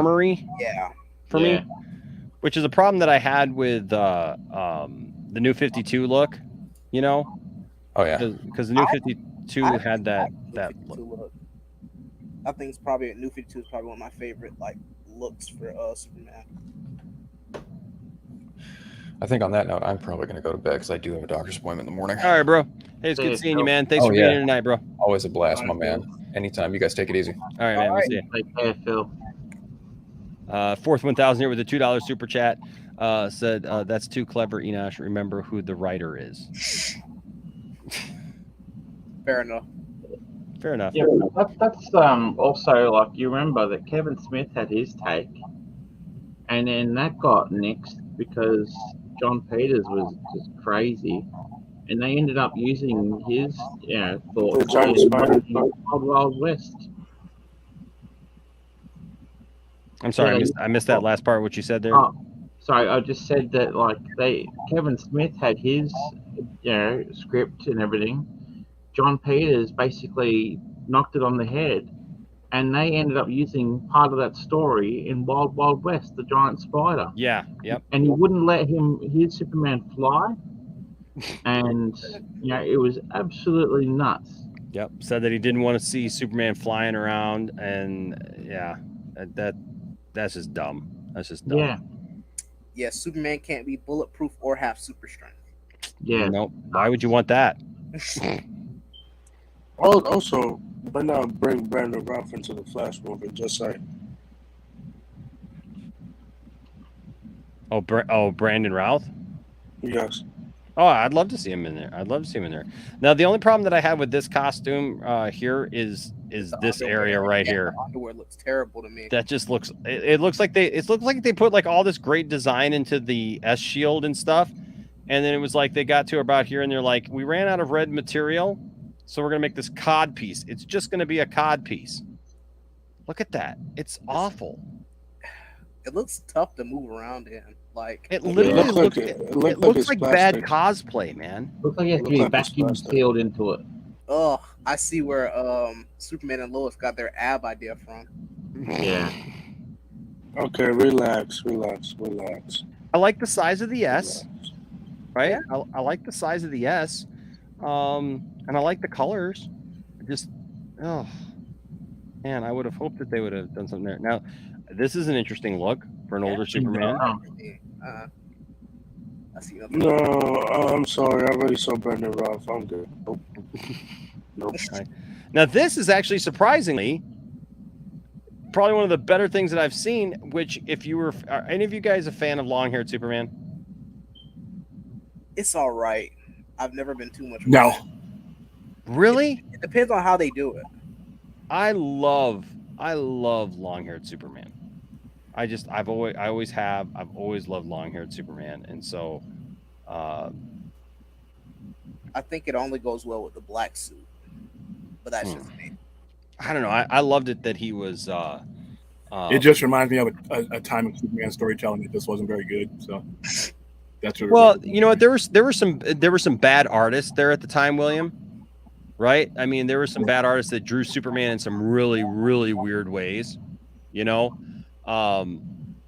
but like when I look at this looks like to me like it jumped right off of the comic at the time. You know, of him as Superman. Yeah, so that's me and Cylon. Yep, we got it. Long-haired Superman for sure. Long-haired Superman is my favorite version of Superman. I don't know. There was something about it that it was the 90s. I get ticked off whenever I hear people talking about it's a mullet because it's not a mullet. That is not a mullet. People don't understand what a mullet is. Mullet is short on the top, long in the back. Having long hair all over is not a mullet. It is a mullet. It's not a mullet. Mullet, it's man. not a mullet. I can show you what a mullet looks like. We can look up mullet. This is not it. We can look up Trust mullet me. Superman. This looks more like a mullet. They've literally taken the shot inspiration from Con Air. Yes. Stepping out of the bus. Yep. Yeah. Yeah. Yeah. This doesn't do us any justice. This looks good. This probably not. And then this looks actually really good. That does look good. You know, they straightened up his nose a bit. I always thought that would have been funny to see him as Superman, given the fact that he had a broken nose. But this will be a cool fight. Brandon Routh Superman versus Nicolas Cage Superman. Stop. Stop. No, so it was just something that I thought was really interesting that he did say. You know, would it matter how long that I'm Superman? So, I guess the so we will put that as tomorrow's poll on the page. What do you guys think? Would you be interested in seeing Nicolas Cage make a cameo in The Flash as Superman? I would not be mad. If I William, not just even as an alternate universe that there's a universe out there where Nicolas Cage did play as Superman, that he got his chance to play as Superman. Yeah, as long as they did it not in a joking way. Like I don't think that's possible though, because the whole thing was a joke. So yeah, I don't. I don't know that the whole thing was a joke. I mean, they took it obviously very, very serious, man, at the time, dude. Yeah, but you look at the end result of what they were trying to do, and I'm like, it's best left in the past. I'm like, you know, the best thing about that movie was the documentary that came because of it. It's the multiverse, though, dude, bro. It's the multiverse. Okay, just because you have a multiverse, it's like having a salad. Doesn't mean you have to put some really awful shit in your salad just because you can mix things up. You still got to put the right things in. Bro. Yeah, but how do we go awful though? You know, I mean, you're just gonna clutter it with everything. Why couldn't this have happened? Now this would have been awesome. Now that's a man who deserves to be slapped. That's a slap. That's a slap we can all get behind, isn't it? Dude, I didn't even realize who that was.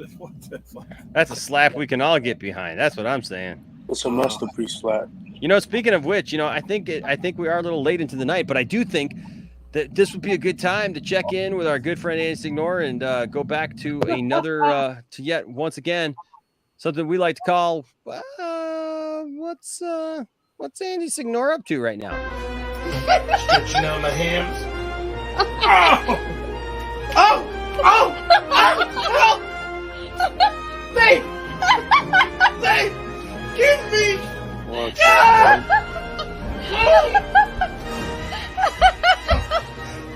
That wasn't very cool.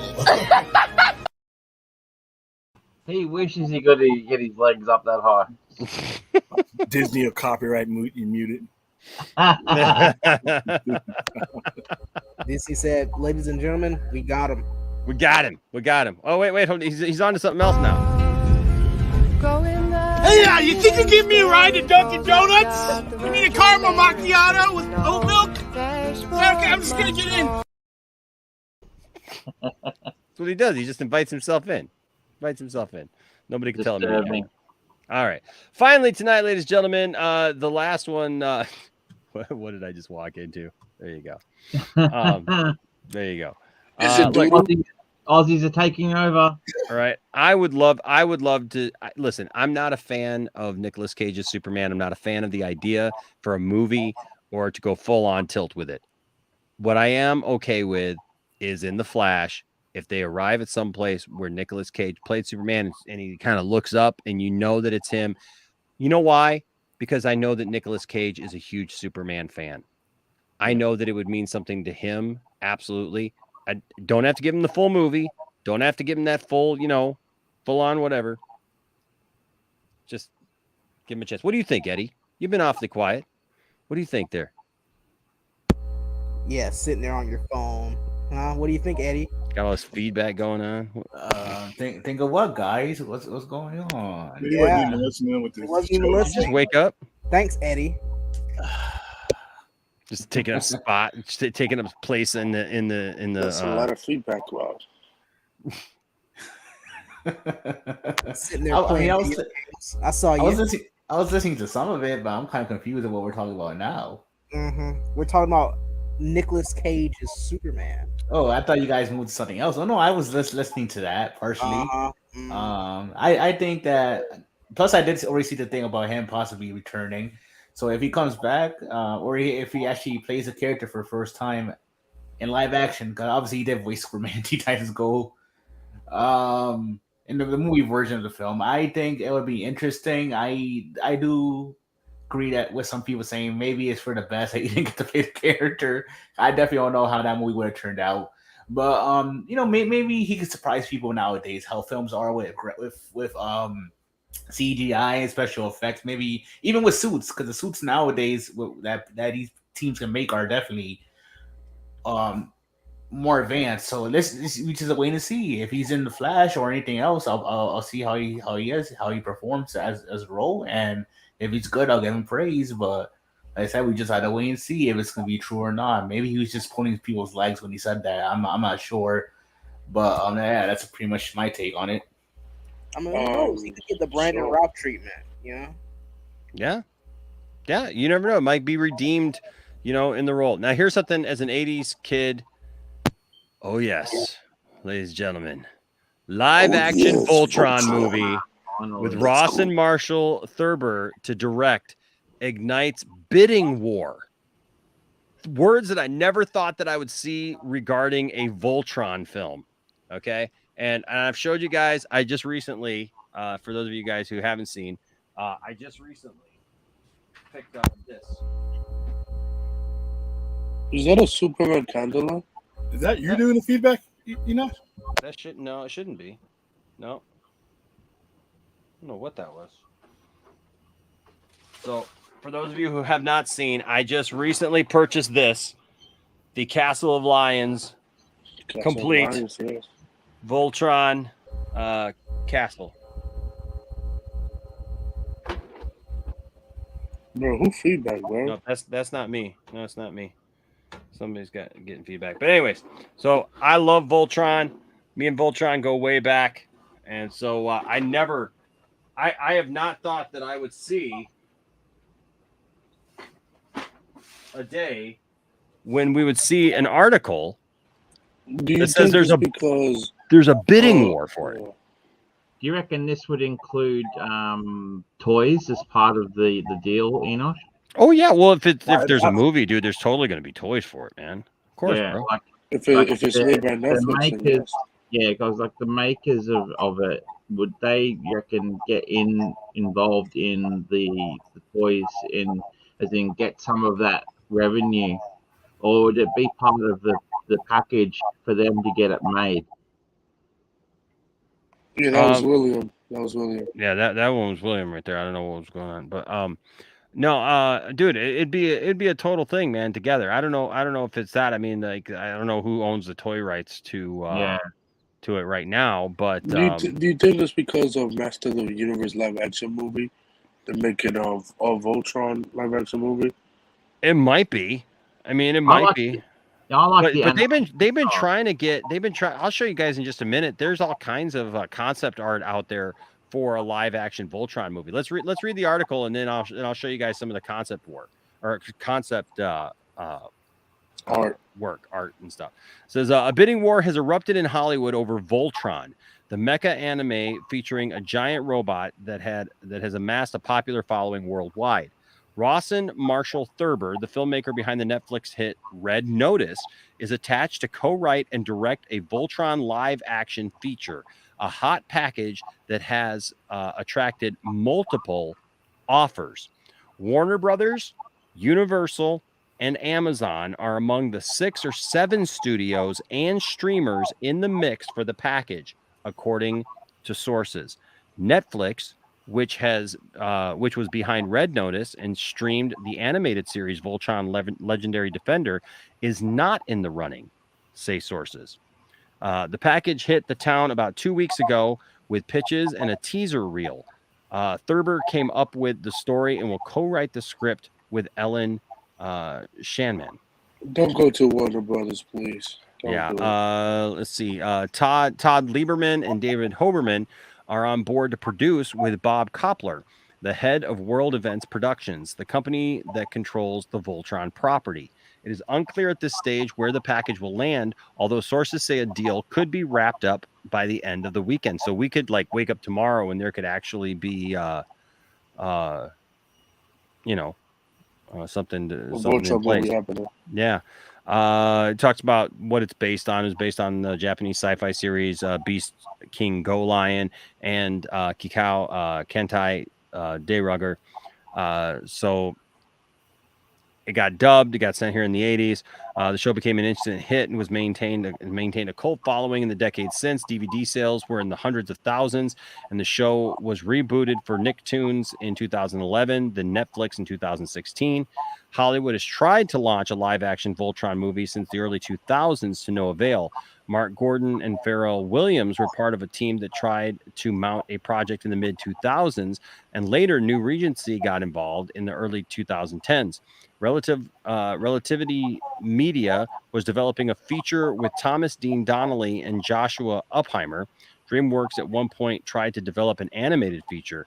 Wherever the project lands, it is unclear if this would be Thurber's next project. Red Notice, released in November, stands as the biggest Netflix original movie of all time, according to the streamer, which said it racked up 364 million hours of viewing in its first month. Thurber is writing and planning to shoot back-to-back sequels, but those are still in development. A race for his services could ensue. So I don't know. What do you guys think? Would you be interested in seeing Voltron? I mean, yes, I'll be interested in watching it. You're probably not looking maybe because they're shooting Red Notice back to back. You're maybe looking maybe at 2025, 26 maybe for this movie. So yeah, I'll watch it. Why not? If they do a Pacific Rim style, I'd really like the original Pacific Rim, the way that movie was done. Mm-hmm. I think that would be the interesting route. But Voltron, I never thought there'd be a bidding war for Voltron because I kind of thought it died out. But you know what? Like I said, there have been movies that have come out that could have been Voltron movies and were other movies and were accepted well. So I think it would be a hit. It depends on how much they spend on it too, and how much pressure. But if you do $200 million Voltron movie, you're flirting with, disaster. But if you spend like 70, depending on how much CGI is on it, would And do you think they'd use known actors, or do you reckon they'd use unknown actors? They'd probably use unknowns. Be a mix of both. Hopefully, if they do the fight sequences, they're not like the really bad CGI, like really just awfully put together. Hopefully, that they really put some care into this. Yeah, because Power Rangers took a lot of the success that made Voltrons in the mid '90s. To be honest with you. Yeah, they used a lot of stock footage. Go. Well, that they used the concept. The concept was pretty much what I was watching like 8 years earlier with Voltron. They pretty much made real in Power Rangers, and Power Rangers is still successful to this day. So I think it would work. I know Netflix is making the Power Ranger movie and a show. And that's a whole new thing too. That's not continuing on the last one. It's a whole new design, isn't it? The 2017 movie was, I don't know what Warner Brothers is crazy. I don't know what that happened to that movie. It was just okay. I mean, it was just. I mean, it was average. It was mid. It was mid. It was not that good. But like, if they could make this movie maybe around 125 million, maybe it would be good. And if successful, it could get a sequel by whoever. How long would you want it to be? 90 minutes? 2 hours and 15 minutes. An average movie. I mean, it could just. I don't think we're gonna get like a 3-hour movie for Voltron. No. This is released by Warner Brothers. It's just a we'd popcorn be lucky to flick. get a 2-hour film. Yeah, it's just a popcorn flick. You sit down, you watch. You wait until monsters come out and you see a mech fight, and you go home. If this is made by Warner Brothers, then no. If this is made by Universal, then yeah. And this would also have to get a good promotion campaign behind it too. Oh yes, most definitely. Yeah. You say that about Warner Brothers, but they made Dune. I mean, they are capable of making good films. So. Yeah. No, I think this should go to Universal, and because they already have the Sonic franchise, so Universal. Voltron. No, I don't think that means they make a good Voltron movie. Doesn't matter. It doesn't matter. I definitely want to see what their Voltron looks like before it So here were original concepts when this is back in the day. So originally there was a Voltron script that was going around for a while that saw Voltron take place in the future Earth, right? I thought it was modern times. So no, it was the original concept back in the late 90s, early 2000s was that it was set in the future of Earth and like a post-apocalyptic Earth where they were making Voltron, to Is Will Smith in it? What's that? Will Smith in it. No, Will Smith was not in it. You can see here there's a lion's head right here. Can you guys see what I just posted? It's the green lion. Yeah, I see it. Okay, I just want to make sure because I was having issues with that a minute ago. Whoops, let me close this. Is that yellow? Yeah, it's the yellow lion. Yeah, so it's the yellow lion here, and you can see what that there's like this obviously this big roe beast or whatever this was here. Obviously playing heavily into the kaiju kind of thing. But you can see here one of the heads here. This was a little bit of the concept artwork.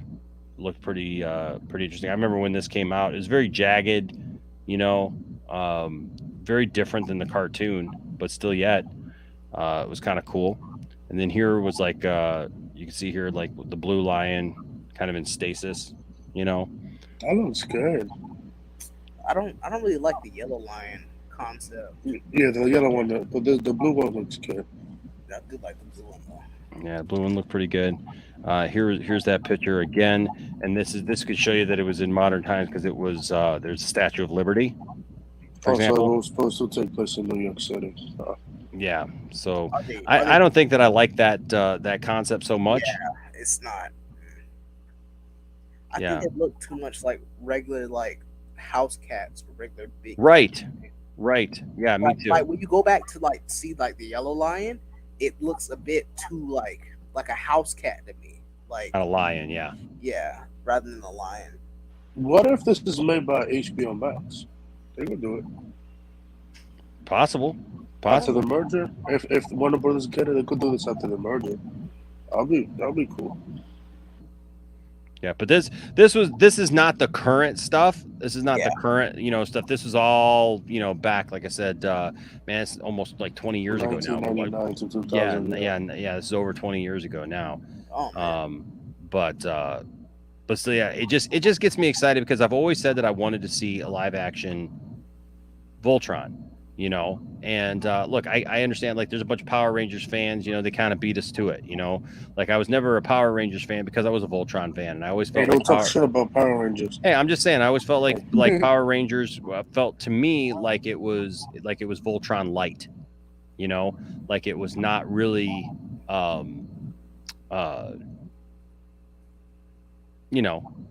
its own thing, like it kind of had a similar concept, different colors, different vehicles or whatever coming together to form a giant robot, kind of thing, and you had the other Voltron, you had the vehicle Voltron did that, whatnot, but I'm really hoping that they actually make this. I'm hoping that this gets done, and it actually makes me pretty excited given the fact that it's a hot director right now who's behind it, who's wanting to make it. That's even better for me as a fan, man. So bring on the Voltron. Bring it on. Hey, if it goes to Warner Brothers, Universal, whoever, they get the best shows because it will go under the new management at Warner Brothers. So if it gets some good funding, good writing, and I like, what really is probably going to sell me the most is the designs of both, like of Voltron itself and the Lions. I think more than likely is no humans. It's hard to it's possible, but it's hard to make a bad monster movie that you just go in and enjoy for like an hour. Yeah. You like the Power Rangers theme song, Enoch? What's that?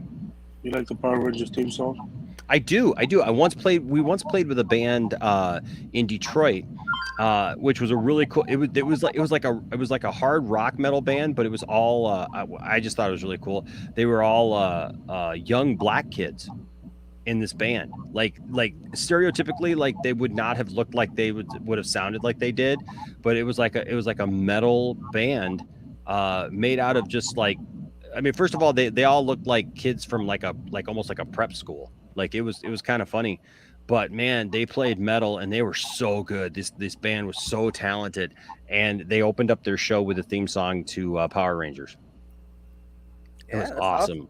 I was totally down for it, man. Totally down for it. I hope the Netflix Power Rangers is good. Whatever that game release. Yeah. I hear you. Hey, William. So so that's all my stories, but I want to give you, because you weren't here at the beginning of the night, and I don't know if you heard our discourse, our back and forth, obviously on the slap heard round the world. But I wanted to give you a shot. I wanted to give you a way to kind of end the program tonight, given the fact that you weren't here at the beginning of the show, to give your thoughts on how this is. We all kind of talked about it. There were some differences of opinions and back and forth. Some people feel that Will Smith was justified in what he did. There were some people who felt like me, like I think that they both made themselves look foolish. And then also I kind of leaned, also, it doesn't matter how bad the joke was or whatever, like it's a comedian.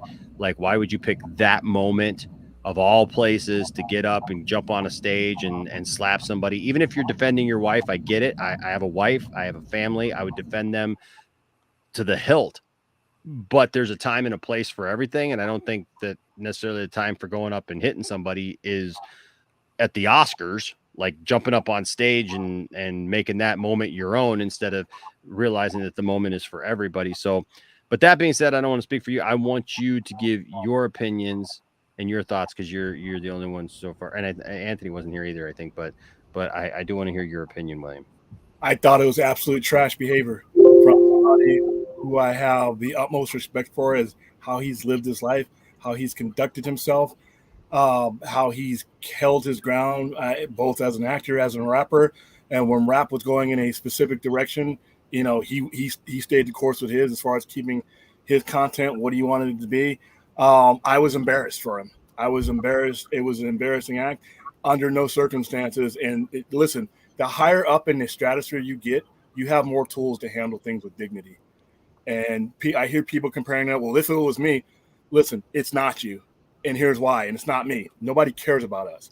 What you do at your barbecue, at your wedding with your drunk uncle, or, you know, with the cousin who says something out of line when you punch him, nobody cares. You are influencing no one, and no one cares about you. All right. Nobody cares about William Powell taking a swing at Enosh. If Enosh has something, nobody cares. But when you're a person of color and you reach the stratosphere and you know the stereotypes that are out there, you know how people expect us to handle things. Like I gave an example to somebody I worked today before I came in here. You know how many times Barack Obama's wife, his bride, was called an ape while he was running for Senate, while he was running for president? I've watched videos where I could hear them call him that. What if Senator Barack Obama would have punched the people who called his beautiful wife an ape? We wouldn't have a President Barack Obama. We would have had a Senator Barack Obama with a YouTube moment and a police charge. You either are dignified or professional or you're not. All right. Now, if you are going into, you've been at this, Will Smith is 51, 52 years old.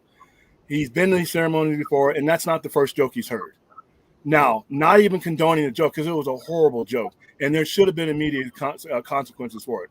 But there's listen, professionals handle things professionally, or you're not a professional. What he should have done is he should have, while the camera was on him, because it was on him, got up, grabbed his wife by the, or not grabbed her, but put his arm out and say, "Hey, we're leaving," on camera. And when he reaches the door and the academy's like, "Oh, wait, what are you doing? You're up for an award." You tell them, "I need him to make a public apology," or you send a rep out there after the commercial break, you make a public apology, and you put some spotlight on him. Is he lagging? What's up? No, I got him. You put some spotlight on the disease that caused the hair loss and all that. You make it a moment. You be a professional. But to get up there and do that, out of all the possibilities and ways to handle that situation, he chose the absolute worst one. And the no tragic part about it, I've been rooting for this guy to get an Oscar for decades now. He's been deserving of this moment for so long. And I always envisioned him getting it, you know, in the most dignified manner, the same way Sidney Poitier did, the same way Denzel Washington did. All those people that were sitting there with him who have heard far worse about their spouses and about themselves than he has, and look how they responded. This was supposed to be a moment that I was like, Will Smith is going to finally win his Academy Award. And now it's attached to a meme. Not only that, but the person, the Questlove, and nobody's even talking about the guy who actually won the award that the documentary was on. Nobody's talking about anything right now but that. That ruined his moment. That you know, Chris Rock's a comedian. If I'm Chris Rock, I'm on the phone before the punches even hit my face to Lauren Michaels saying, when can I get it to the cold open at SNL? But as far as Will Smith specifically, that was embarrassing. That was embarrassing. And from a guy I would never have expected it from. There is no excuse for that. And I'm like I said, well, if it was my this or my that, it ain't you. Right? You know he's why? from Philly, though. Nobody pays to see you. Right? Nobody cares about you going up as anybody said. You are not influencing anybody, and nobody's following you as an example. And whether you like it or not, when you reach that stratosphere for us, you are an example. Right? People will follow you just the same way they follow Barack Obama. They may not be president of the United States, but they see an articulate black man up there. They see how he responds to things. They see how he handles things. And they think, wow, maybe I can handle things like that. But when you see on the largest stage in Hollywood, somebody handle a situation like that, it's embarrassing. That's ghetto. And it was garbage from a person who is not garbage. Do you think it stains his Oscar win? Yes. Yeah.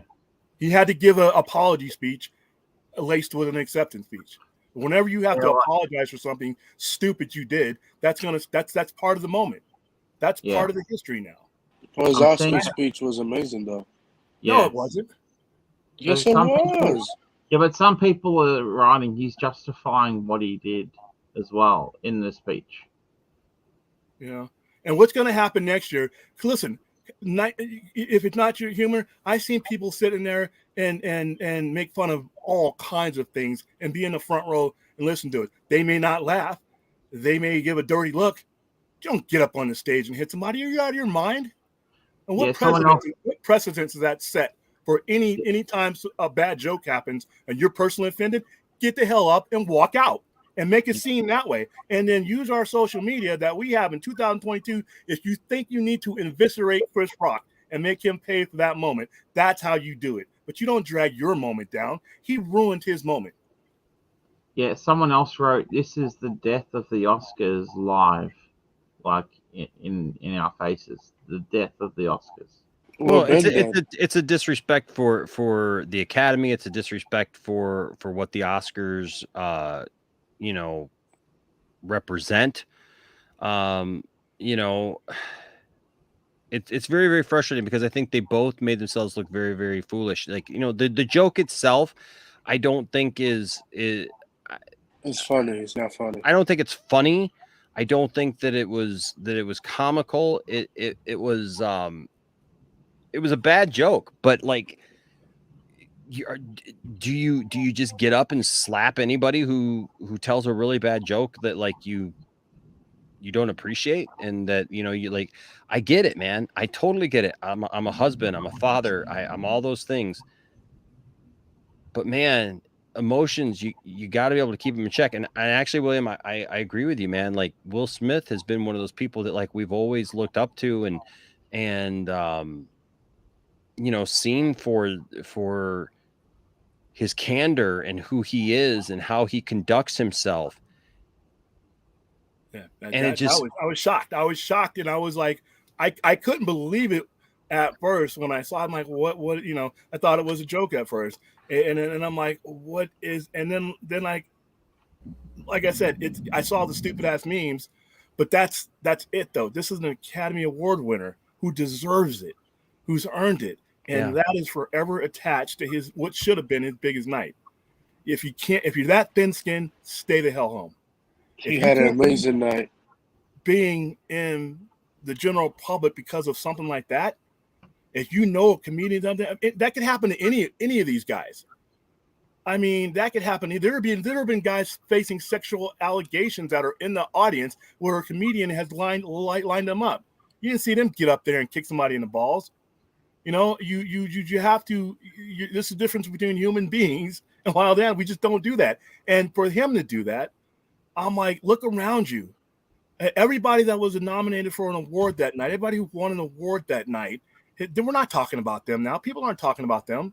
Yeah, we're not talking about some of the history that was made with the first one. There's only a second person, a deaf person, ever won an Academy Award.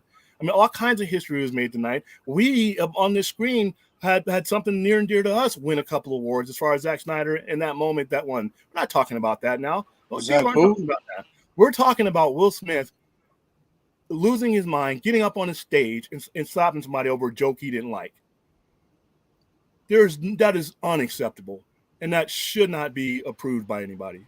Check out the jokes in the Oscars. There are places in the world that's okay with, not on the stage of the Academy Award. In your corner, in your school, in your backyard, in your low-level party or whatever the things that if people want to do that's okay. If you want to act like an animal out there, that's cool. But on the largest stage Hollywood has to offer, absolutely not. Know where you are, know when you are. And for him not to know that is shocking, and it's embarrassing. Now, what do you think about the idea that because of the Academy's code of conduct, like it's not saying that it will happen, but it's within apparently their possible abilities to be able to ask for his Oscar back. AMPAS has a code of conduct in regards to public perception. I highly doubt that they'll use it because it's going to add more controversy onto it. Yeah, I think they just want to like walk. And it would be sad. I mean, it would be sad, but the price has already been paid. Whether you took it away from him or not, the prices that had already been paid. Him embarrassing himself on a night that should have been, man. When every time I think of Will Smith winning an Academy Award, like I think about with Ridley Scott, if he ever wins one, I have these moments that play out in my head how these people that deserve to have won years and years ago their acceptance speech. That's what I wanted to remember Will Smith's first Academy Award with. Not this. He brought down the night. He brought down the night and invited in a bunch of people who were never going to watch this show and never going to know about this show to now jump on a bandwagon and say, "Hey, I do too." Who cares about you? Like I said, nobody's watching a show with you in it. All right. Nobody is following Joe Bob and his uncle fighting in the front yard or me fighting my neighbor. Nobody cares. All right. So your situation in regards to Will Smith is irrelevant. All right. He's on a national stage on live television with a 30-year career that not many people who don't see his movies are going to attach this moment to it forever now. You're not gonna. They don't. They have a clause, but they never. Or otherwise, all of Harvey Weinstein's Oscars are going to go away. I don't think they've done that now. And it would be the wrong decision to take it away from him because he earned that award. He did it. But he's also earned the moment that follows tonight. He's earned that. Kathy Griffin is just not funny at all. If she Amy is not funny other too. But it's not even about comedians. It's how you conduct yourself in public. Yeah. If I'm on an audience and somebody, and I've been called a lot of different things. I've been called all kinds of things. I was in an Army situation where I had a particular person drop that. And did I go kick his ass? No, because I knew people were watching me. I knew people who by law were following me, were going to use me as an example of how they handled their situation. All right. And that's what Will Smith gave out tonight. I'm pretty sure will call the Chris after, like, you know. Oh, they're fine, and they'll hook it up, but it doesn't take away. You can't unsee what you saw. You can't unattach Will Smith's Academy Award for Best Actor that he's been chasing a long time. It was amazing. He's been in some really kick-ass movies. That is forever attached to this BS. All because he couldn't. Like I said, if you want to make a scene, Jada, we need to leave right now. And we walk out. Why they got us? And guess what? The Academy can either stop you from leaving and say, yeah, we're going to fix this right now, or you walk out the door. And when they give that award out, the Academy now has to explain the embarrassment of why Will Smith isn't here to take his Best Actor award. All right? So you put that pressure on them in the moment. That's what you should have done in the heat of the moment, not get up there and that was embarrassing. That was embarrassing. I would do that. Do you think you okay, Anthony? You are not Will Smith. It's okay if you do it. Okay, it's not really okay if you do because you're probably going to jail. But not really. Wake up tomorrow morning off the screen and be like, well, no, he's right. If somebody wants to press charges, you or me or even Will Smith would go to jail if Chris Rock didn't want to just. No, but if Chris Rock, but if he wanted to, he could. If Chris Rock would have wanted to make a public display of it for the embarrassment and everything that Will Smith did to him tonight, like regardless of the bad joke and what he shouldn't have done, you can tell a joke like that and it's not illegal. You cannot hit somebody. Once you hit somebody, you are at their leisure. Yeah. Once you hit somebody, once you lay your hands on somebody, you are at their leisure of what they want to do as far as pressing charges. I stand with Will Smith anyways. That's okay. Like nobody's saying you can stand with Will Smith. That's not the point. The point is that neither one of them did anything right. What Will Smith did? No, I said it was wrong. Both of them, it was wrong at the stand. I said they know that they were both wrong, and that's it. Simple. There's a lot of people trying to say that this was the setup, and that Chris Rock would have had to rehearse that joke, and that even so would have had to be approved by Will Smith. You know what? It's not a good moment either way. Stage or unstage, it's embarrassing. It's embarrassing. Yeah. It was a cringeworthy moment for me to see that. Yeah. Well, the Oscars is gonna get secured next year, anyways. No, they just listen. You. If I'm them, Will Smith, take off a year. You know what? Have somebody else. Usually, the tradition is that the best actor presents to the best actress the very next year. I don't need him there. Because it's going to be a distraction, and just like tonight, I mean, this is just some of these people. This is the biggest night they'll ever have in their whole career. Yeah, you know, just being nominated for some of these guys is a great thing. And like I said, it was unacceptable. There is no angle that you can look at this and say this was okay. All right, and equating people. Yeah. People equate because you know what? Bad jokes. Nobody invented bad jokes tonight or last night. Bad jokes and distasteful jokes have been being told. How many people have jumped up on the stage in the 94 history of the Academy Awards and hit somebody? So no, there's one wrong guy. There was one distasteful guy. So you supporting Chris Rock after her? What's up? No, he didn't say that. So you said it was Chris Rock? He said it was one distasteful person, and that What? there's wrong. But that does not justify you getting up and coming up on the stage and hitting somebody. Period. You don't put your hands on people unless you were in defense of something, or unless you were in a much more intensified situation than that. Not on the Oscars where Chris Rock is on there and telling a joke, no threat to nobody. You're mad. Get up and leave. Do you think his Oscar? Do you think his Oscar is at risk, William? No.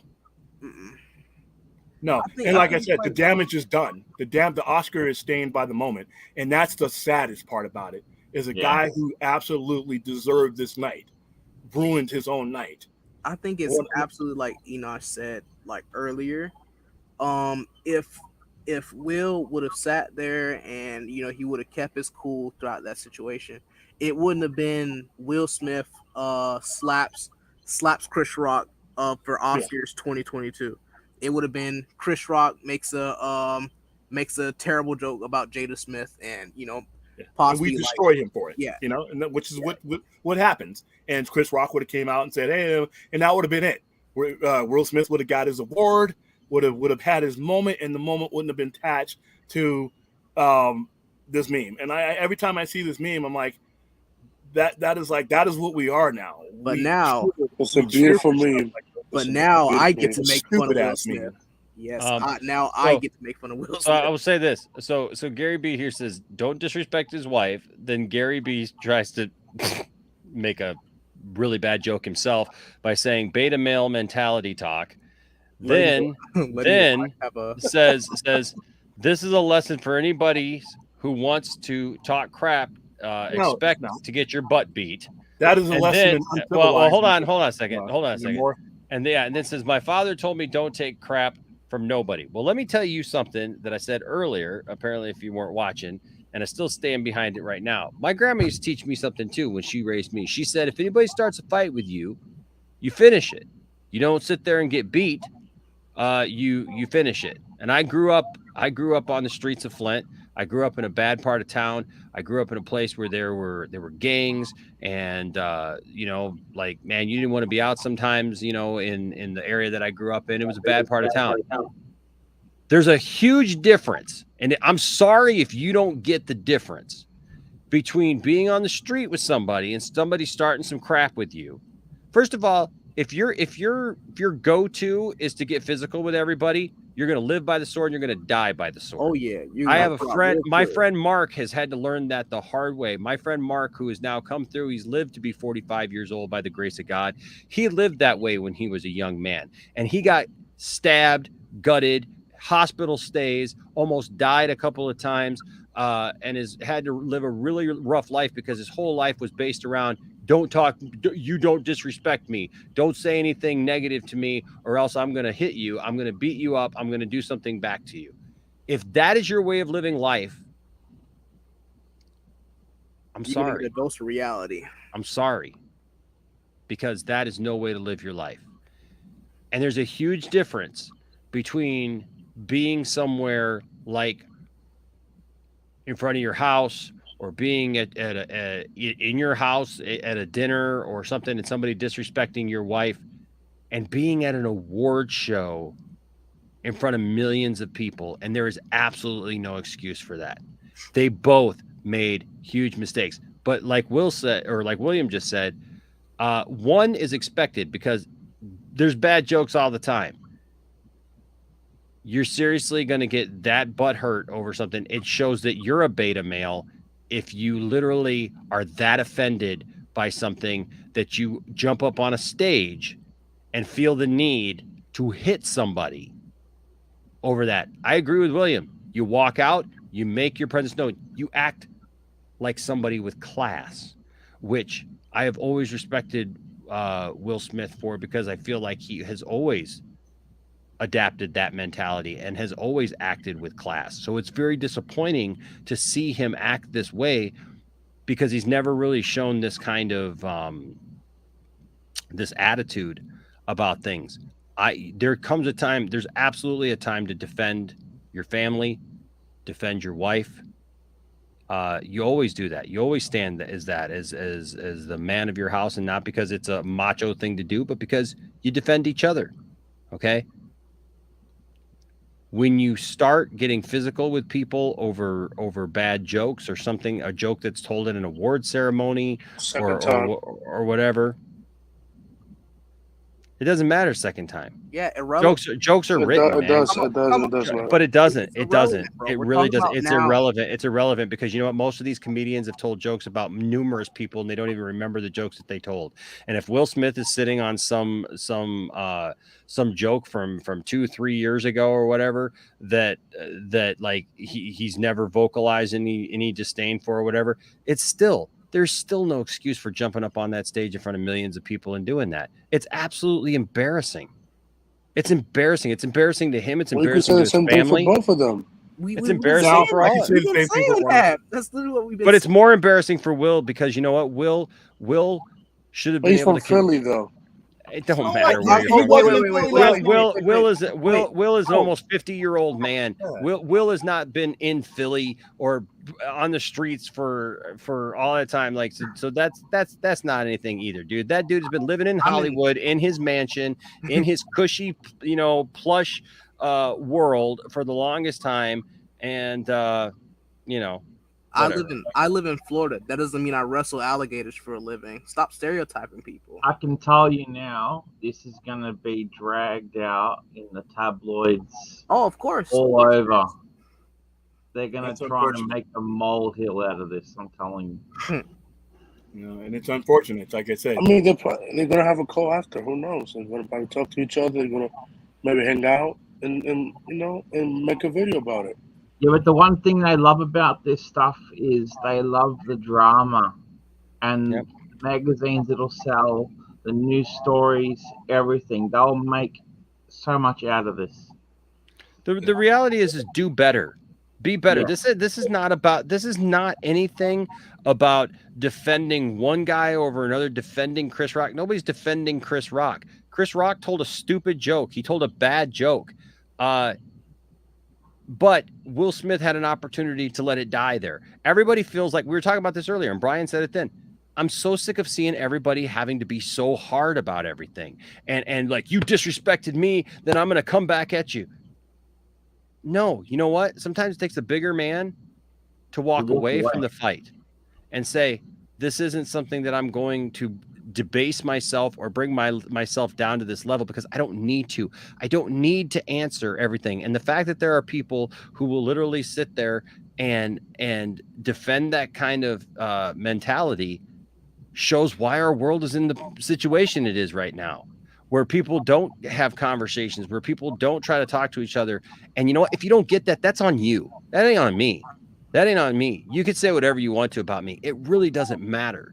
But that's on you. It's on you to be better. It's on you to learn to act like a better human being, to treat people better. You know what? Just because one person does something bad to another person does not give that person the right to then go and do something else bad to them. That is not how we should live our lives as human beings. That's just not. It's not. There is no excuse for that. There is no excuse for, hey, you do something to me, so I'm going to go back and do something for you, to you, and we're just going to go back and forth in this thing. It's the same thing with online drama and all this silliness or whatever, that somebody says something, and all of a sudden somebody else, some other YouTuber gets over here and they say this, and some other YouTuber gets over here and they say this, and before you know, we're back and forth. We're going back and forth in this chain of stuff. Nothing ever gets changed. Nothing ever gets solved. Everybody's pissed off. Friends lose friends. Everybody goes in their separate directions. When really somebody just could have been a bigger person and actually overcome something. But you don't want to do that. No, you'd rather sound off in chat rooms. You'd rather make videos about other people. You'd rather take sides with millionaires that you don't even know, that you're so worried about, like that they were disrespected or whatever, when you don't know them. You don't know their lifestyle. You don't know what they're living. You don't know what they're capable of or doing or whatever. Let it go. Life is way too short to be running around with chips on your shoulder where you're so worried about somebody disrespecting you. If you are Will Smith at almost 50 years old, a multi-millionaire, a success in music, television, and movies, and you're worried about a stupid joke that somebody like Chris Rock, who hasn't been relevant in how many years? I'm looking right at. How many years has it been since Chris Rock has really been relevant? It's actually been my first time seeing him in a while. Actually. Yeah. Okay. No, his last movie was in 2020. Okay, that's great. His last movie, but who saw it? It was I forgot what the movie called. It was. I'm just saying. It was Spiral. A lot of people saw it. Well, yeah. Okay. Yeah. No. You're right. You're right. No, you're right. He did. Yeah. He did that. That. Toronto Friday. I don't care. The point is though, is Chris Rock has not been at the same level as Will Smith. Okay. There's very few people in this world who are at the level of Will Smith, because Will Smith is a class act. Will Smith is somebody who is a prime example of what people should aspire to be, not that we should all just that Will Smith should just try to be like everybody else. That's the point of this. It's not about supporting Chris Rock. Get out of here with that. Supporting Chris Rock over Will Smith. They both made bad mistakes tonight. The only problem is that Will Smith has the better credibility. Will Smith has more to lose in this situation than Chris Rock has to lose. Okay? That's the point. He will be invited to the Oscars? Not that he'll be what? Not next year. You think he will be invited to the after if he won next year? No. Who knows? What if they say you banned for the next 3 years? They'll probably give him a 1-year ban just because they don't want next year's Oscars to be just like we're talking tonight. It would be a huge distraction to have him come out, because he would be a presenter. As a Best Actor winner, he would be the presenter to the Best Actress. And right now, he stained his own moment. Why did you want him staining anyone else's? So, not that he would punch anybody again, but the fact that we're bringing that up. I mean, like I said, there's a whole bunch of people who won awards tonight and were nominated for awards tonight, including himself. And he brought down things a notch just because like that. And like I said, the mentality that rallies around this, there's a difference between civilized and uncivilized. Pick your side. Yep. And the thing is I love Will Smith. I love his body of work. I have appreciated him as an actor, as a musician, as a television star. Not everybody can be that trifecta. He absolutely has, and he's killed it in everything that he's done. I mean, and he has a lot more to lose from this situation than Chris Rock does. Chris Rock did something stupid. Will Smith kept it going, and both of them should have probably kept their mouths shut and acted like normal human beings to people. You know, Chris Rock should have had respect for Will's wife, and Will should have handled it in a more professional way. Just saying. That's be honest with you, when it comes to comedians and bad jokes, like I said, the bad joke is what it is.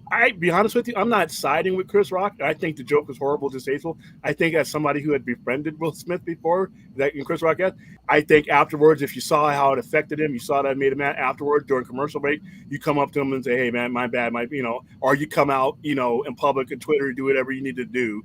But I'm not. A bad joke is a bad joke. Chris Rock didn't invent a bad joke. And be honest with you, if the joke had landed, nobody would care. If he would have kept laughing instead of turning around and looking at his wife and then charging the stage, no one would have said anything. But, it's just the fact that, what if somebody else was up on the stage? What if Iron Mike was up on the stage cracking jokes? What if somebody who could have really broken him in half on live TV, what do you ran up there? So it's more of a, you got to know where you're at. There's a time and place for that. And like I said, on that stage, it just wasn't the time or place for you to lose your mind and give somebody a black hole to send everything else that you've done in your career. Well, how many people are going to talk about this before they talk about anything? The meme literally might as well have come framed with the Oscar.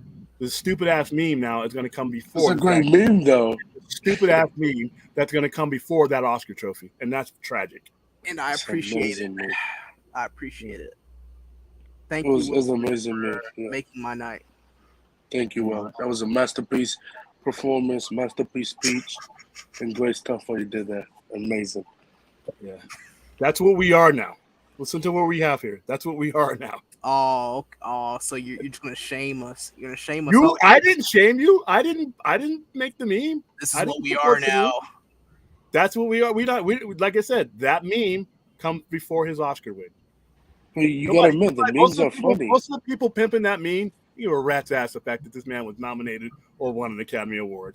That meme has become that situation. Yeah. No, they don't even know. Don't even know who presents the Oscars. Most of them, like, oh wow, oh look at this meme. That's where we are now, and that's what he jumped into when he did that. That's how stupid that was. But you were asking about the SNIDER stuff because, like I said, this topic is it's an unfortunate one to have. But when people do stupid things on wide scale, people talk about it, and that was stupid. What about the Snyder one and stuff? Todd Fair with a $10 super chat says, Enosh, will you sing When the Children Cry by White Lion? I'll tell you what, I don't know how to play that, Todd, and I don't have my stuff here to be able to do that. I will I'll try that one night for you. All right, because we're gonna get our karaoke night up and running. Brian is wanting to do that, and so Brian's gonna get that up and going. So we shall. Let's go we way shall back see. into the night We tracks. shall see that. Fourth 1000 with a $5 super chat. Thank you. Fourth says Will Smith has slapped people before. The interview who kissed him on the red carpet. I remember this. Yeah, I saw that. Huh. Yeah, I've forgotten all about that. That was random. Yeah. That was random, though. That guy was random. I wouldn't want anybody kissing me on the face randomly either. Yeah. That's an invasion of space. Yeah, That's different. Yeah, it's a little different. That's different than you getting out of your seat, coming up a couple stairs, and hitting somebody. That's different. William, do you think the new people, the people that's going to be at new Warner Brothers, you're going to see the Zack Snyder stuff that went to there? Yeah, and I know what I saw those dumbass memes too of people saying, "Well, look at the Snyder Bros. Look what they got now." And those are just as dumb. But what this is, though, with these two awards that he's won, that lets the incoming group know that there is a quantifiable following for this guy. It's not just a bunch of people, not just a bunch of one percenters that you can just listen to and say that these are extremists. When somebody pushes someone over the edge to the point where they can win awards like that, that is quantifiable. That is data. So, and a data-driven company should look at these two awards, not just the one for the Flash one, which I thought was great that it won that, but the one for Army of the Dead, because that was a WB movie. Yeah, that's telling you this guy has a following that got him to the point where he's winning an Oscar. Regardless of what you want to say about the merit of the Oscars, Oscar's an Oscar. Samuel L. Jackson's not giving his honorary one back to him. No, Snyder has two Oscar trophies sitting on his mantle now, and they're probably more important than any of the other ones because they were driven by customers. So if you're a data-driven company, you just got some really good information.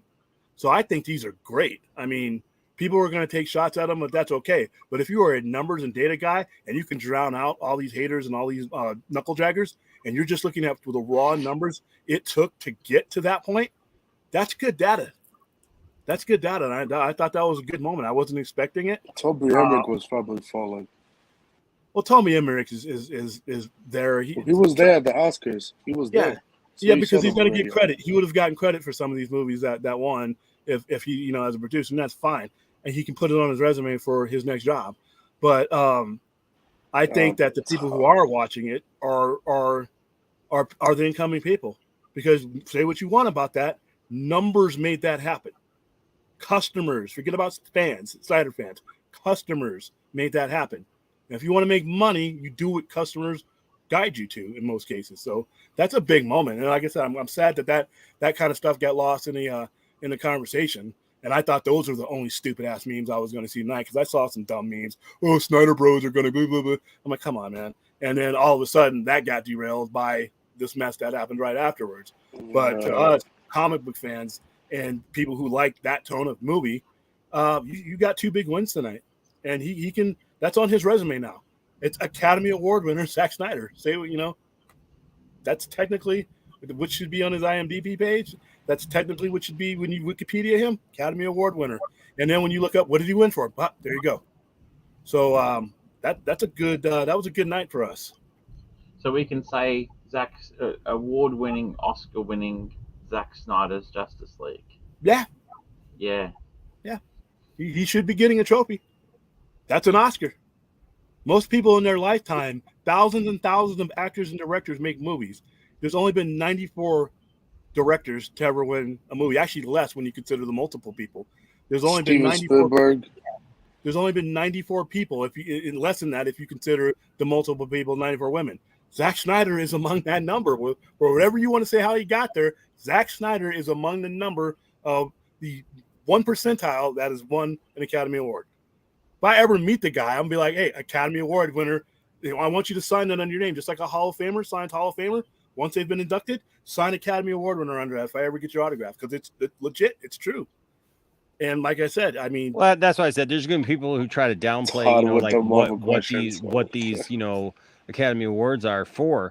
But the reality is, dude, an Academy Award is Academy Award. Like once they make that a segment, like once they make that a thing that is voted on, it doesn't matter if the fans, like you said, voted for it. I think that, like you said, that adds more credibility to it because it is the people speaking. It's not just somebody in some room somewhere that that's voting for some art house piece that nobody has seen or even heard of or even knew came out. These are the people who go see movies. They go, and they're aware of what's going on. And so, I agree with you, William. I absolutely agree with you. 7,000 people vote for the Academy Awards of different walks, of different everything. 7,000 people vote for that. That's how that's determined. Millions voted to make this happen. So I was quite happy to see that. And to me, I'm going to try to be that what I take away from the 94th Academy Awards. That's it is what it is. Do you think that some of the categories not being shown in the telecast hurts it?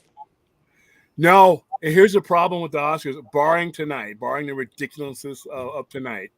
The problem that the Oscars has is not the length in the categories and anything like that. The biggest problem the Oscar has is something that it's never going to fix. Nobody cares about any of these movies for the most part. And I'm not knocking the merit of these movies or whether they deserve to be there or not. I'm just talking about the majority of the people do not care about Power of the Dog.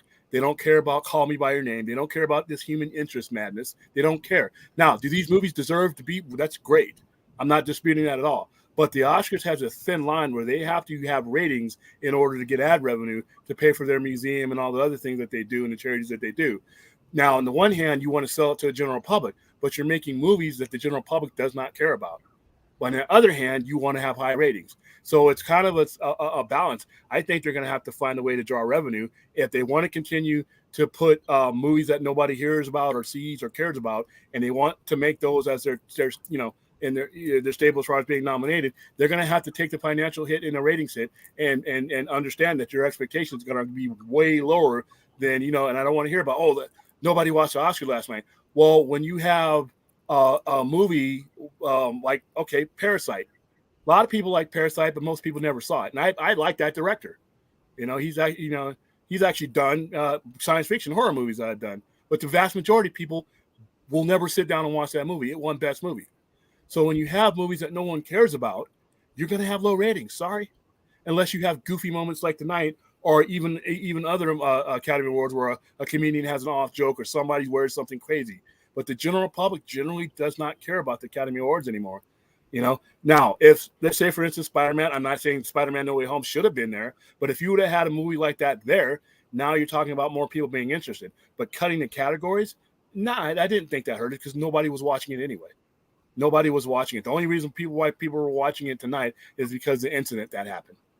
Other than that, if that incident doesn't happen, tomorrow morning we're talking about Oscars hits a new low or something like that. And I guarantee you the spike after that incident happened was probably way up in the rest of the show. Because like I said, and it's still that it hits a big low because everybody tunes in to see a shit show. So last year the Oscars was like 2 million views. Yeah, and then how many eyes go back on to do the replay shots, William? Yeah, but now here's the thing though, and when you get a lot of people watching your show, if it's a debacle, if it's a spectacle or something, is that what you wanted all those eyes to see? I mean, did you want necessarily, like I said, the plane landing is always going to draw less news than the plane crashing. And what we saw last night was just a train wreck or a plane crash. if I'm somebody who puts quality and time into a show, is that what I wanted people to tune in for? Because that's not consistent. Next year, you're not going to have somebody jumping up on the stage, punching somebody. You're just going to have your regular show. And if you put movies in and actors in that nobody knows who they are, or they're not relevant in their cycles in their world, you're going to go back to having really crappy ratings. The only people might watch next year is like, oh, is somebody going to punch somebody this year? But after that goes, that thrill goes away.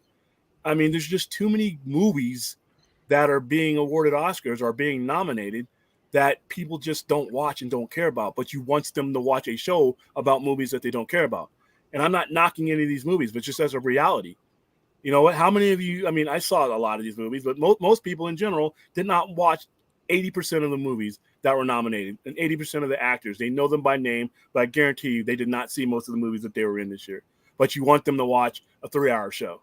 That's the Oscars problem right there. It's just you keep putting these movies. And what was the other one with the redhead, and her coming of age? If I see these coming of age things are cool, but they don't draw. So I'm going to look at a time when the Oscars is just going to be on streaming. Be honest Talking with you. about West Story? West Side Story, there was a bomb. Nobody saw that. Not saying it wasn't a great movie. Well, Not saying it wasn't a she great won movie. Best Actress. So, And she was deserving in her Best Actress. But when you have these movies like this where the general populace is like, okay, what are they going to tune in to watch when these movies get nominated? You have to correlate that. It's just not. Now, I don't know what the answer is.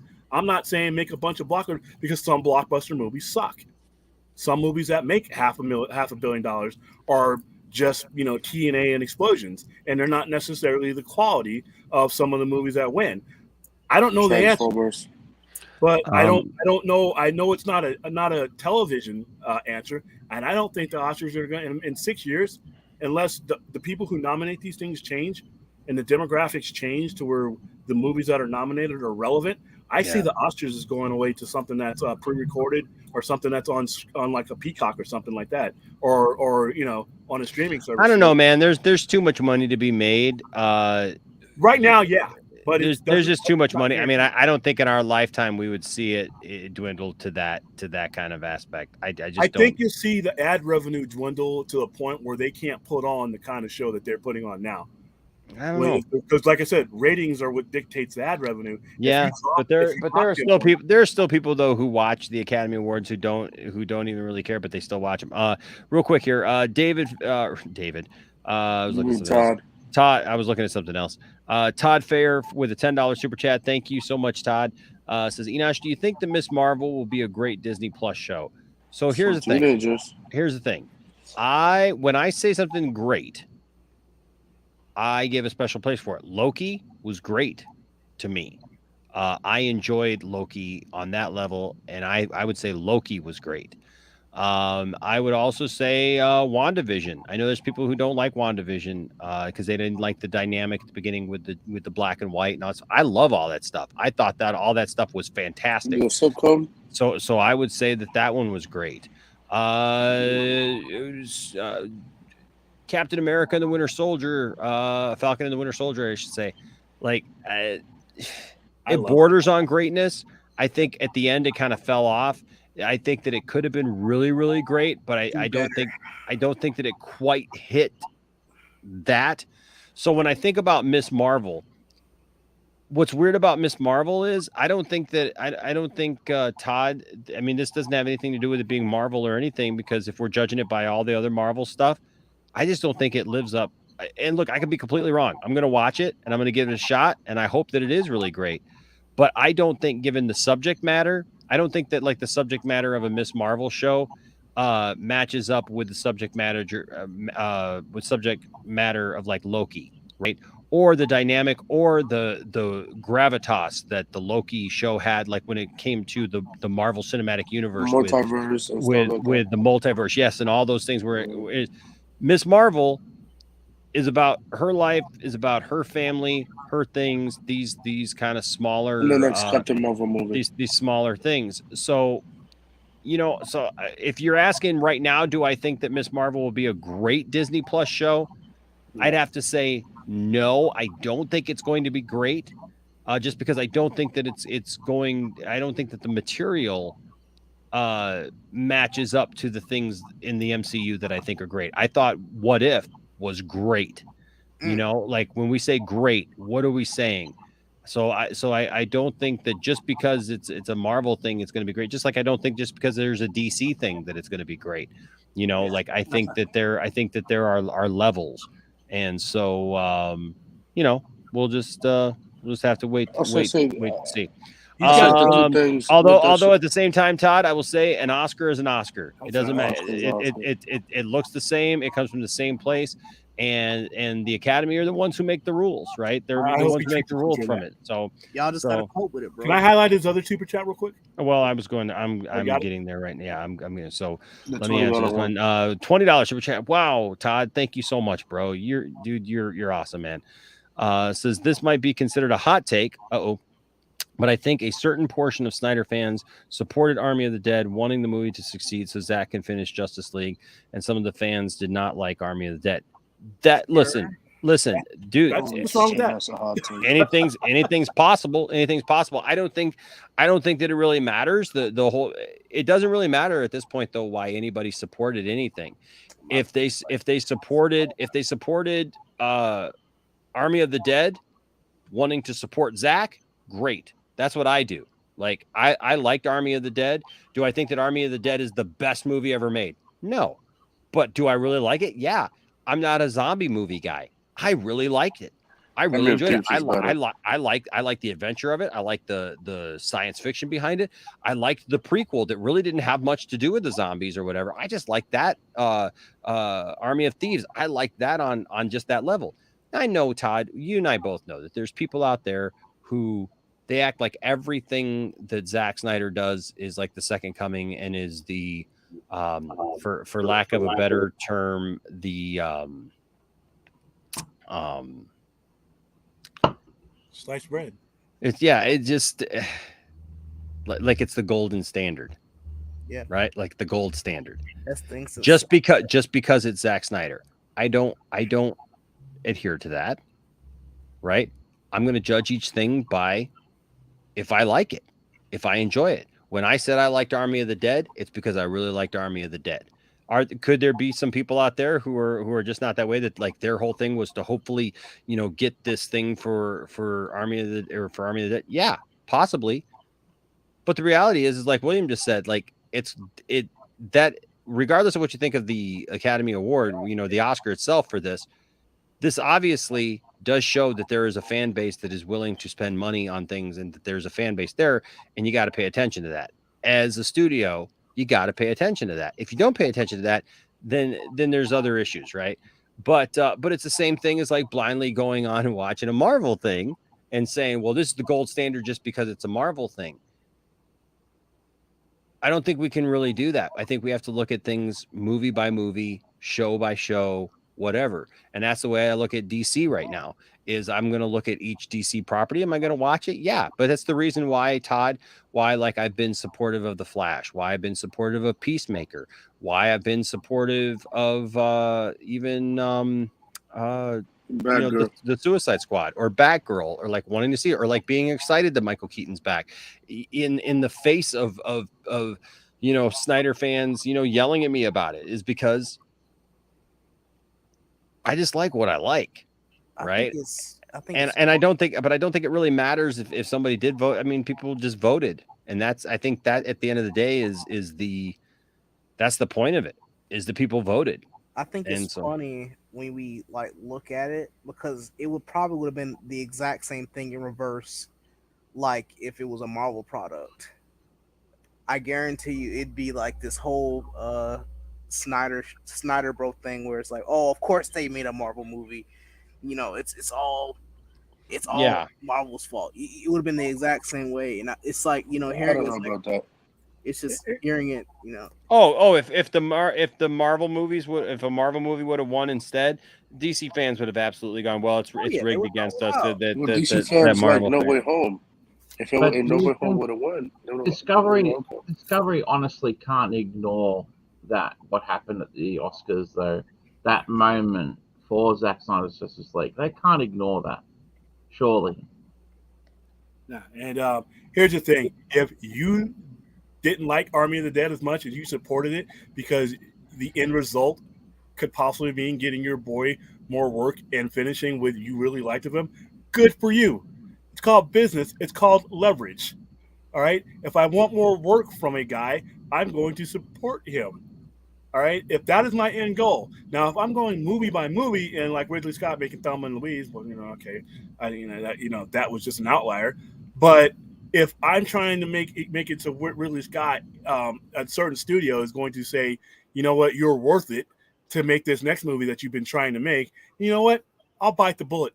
I'll buy a ticket to Thelma and Louise. I might not go. I might not show up, but I'll buy the ticket. But you know what? It's leverage. It's sad that you have to do that, but it's going to work because Netflix is their numbers are being analyzed by other companies too. Other film companies are because Zack Snyder is not exclusively to Netflix. It's only first look stuff, which they can't have first look stuff. Correct me if I'm right, or maybe Stella might know. I don't think Netflix could ever have the rights to anything DC first look because they don't own the property. So he could go do stuff for DC and still keep his Netflix deal integrity. So they have Zack Snyder Justice League in other countries. Yeah, so I mean, if you're talking about an intellectual property like that, then yeah, I mean, why not support the guys you want to see? And if you're looking at that, if you're Zaslav or anybody else right now, and you're looking at Zack Snyder or his production company as a viable asset to probably bring over to your company or to hire, you're looking at Army of Dead's numbers, even if it's not on your service. You have access to that stuff. You're looking at all this stuff. It's all trade secrets. So Army of Dead doing well. Trust me, smart people are looking, and I hope it's the people who started something that we want finished. That's all. But it's good strategy to support it. To be honest with you, that might sound shallow, but it's business. Numbers are numbers. Numbers. Nobody looks at tears or smiles when it comes to money and numbers. They just look at the numbers. That's it. Hi, Stella. Hi, Stella. Hello, everyone. Hello. How are you? Good. Yes. I Great. I have to admit, I did not watch the Oscars because I'm not feeling well, and I wasn't feeling the show, despite the possibility of Zach winning something. So I am faulty on that. This is a solid win for all of us in fandom, regardless of how you feel about Zack Snyder. Call me a Zach shill, whatever you want, but the man is a talented director. He knows his stuff. And this is validation of that. As far as the Will Smith, Chris Rock thing going on, there's stuff that I know about both parties, and that's all I'll say. I'm sorry. What was that? I know stuff about both parties. I'm more of a Chris Rock fan than a Will Smith fan. Yes, Will Smith is an accomplished actor, but what happened shouldn't have happened. Again, the professionalism you're talking about is first and foremost. That should have been done backstage. I'm surprised it happened in public, but that should have been kept private. And this is one of the reasons why I didn't feel like watching the Oscars, because it's turned into a bleep show. They just don't have the standards that they should. I mean, the envelopes being mixed up all those years ago. Oh, with Midnight or Spotlight. With Spotlight, that was bad. Yeah, that was bad. And I have issues with Price Waterhouse, and stuff, because I've met their accountants before. They are very unprofessional. Didn't they fire them after that? Oh no, he got reassigned. They didn't fire him. The firm? Yeah, I remember the that moron. very vividly. La La Land and ooh, wow, that was bad. Yeah, because they were too busy taking selfies and hobnobbing, and I can vouch to that because they're just not professional people. Well, Oscars has that. So those guys who screwed that up now have a new moment to help people forget about that. Yeah.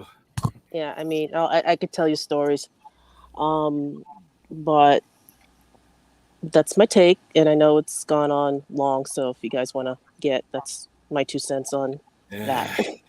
Well, I love getting your 2 cents, Stella. At one point, I was sitting there thinking, man, there's too many guys on this panel right now. We need a woman's perspective. So Well- I'm glad you came in now, like at the end of the night.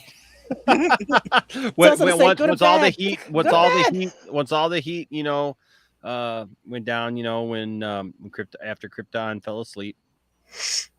Like the 10,000 ton. Nick fell asleep. Well, I he miss was Nick. drunk. Okay. He was drunk, so we knew he was drunk. I can't unmute him. He's muted. Okay. Uh, Hey, Anthony. There's somebody that you can count on to never fall asleep, even though he's on the other side of the planet. Oh my gosh. He's totally invested. I love you guys. I love you too, man. I love you, Yeah. Anthony. Anthony's a great guy. Let me tell you something about this smiley guy right here. I really, really appreciate this guy. This guy is awesome. I love Anthony. I love his support. I love his demeanor, and I love the way that he conducts himself. I Man. love the OG Anthony. You can't forget OG Anthony. You know, he's everywhere. But I try to do my one. Yes, you gotta get the Chris Rock smack him. This Anthony trying to stir up stuff. Yeah, love it. By the way, I did see. So we were talking about. Caden had brought it up. I had forgotten about this, honestly. Do you guys remember though a couple of years ago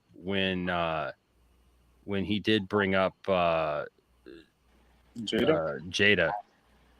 in his I remember watching that. Yeah, so just to be fair, let me What happened this year? What happened? People went mad, got mad, and Joffrey got mad, and Jada went mad, and Will went mad. Everybody went mad, It's quite like Jada got mad. Jada says she's not coming, protesting. I'm like, is she on a TV show? Oh my gosh. Jada boycotting the Oscars is like me boycotting Rihanna's panties. I wasn't invited. That's not funny.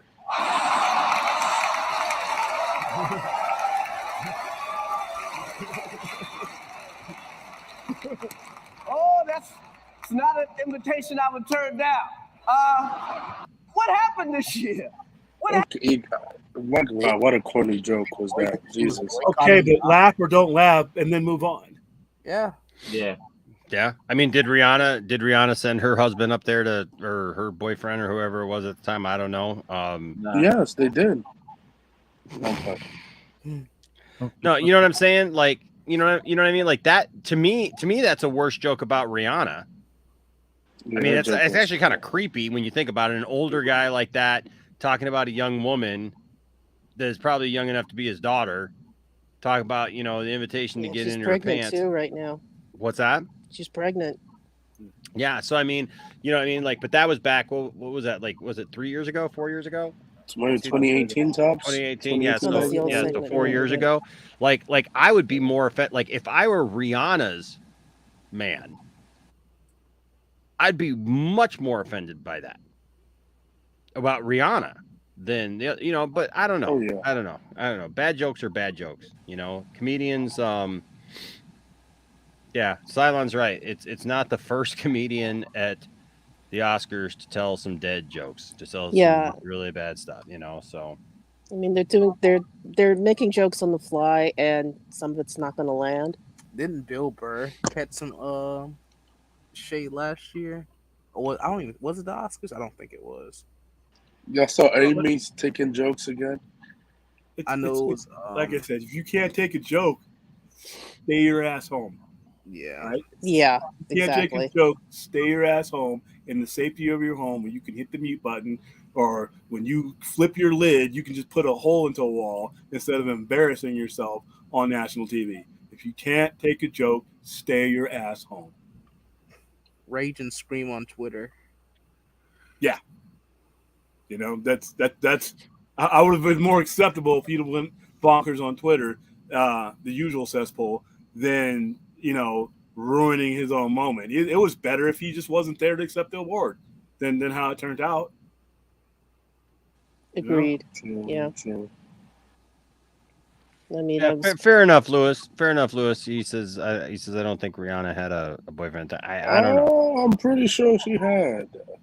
She's a billionaire now. She's a boy. Yeah, there she Most go. civilized people are just not going to respond to it, even if she had a boyfriend. Why have we had 94 of these things and horrible jokes in every damn one of them, and we got one guy that gets up and doesn't know how to act? Yeah, exactly. So if it's the norm, what's the norm? Bad jokes being cracked, or what's abnormal? Some knucklehead getting up and throwing a punch at somebody. All right, look at the aberration, not the norm. Fourth 1,000 with the $2 super chat says Rock gonna feel that slap till August. He's gonna cash in on it, and his agent's probably already, like I said. Yeah, I feel like he'll be on the cold open at SNL. With Keenan You know what, I would not doubt that at all. That they're going to do something on SNL with that. Especially with Chris Rock, and I mean, SNL you should make alumni T-shirts like I went to the Oscars and all I got was slapped in the face. This T-shirt and trademark that stupid meme. Chris Rock, make your own thing and get paid. Chris Rock is probably looking at this. He's not going to be hurt by this. If anybody's going to be hurt by this, it's Will Smith. Well, you got to prove by Will Smith too. Well, and that's the thing, man. Is Will Smith is such? I just feel like he's better than this. I'm shocked, man.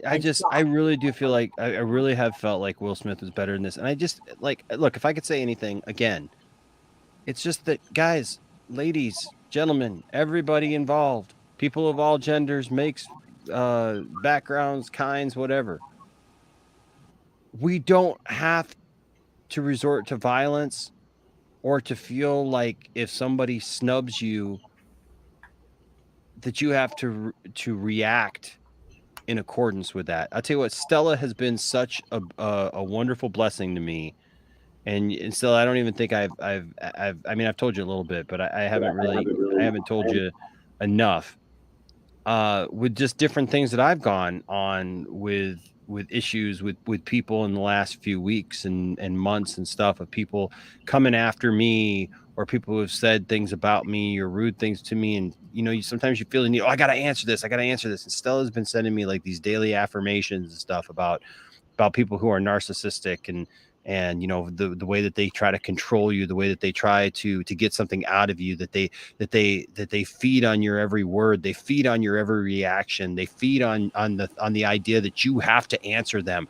They say something, they do something, and you have to do that. When you feed that, you create bigger problems, not just for yourself, but for others.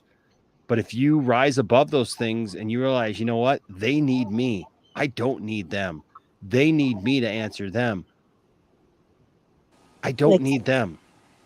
No, you don't. And that's what I was trying to tell you.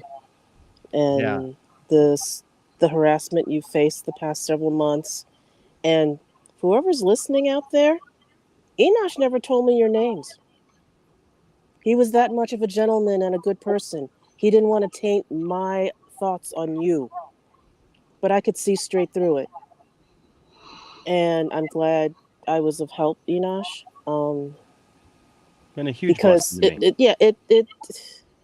because it reaffirms something I already think, right? It reaffirms something that I already kind of know, but it's like, but we get that emotion, right? Just like that emotion tonight when Will Smith is sitting there and there's a joke and it's nervous laughter and everything and stuff is going on, and he sees his wife over there and his wife is pissed off, right? His wife is mad, his wife has been disrespected. So instead of taking what he knows to be right, that he is better than this, that he's Will freaking Smith, right? He doesn't have to prove anything, right? People can make all like that's his wife, that's Jada Pinkett Smith. Like they don't have to prove anything to anybody. Yeah, if he has a bone to pick with Chris, do it off camera. Do it off stage. And listen, they're better than that. It's like what I've been trying to tell people, even about the stupid and this is like, so that's real life, right? Like that's the Smiths, that's real life. Think about that now when it comes to like something like trivial, like the Aquaman jokes that were being made, right? And what was I saying? Jason Momoa has built up Aquaman now to a point where, you know what? Making an Aquaman joke is not going to bring down the value of Aquaman, the character played by Jason Momoa, because people just look at that and go, yeah, that ain't the same Aquaman. Like, you know what I mean? Like, you can poke fun at the bear all you want, but the reality is you can't bring the bear down. Yeah, I mean, Jason is man enough to deal with all that BS. I mean, as I keep saying, he wore pink to the Oscars the first time he was there several years ago. Right. So He's a secure human being, not just a secure man. But Will Smith, I am not surprised he charged up on stage.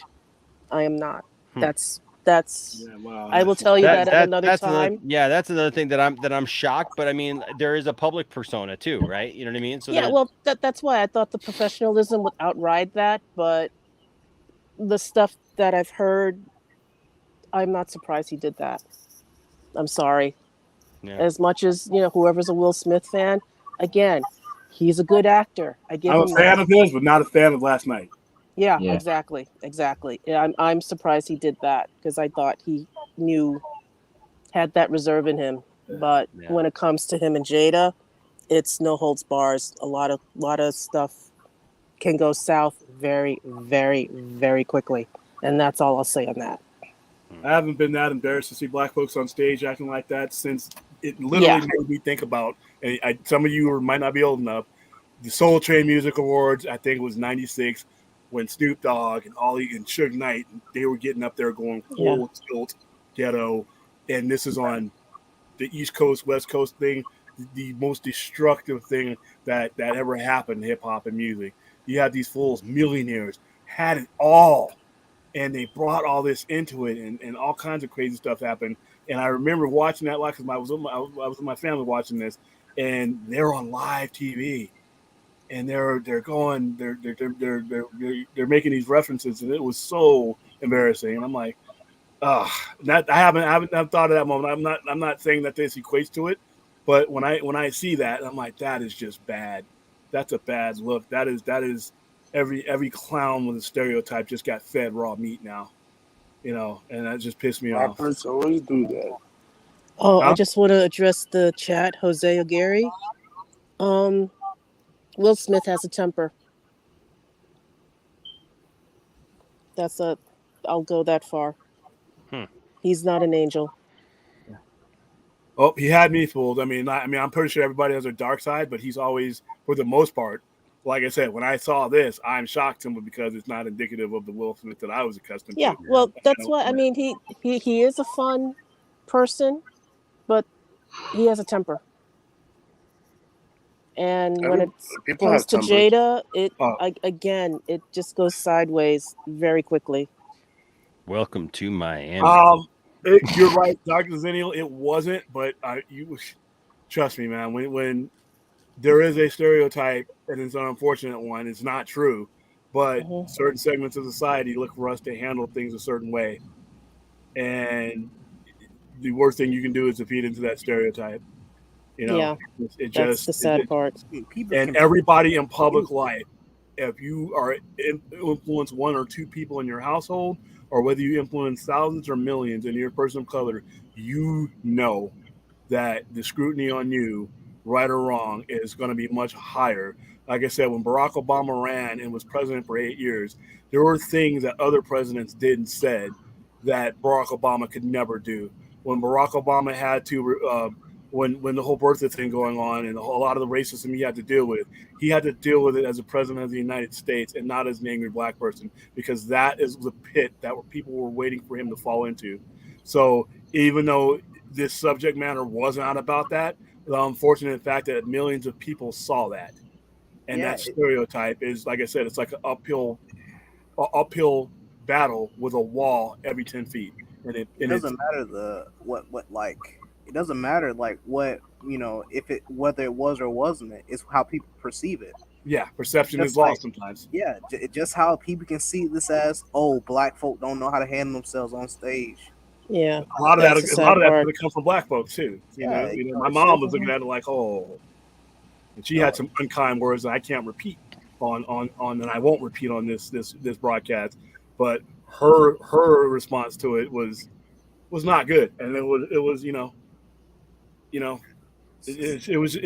was frustrating. So, real quick, can we are at 85 likes on this right now. There are 84 people watching. Smack that like button. still currently. Smash that like button. We've had over 100 a few times and dipped down and come back and dip down and come back. So obviously a hot button issue tonight. But if you would please hit that like button if you haven't done it. Can we get this video over 100 likes? That would mean something to me. I would really, really appreciate it. I'm watching it going up in real time. There's 87. All right. Hell yeah. So if you haven't hit that like button or you don't normally hit the like button, I get it. I don't always hit the like button for everything that I'm watching, but you know what? It would just be super nice to me if you could hit that like button and push us up over 100. Sorry about that. If you saw this happen with Ricky Gervais and say Mel Gibson reacted in the same way, would you be saying white folks? No. And here's why. Because like I just explained, the rules seem to be different sometimes, even within our own culture of expectations and stereotypes.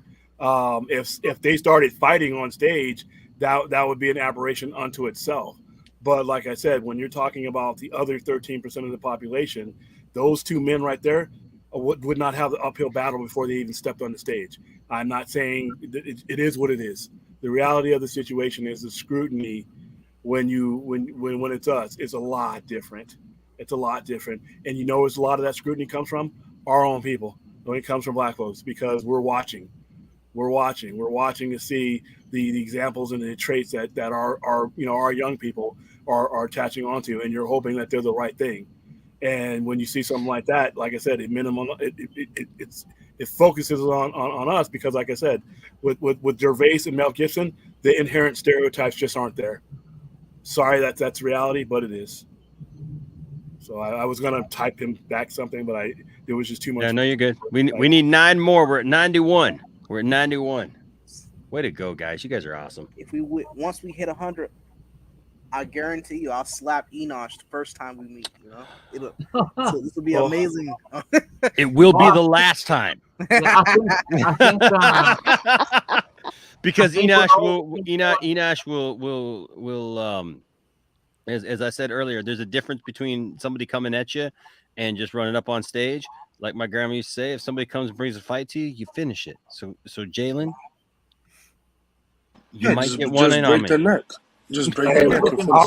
When I rob him, I'll bring you with me, and then you can do all that. Zod, I appreciate trust me, I got something for you, William. When you bring that nonsense, here, yeah, Dude. I got something for you. Dude, it's gonna be done Ocean 11 style. You're not even gonna know it hit you. You think this is gonna be some Wile E. Coyote madness where I just cut a hole in your wall and here I come.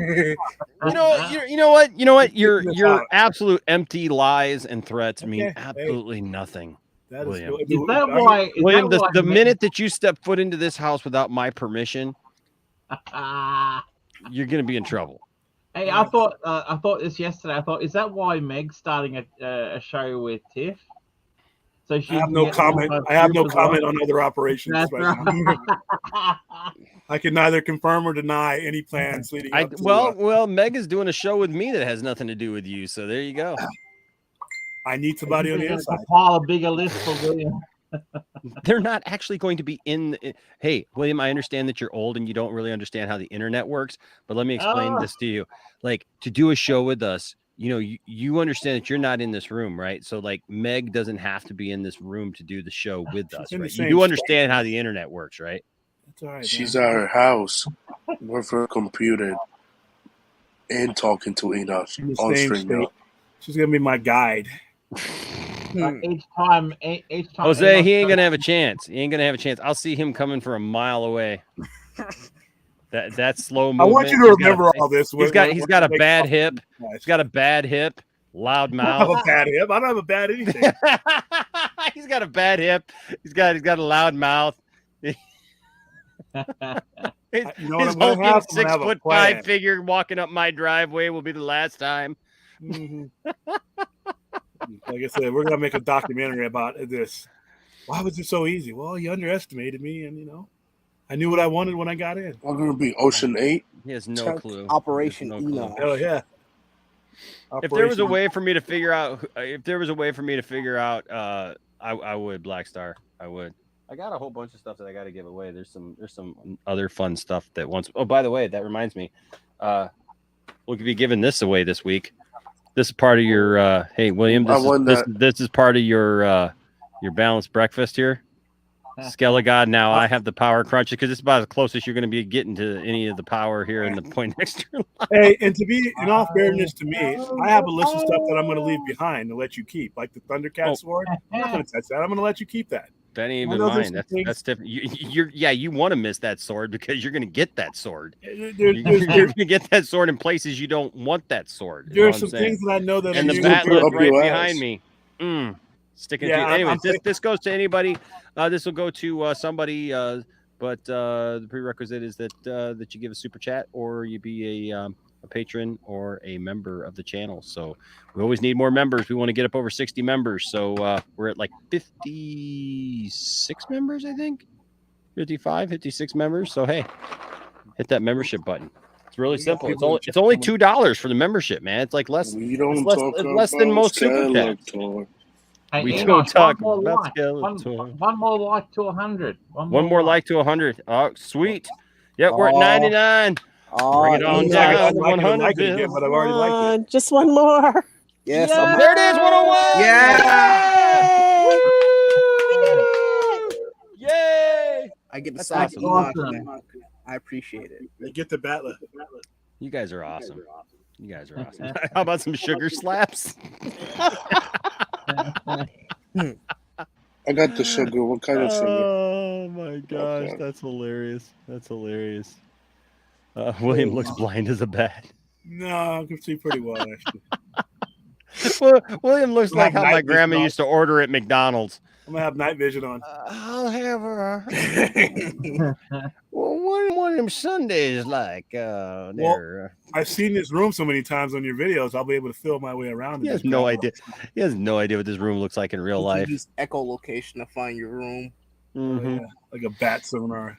He's going to use Find My iPhone. I haven't to seen use the the Cobra room. Commander. My helmet, my Cobra Commander in quite some while. Where is it? This is true, Vikram. I may end up slapping Josh Gad. Yeah. I could get you guys. I could contact Josh Gad if he wanted to. Anyways, what a great night. What a great night. Great night for stories. Interesting night for some others. Great night for Krypton. He's still in the back. Let's see if he's in. Yeah. Krypton, you there, buddy? Nope. Nice. I feel like this is like a Hulk Hogan moment where we need to lift his arm and be like, one, like a puppet. 2. Krypton's holding on. Starts hulking Get up. the finger point of death. You there, Krypton? No, he's dead. He's knocked out. He's cold-blooded. Poor baby. I think the slap topic it took all the energy out of him. Took all the energy right up the Oh, top. this is what happened. He came in This is hot. what we- Yeah, he came in hot, fuming, and he Came in encouraged hot. me, though. Yep, for sure. 4 bottles of beer. All right, folks. Well, hey, it was a fun night. We went 4.5 hours tonight. Awesome. What a way to kick off the week. I hope that you all enjoyed the show tonight. Thank you to everyone who commented in the chat. My gosh, man, before we even started, there was almost like 100 comments in the chat, man. What an amazing chat tonight. And you know, I honestly want to thank everyone. All opinions, you know, like we may not agree on everything. We don't have to agree on everything. It's okay. It is all right. But you know, that's why we have conversations. So there you go. I want to thank my panel, everybody who was in tonight. We had a few come and go and switch in there. And so, yeah, Caden, Brian, Phil, yeah. And So some just burnt out. Some just flat out burnt out. some just got tired. What they needed was Will Smith to jump on stage there and give him a 5-hour energy right there. Shake things up. Heat things up. So I'm going to go to bed because I got a full day tomorrow. I got a bunch of stuff I got to do. But hey, thank you all. Thank you, everybody on the panel. Thanks, everyone who gave super chats tonight. You guys are fantastic and awesome and greatly, greatly appreciated. We love you guys so much. Don't forget, tomorrow I got William's show, Sci-Fi Center. your first episode. I'm pretty excited about that, bud. Yep. Sci-Fi Center presents The Importance of the Dark Knight returns 36 years after it hit the stands. Yeah, 2 Ben p.m. Affleck Eastern. Batman. So, That's Ben Affleck Batman. so I gotta load up that video. So that's gonna be at 2 p.m. Eastern tomorrow. So look for that. You and your special guest Dawson Weidrich, our good friend from Nerdy in Many Ways. So for Nerds Network. So be looking for that. And then of course tomorrow night is Brian, Master of None, at 8 p.m. Eastern with 10 Forward, and hopefully, just in case somebody else comes and tries to slap us back into oblivion, we will be back here tomorrow night with another show for all of you. Thank you guys for watching. Thanks for supporting the lounge. Remember, don't let anybody tell you that your fandom doesn't matter. Don't tell anybody that their fandom doesn't matter either, but seek to have good conversations. Try not to get physical about it, and just treat everyone with respect. And as long as you do that, there'll always be a place for you here in the Poindexter Lounge. Till next time, stay nerdy. Bye-bye. Goodbye. Bye.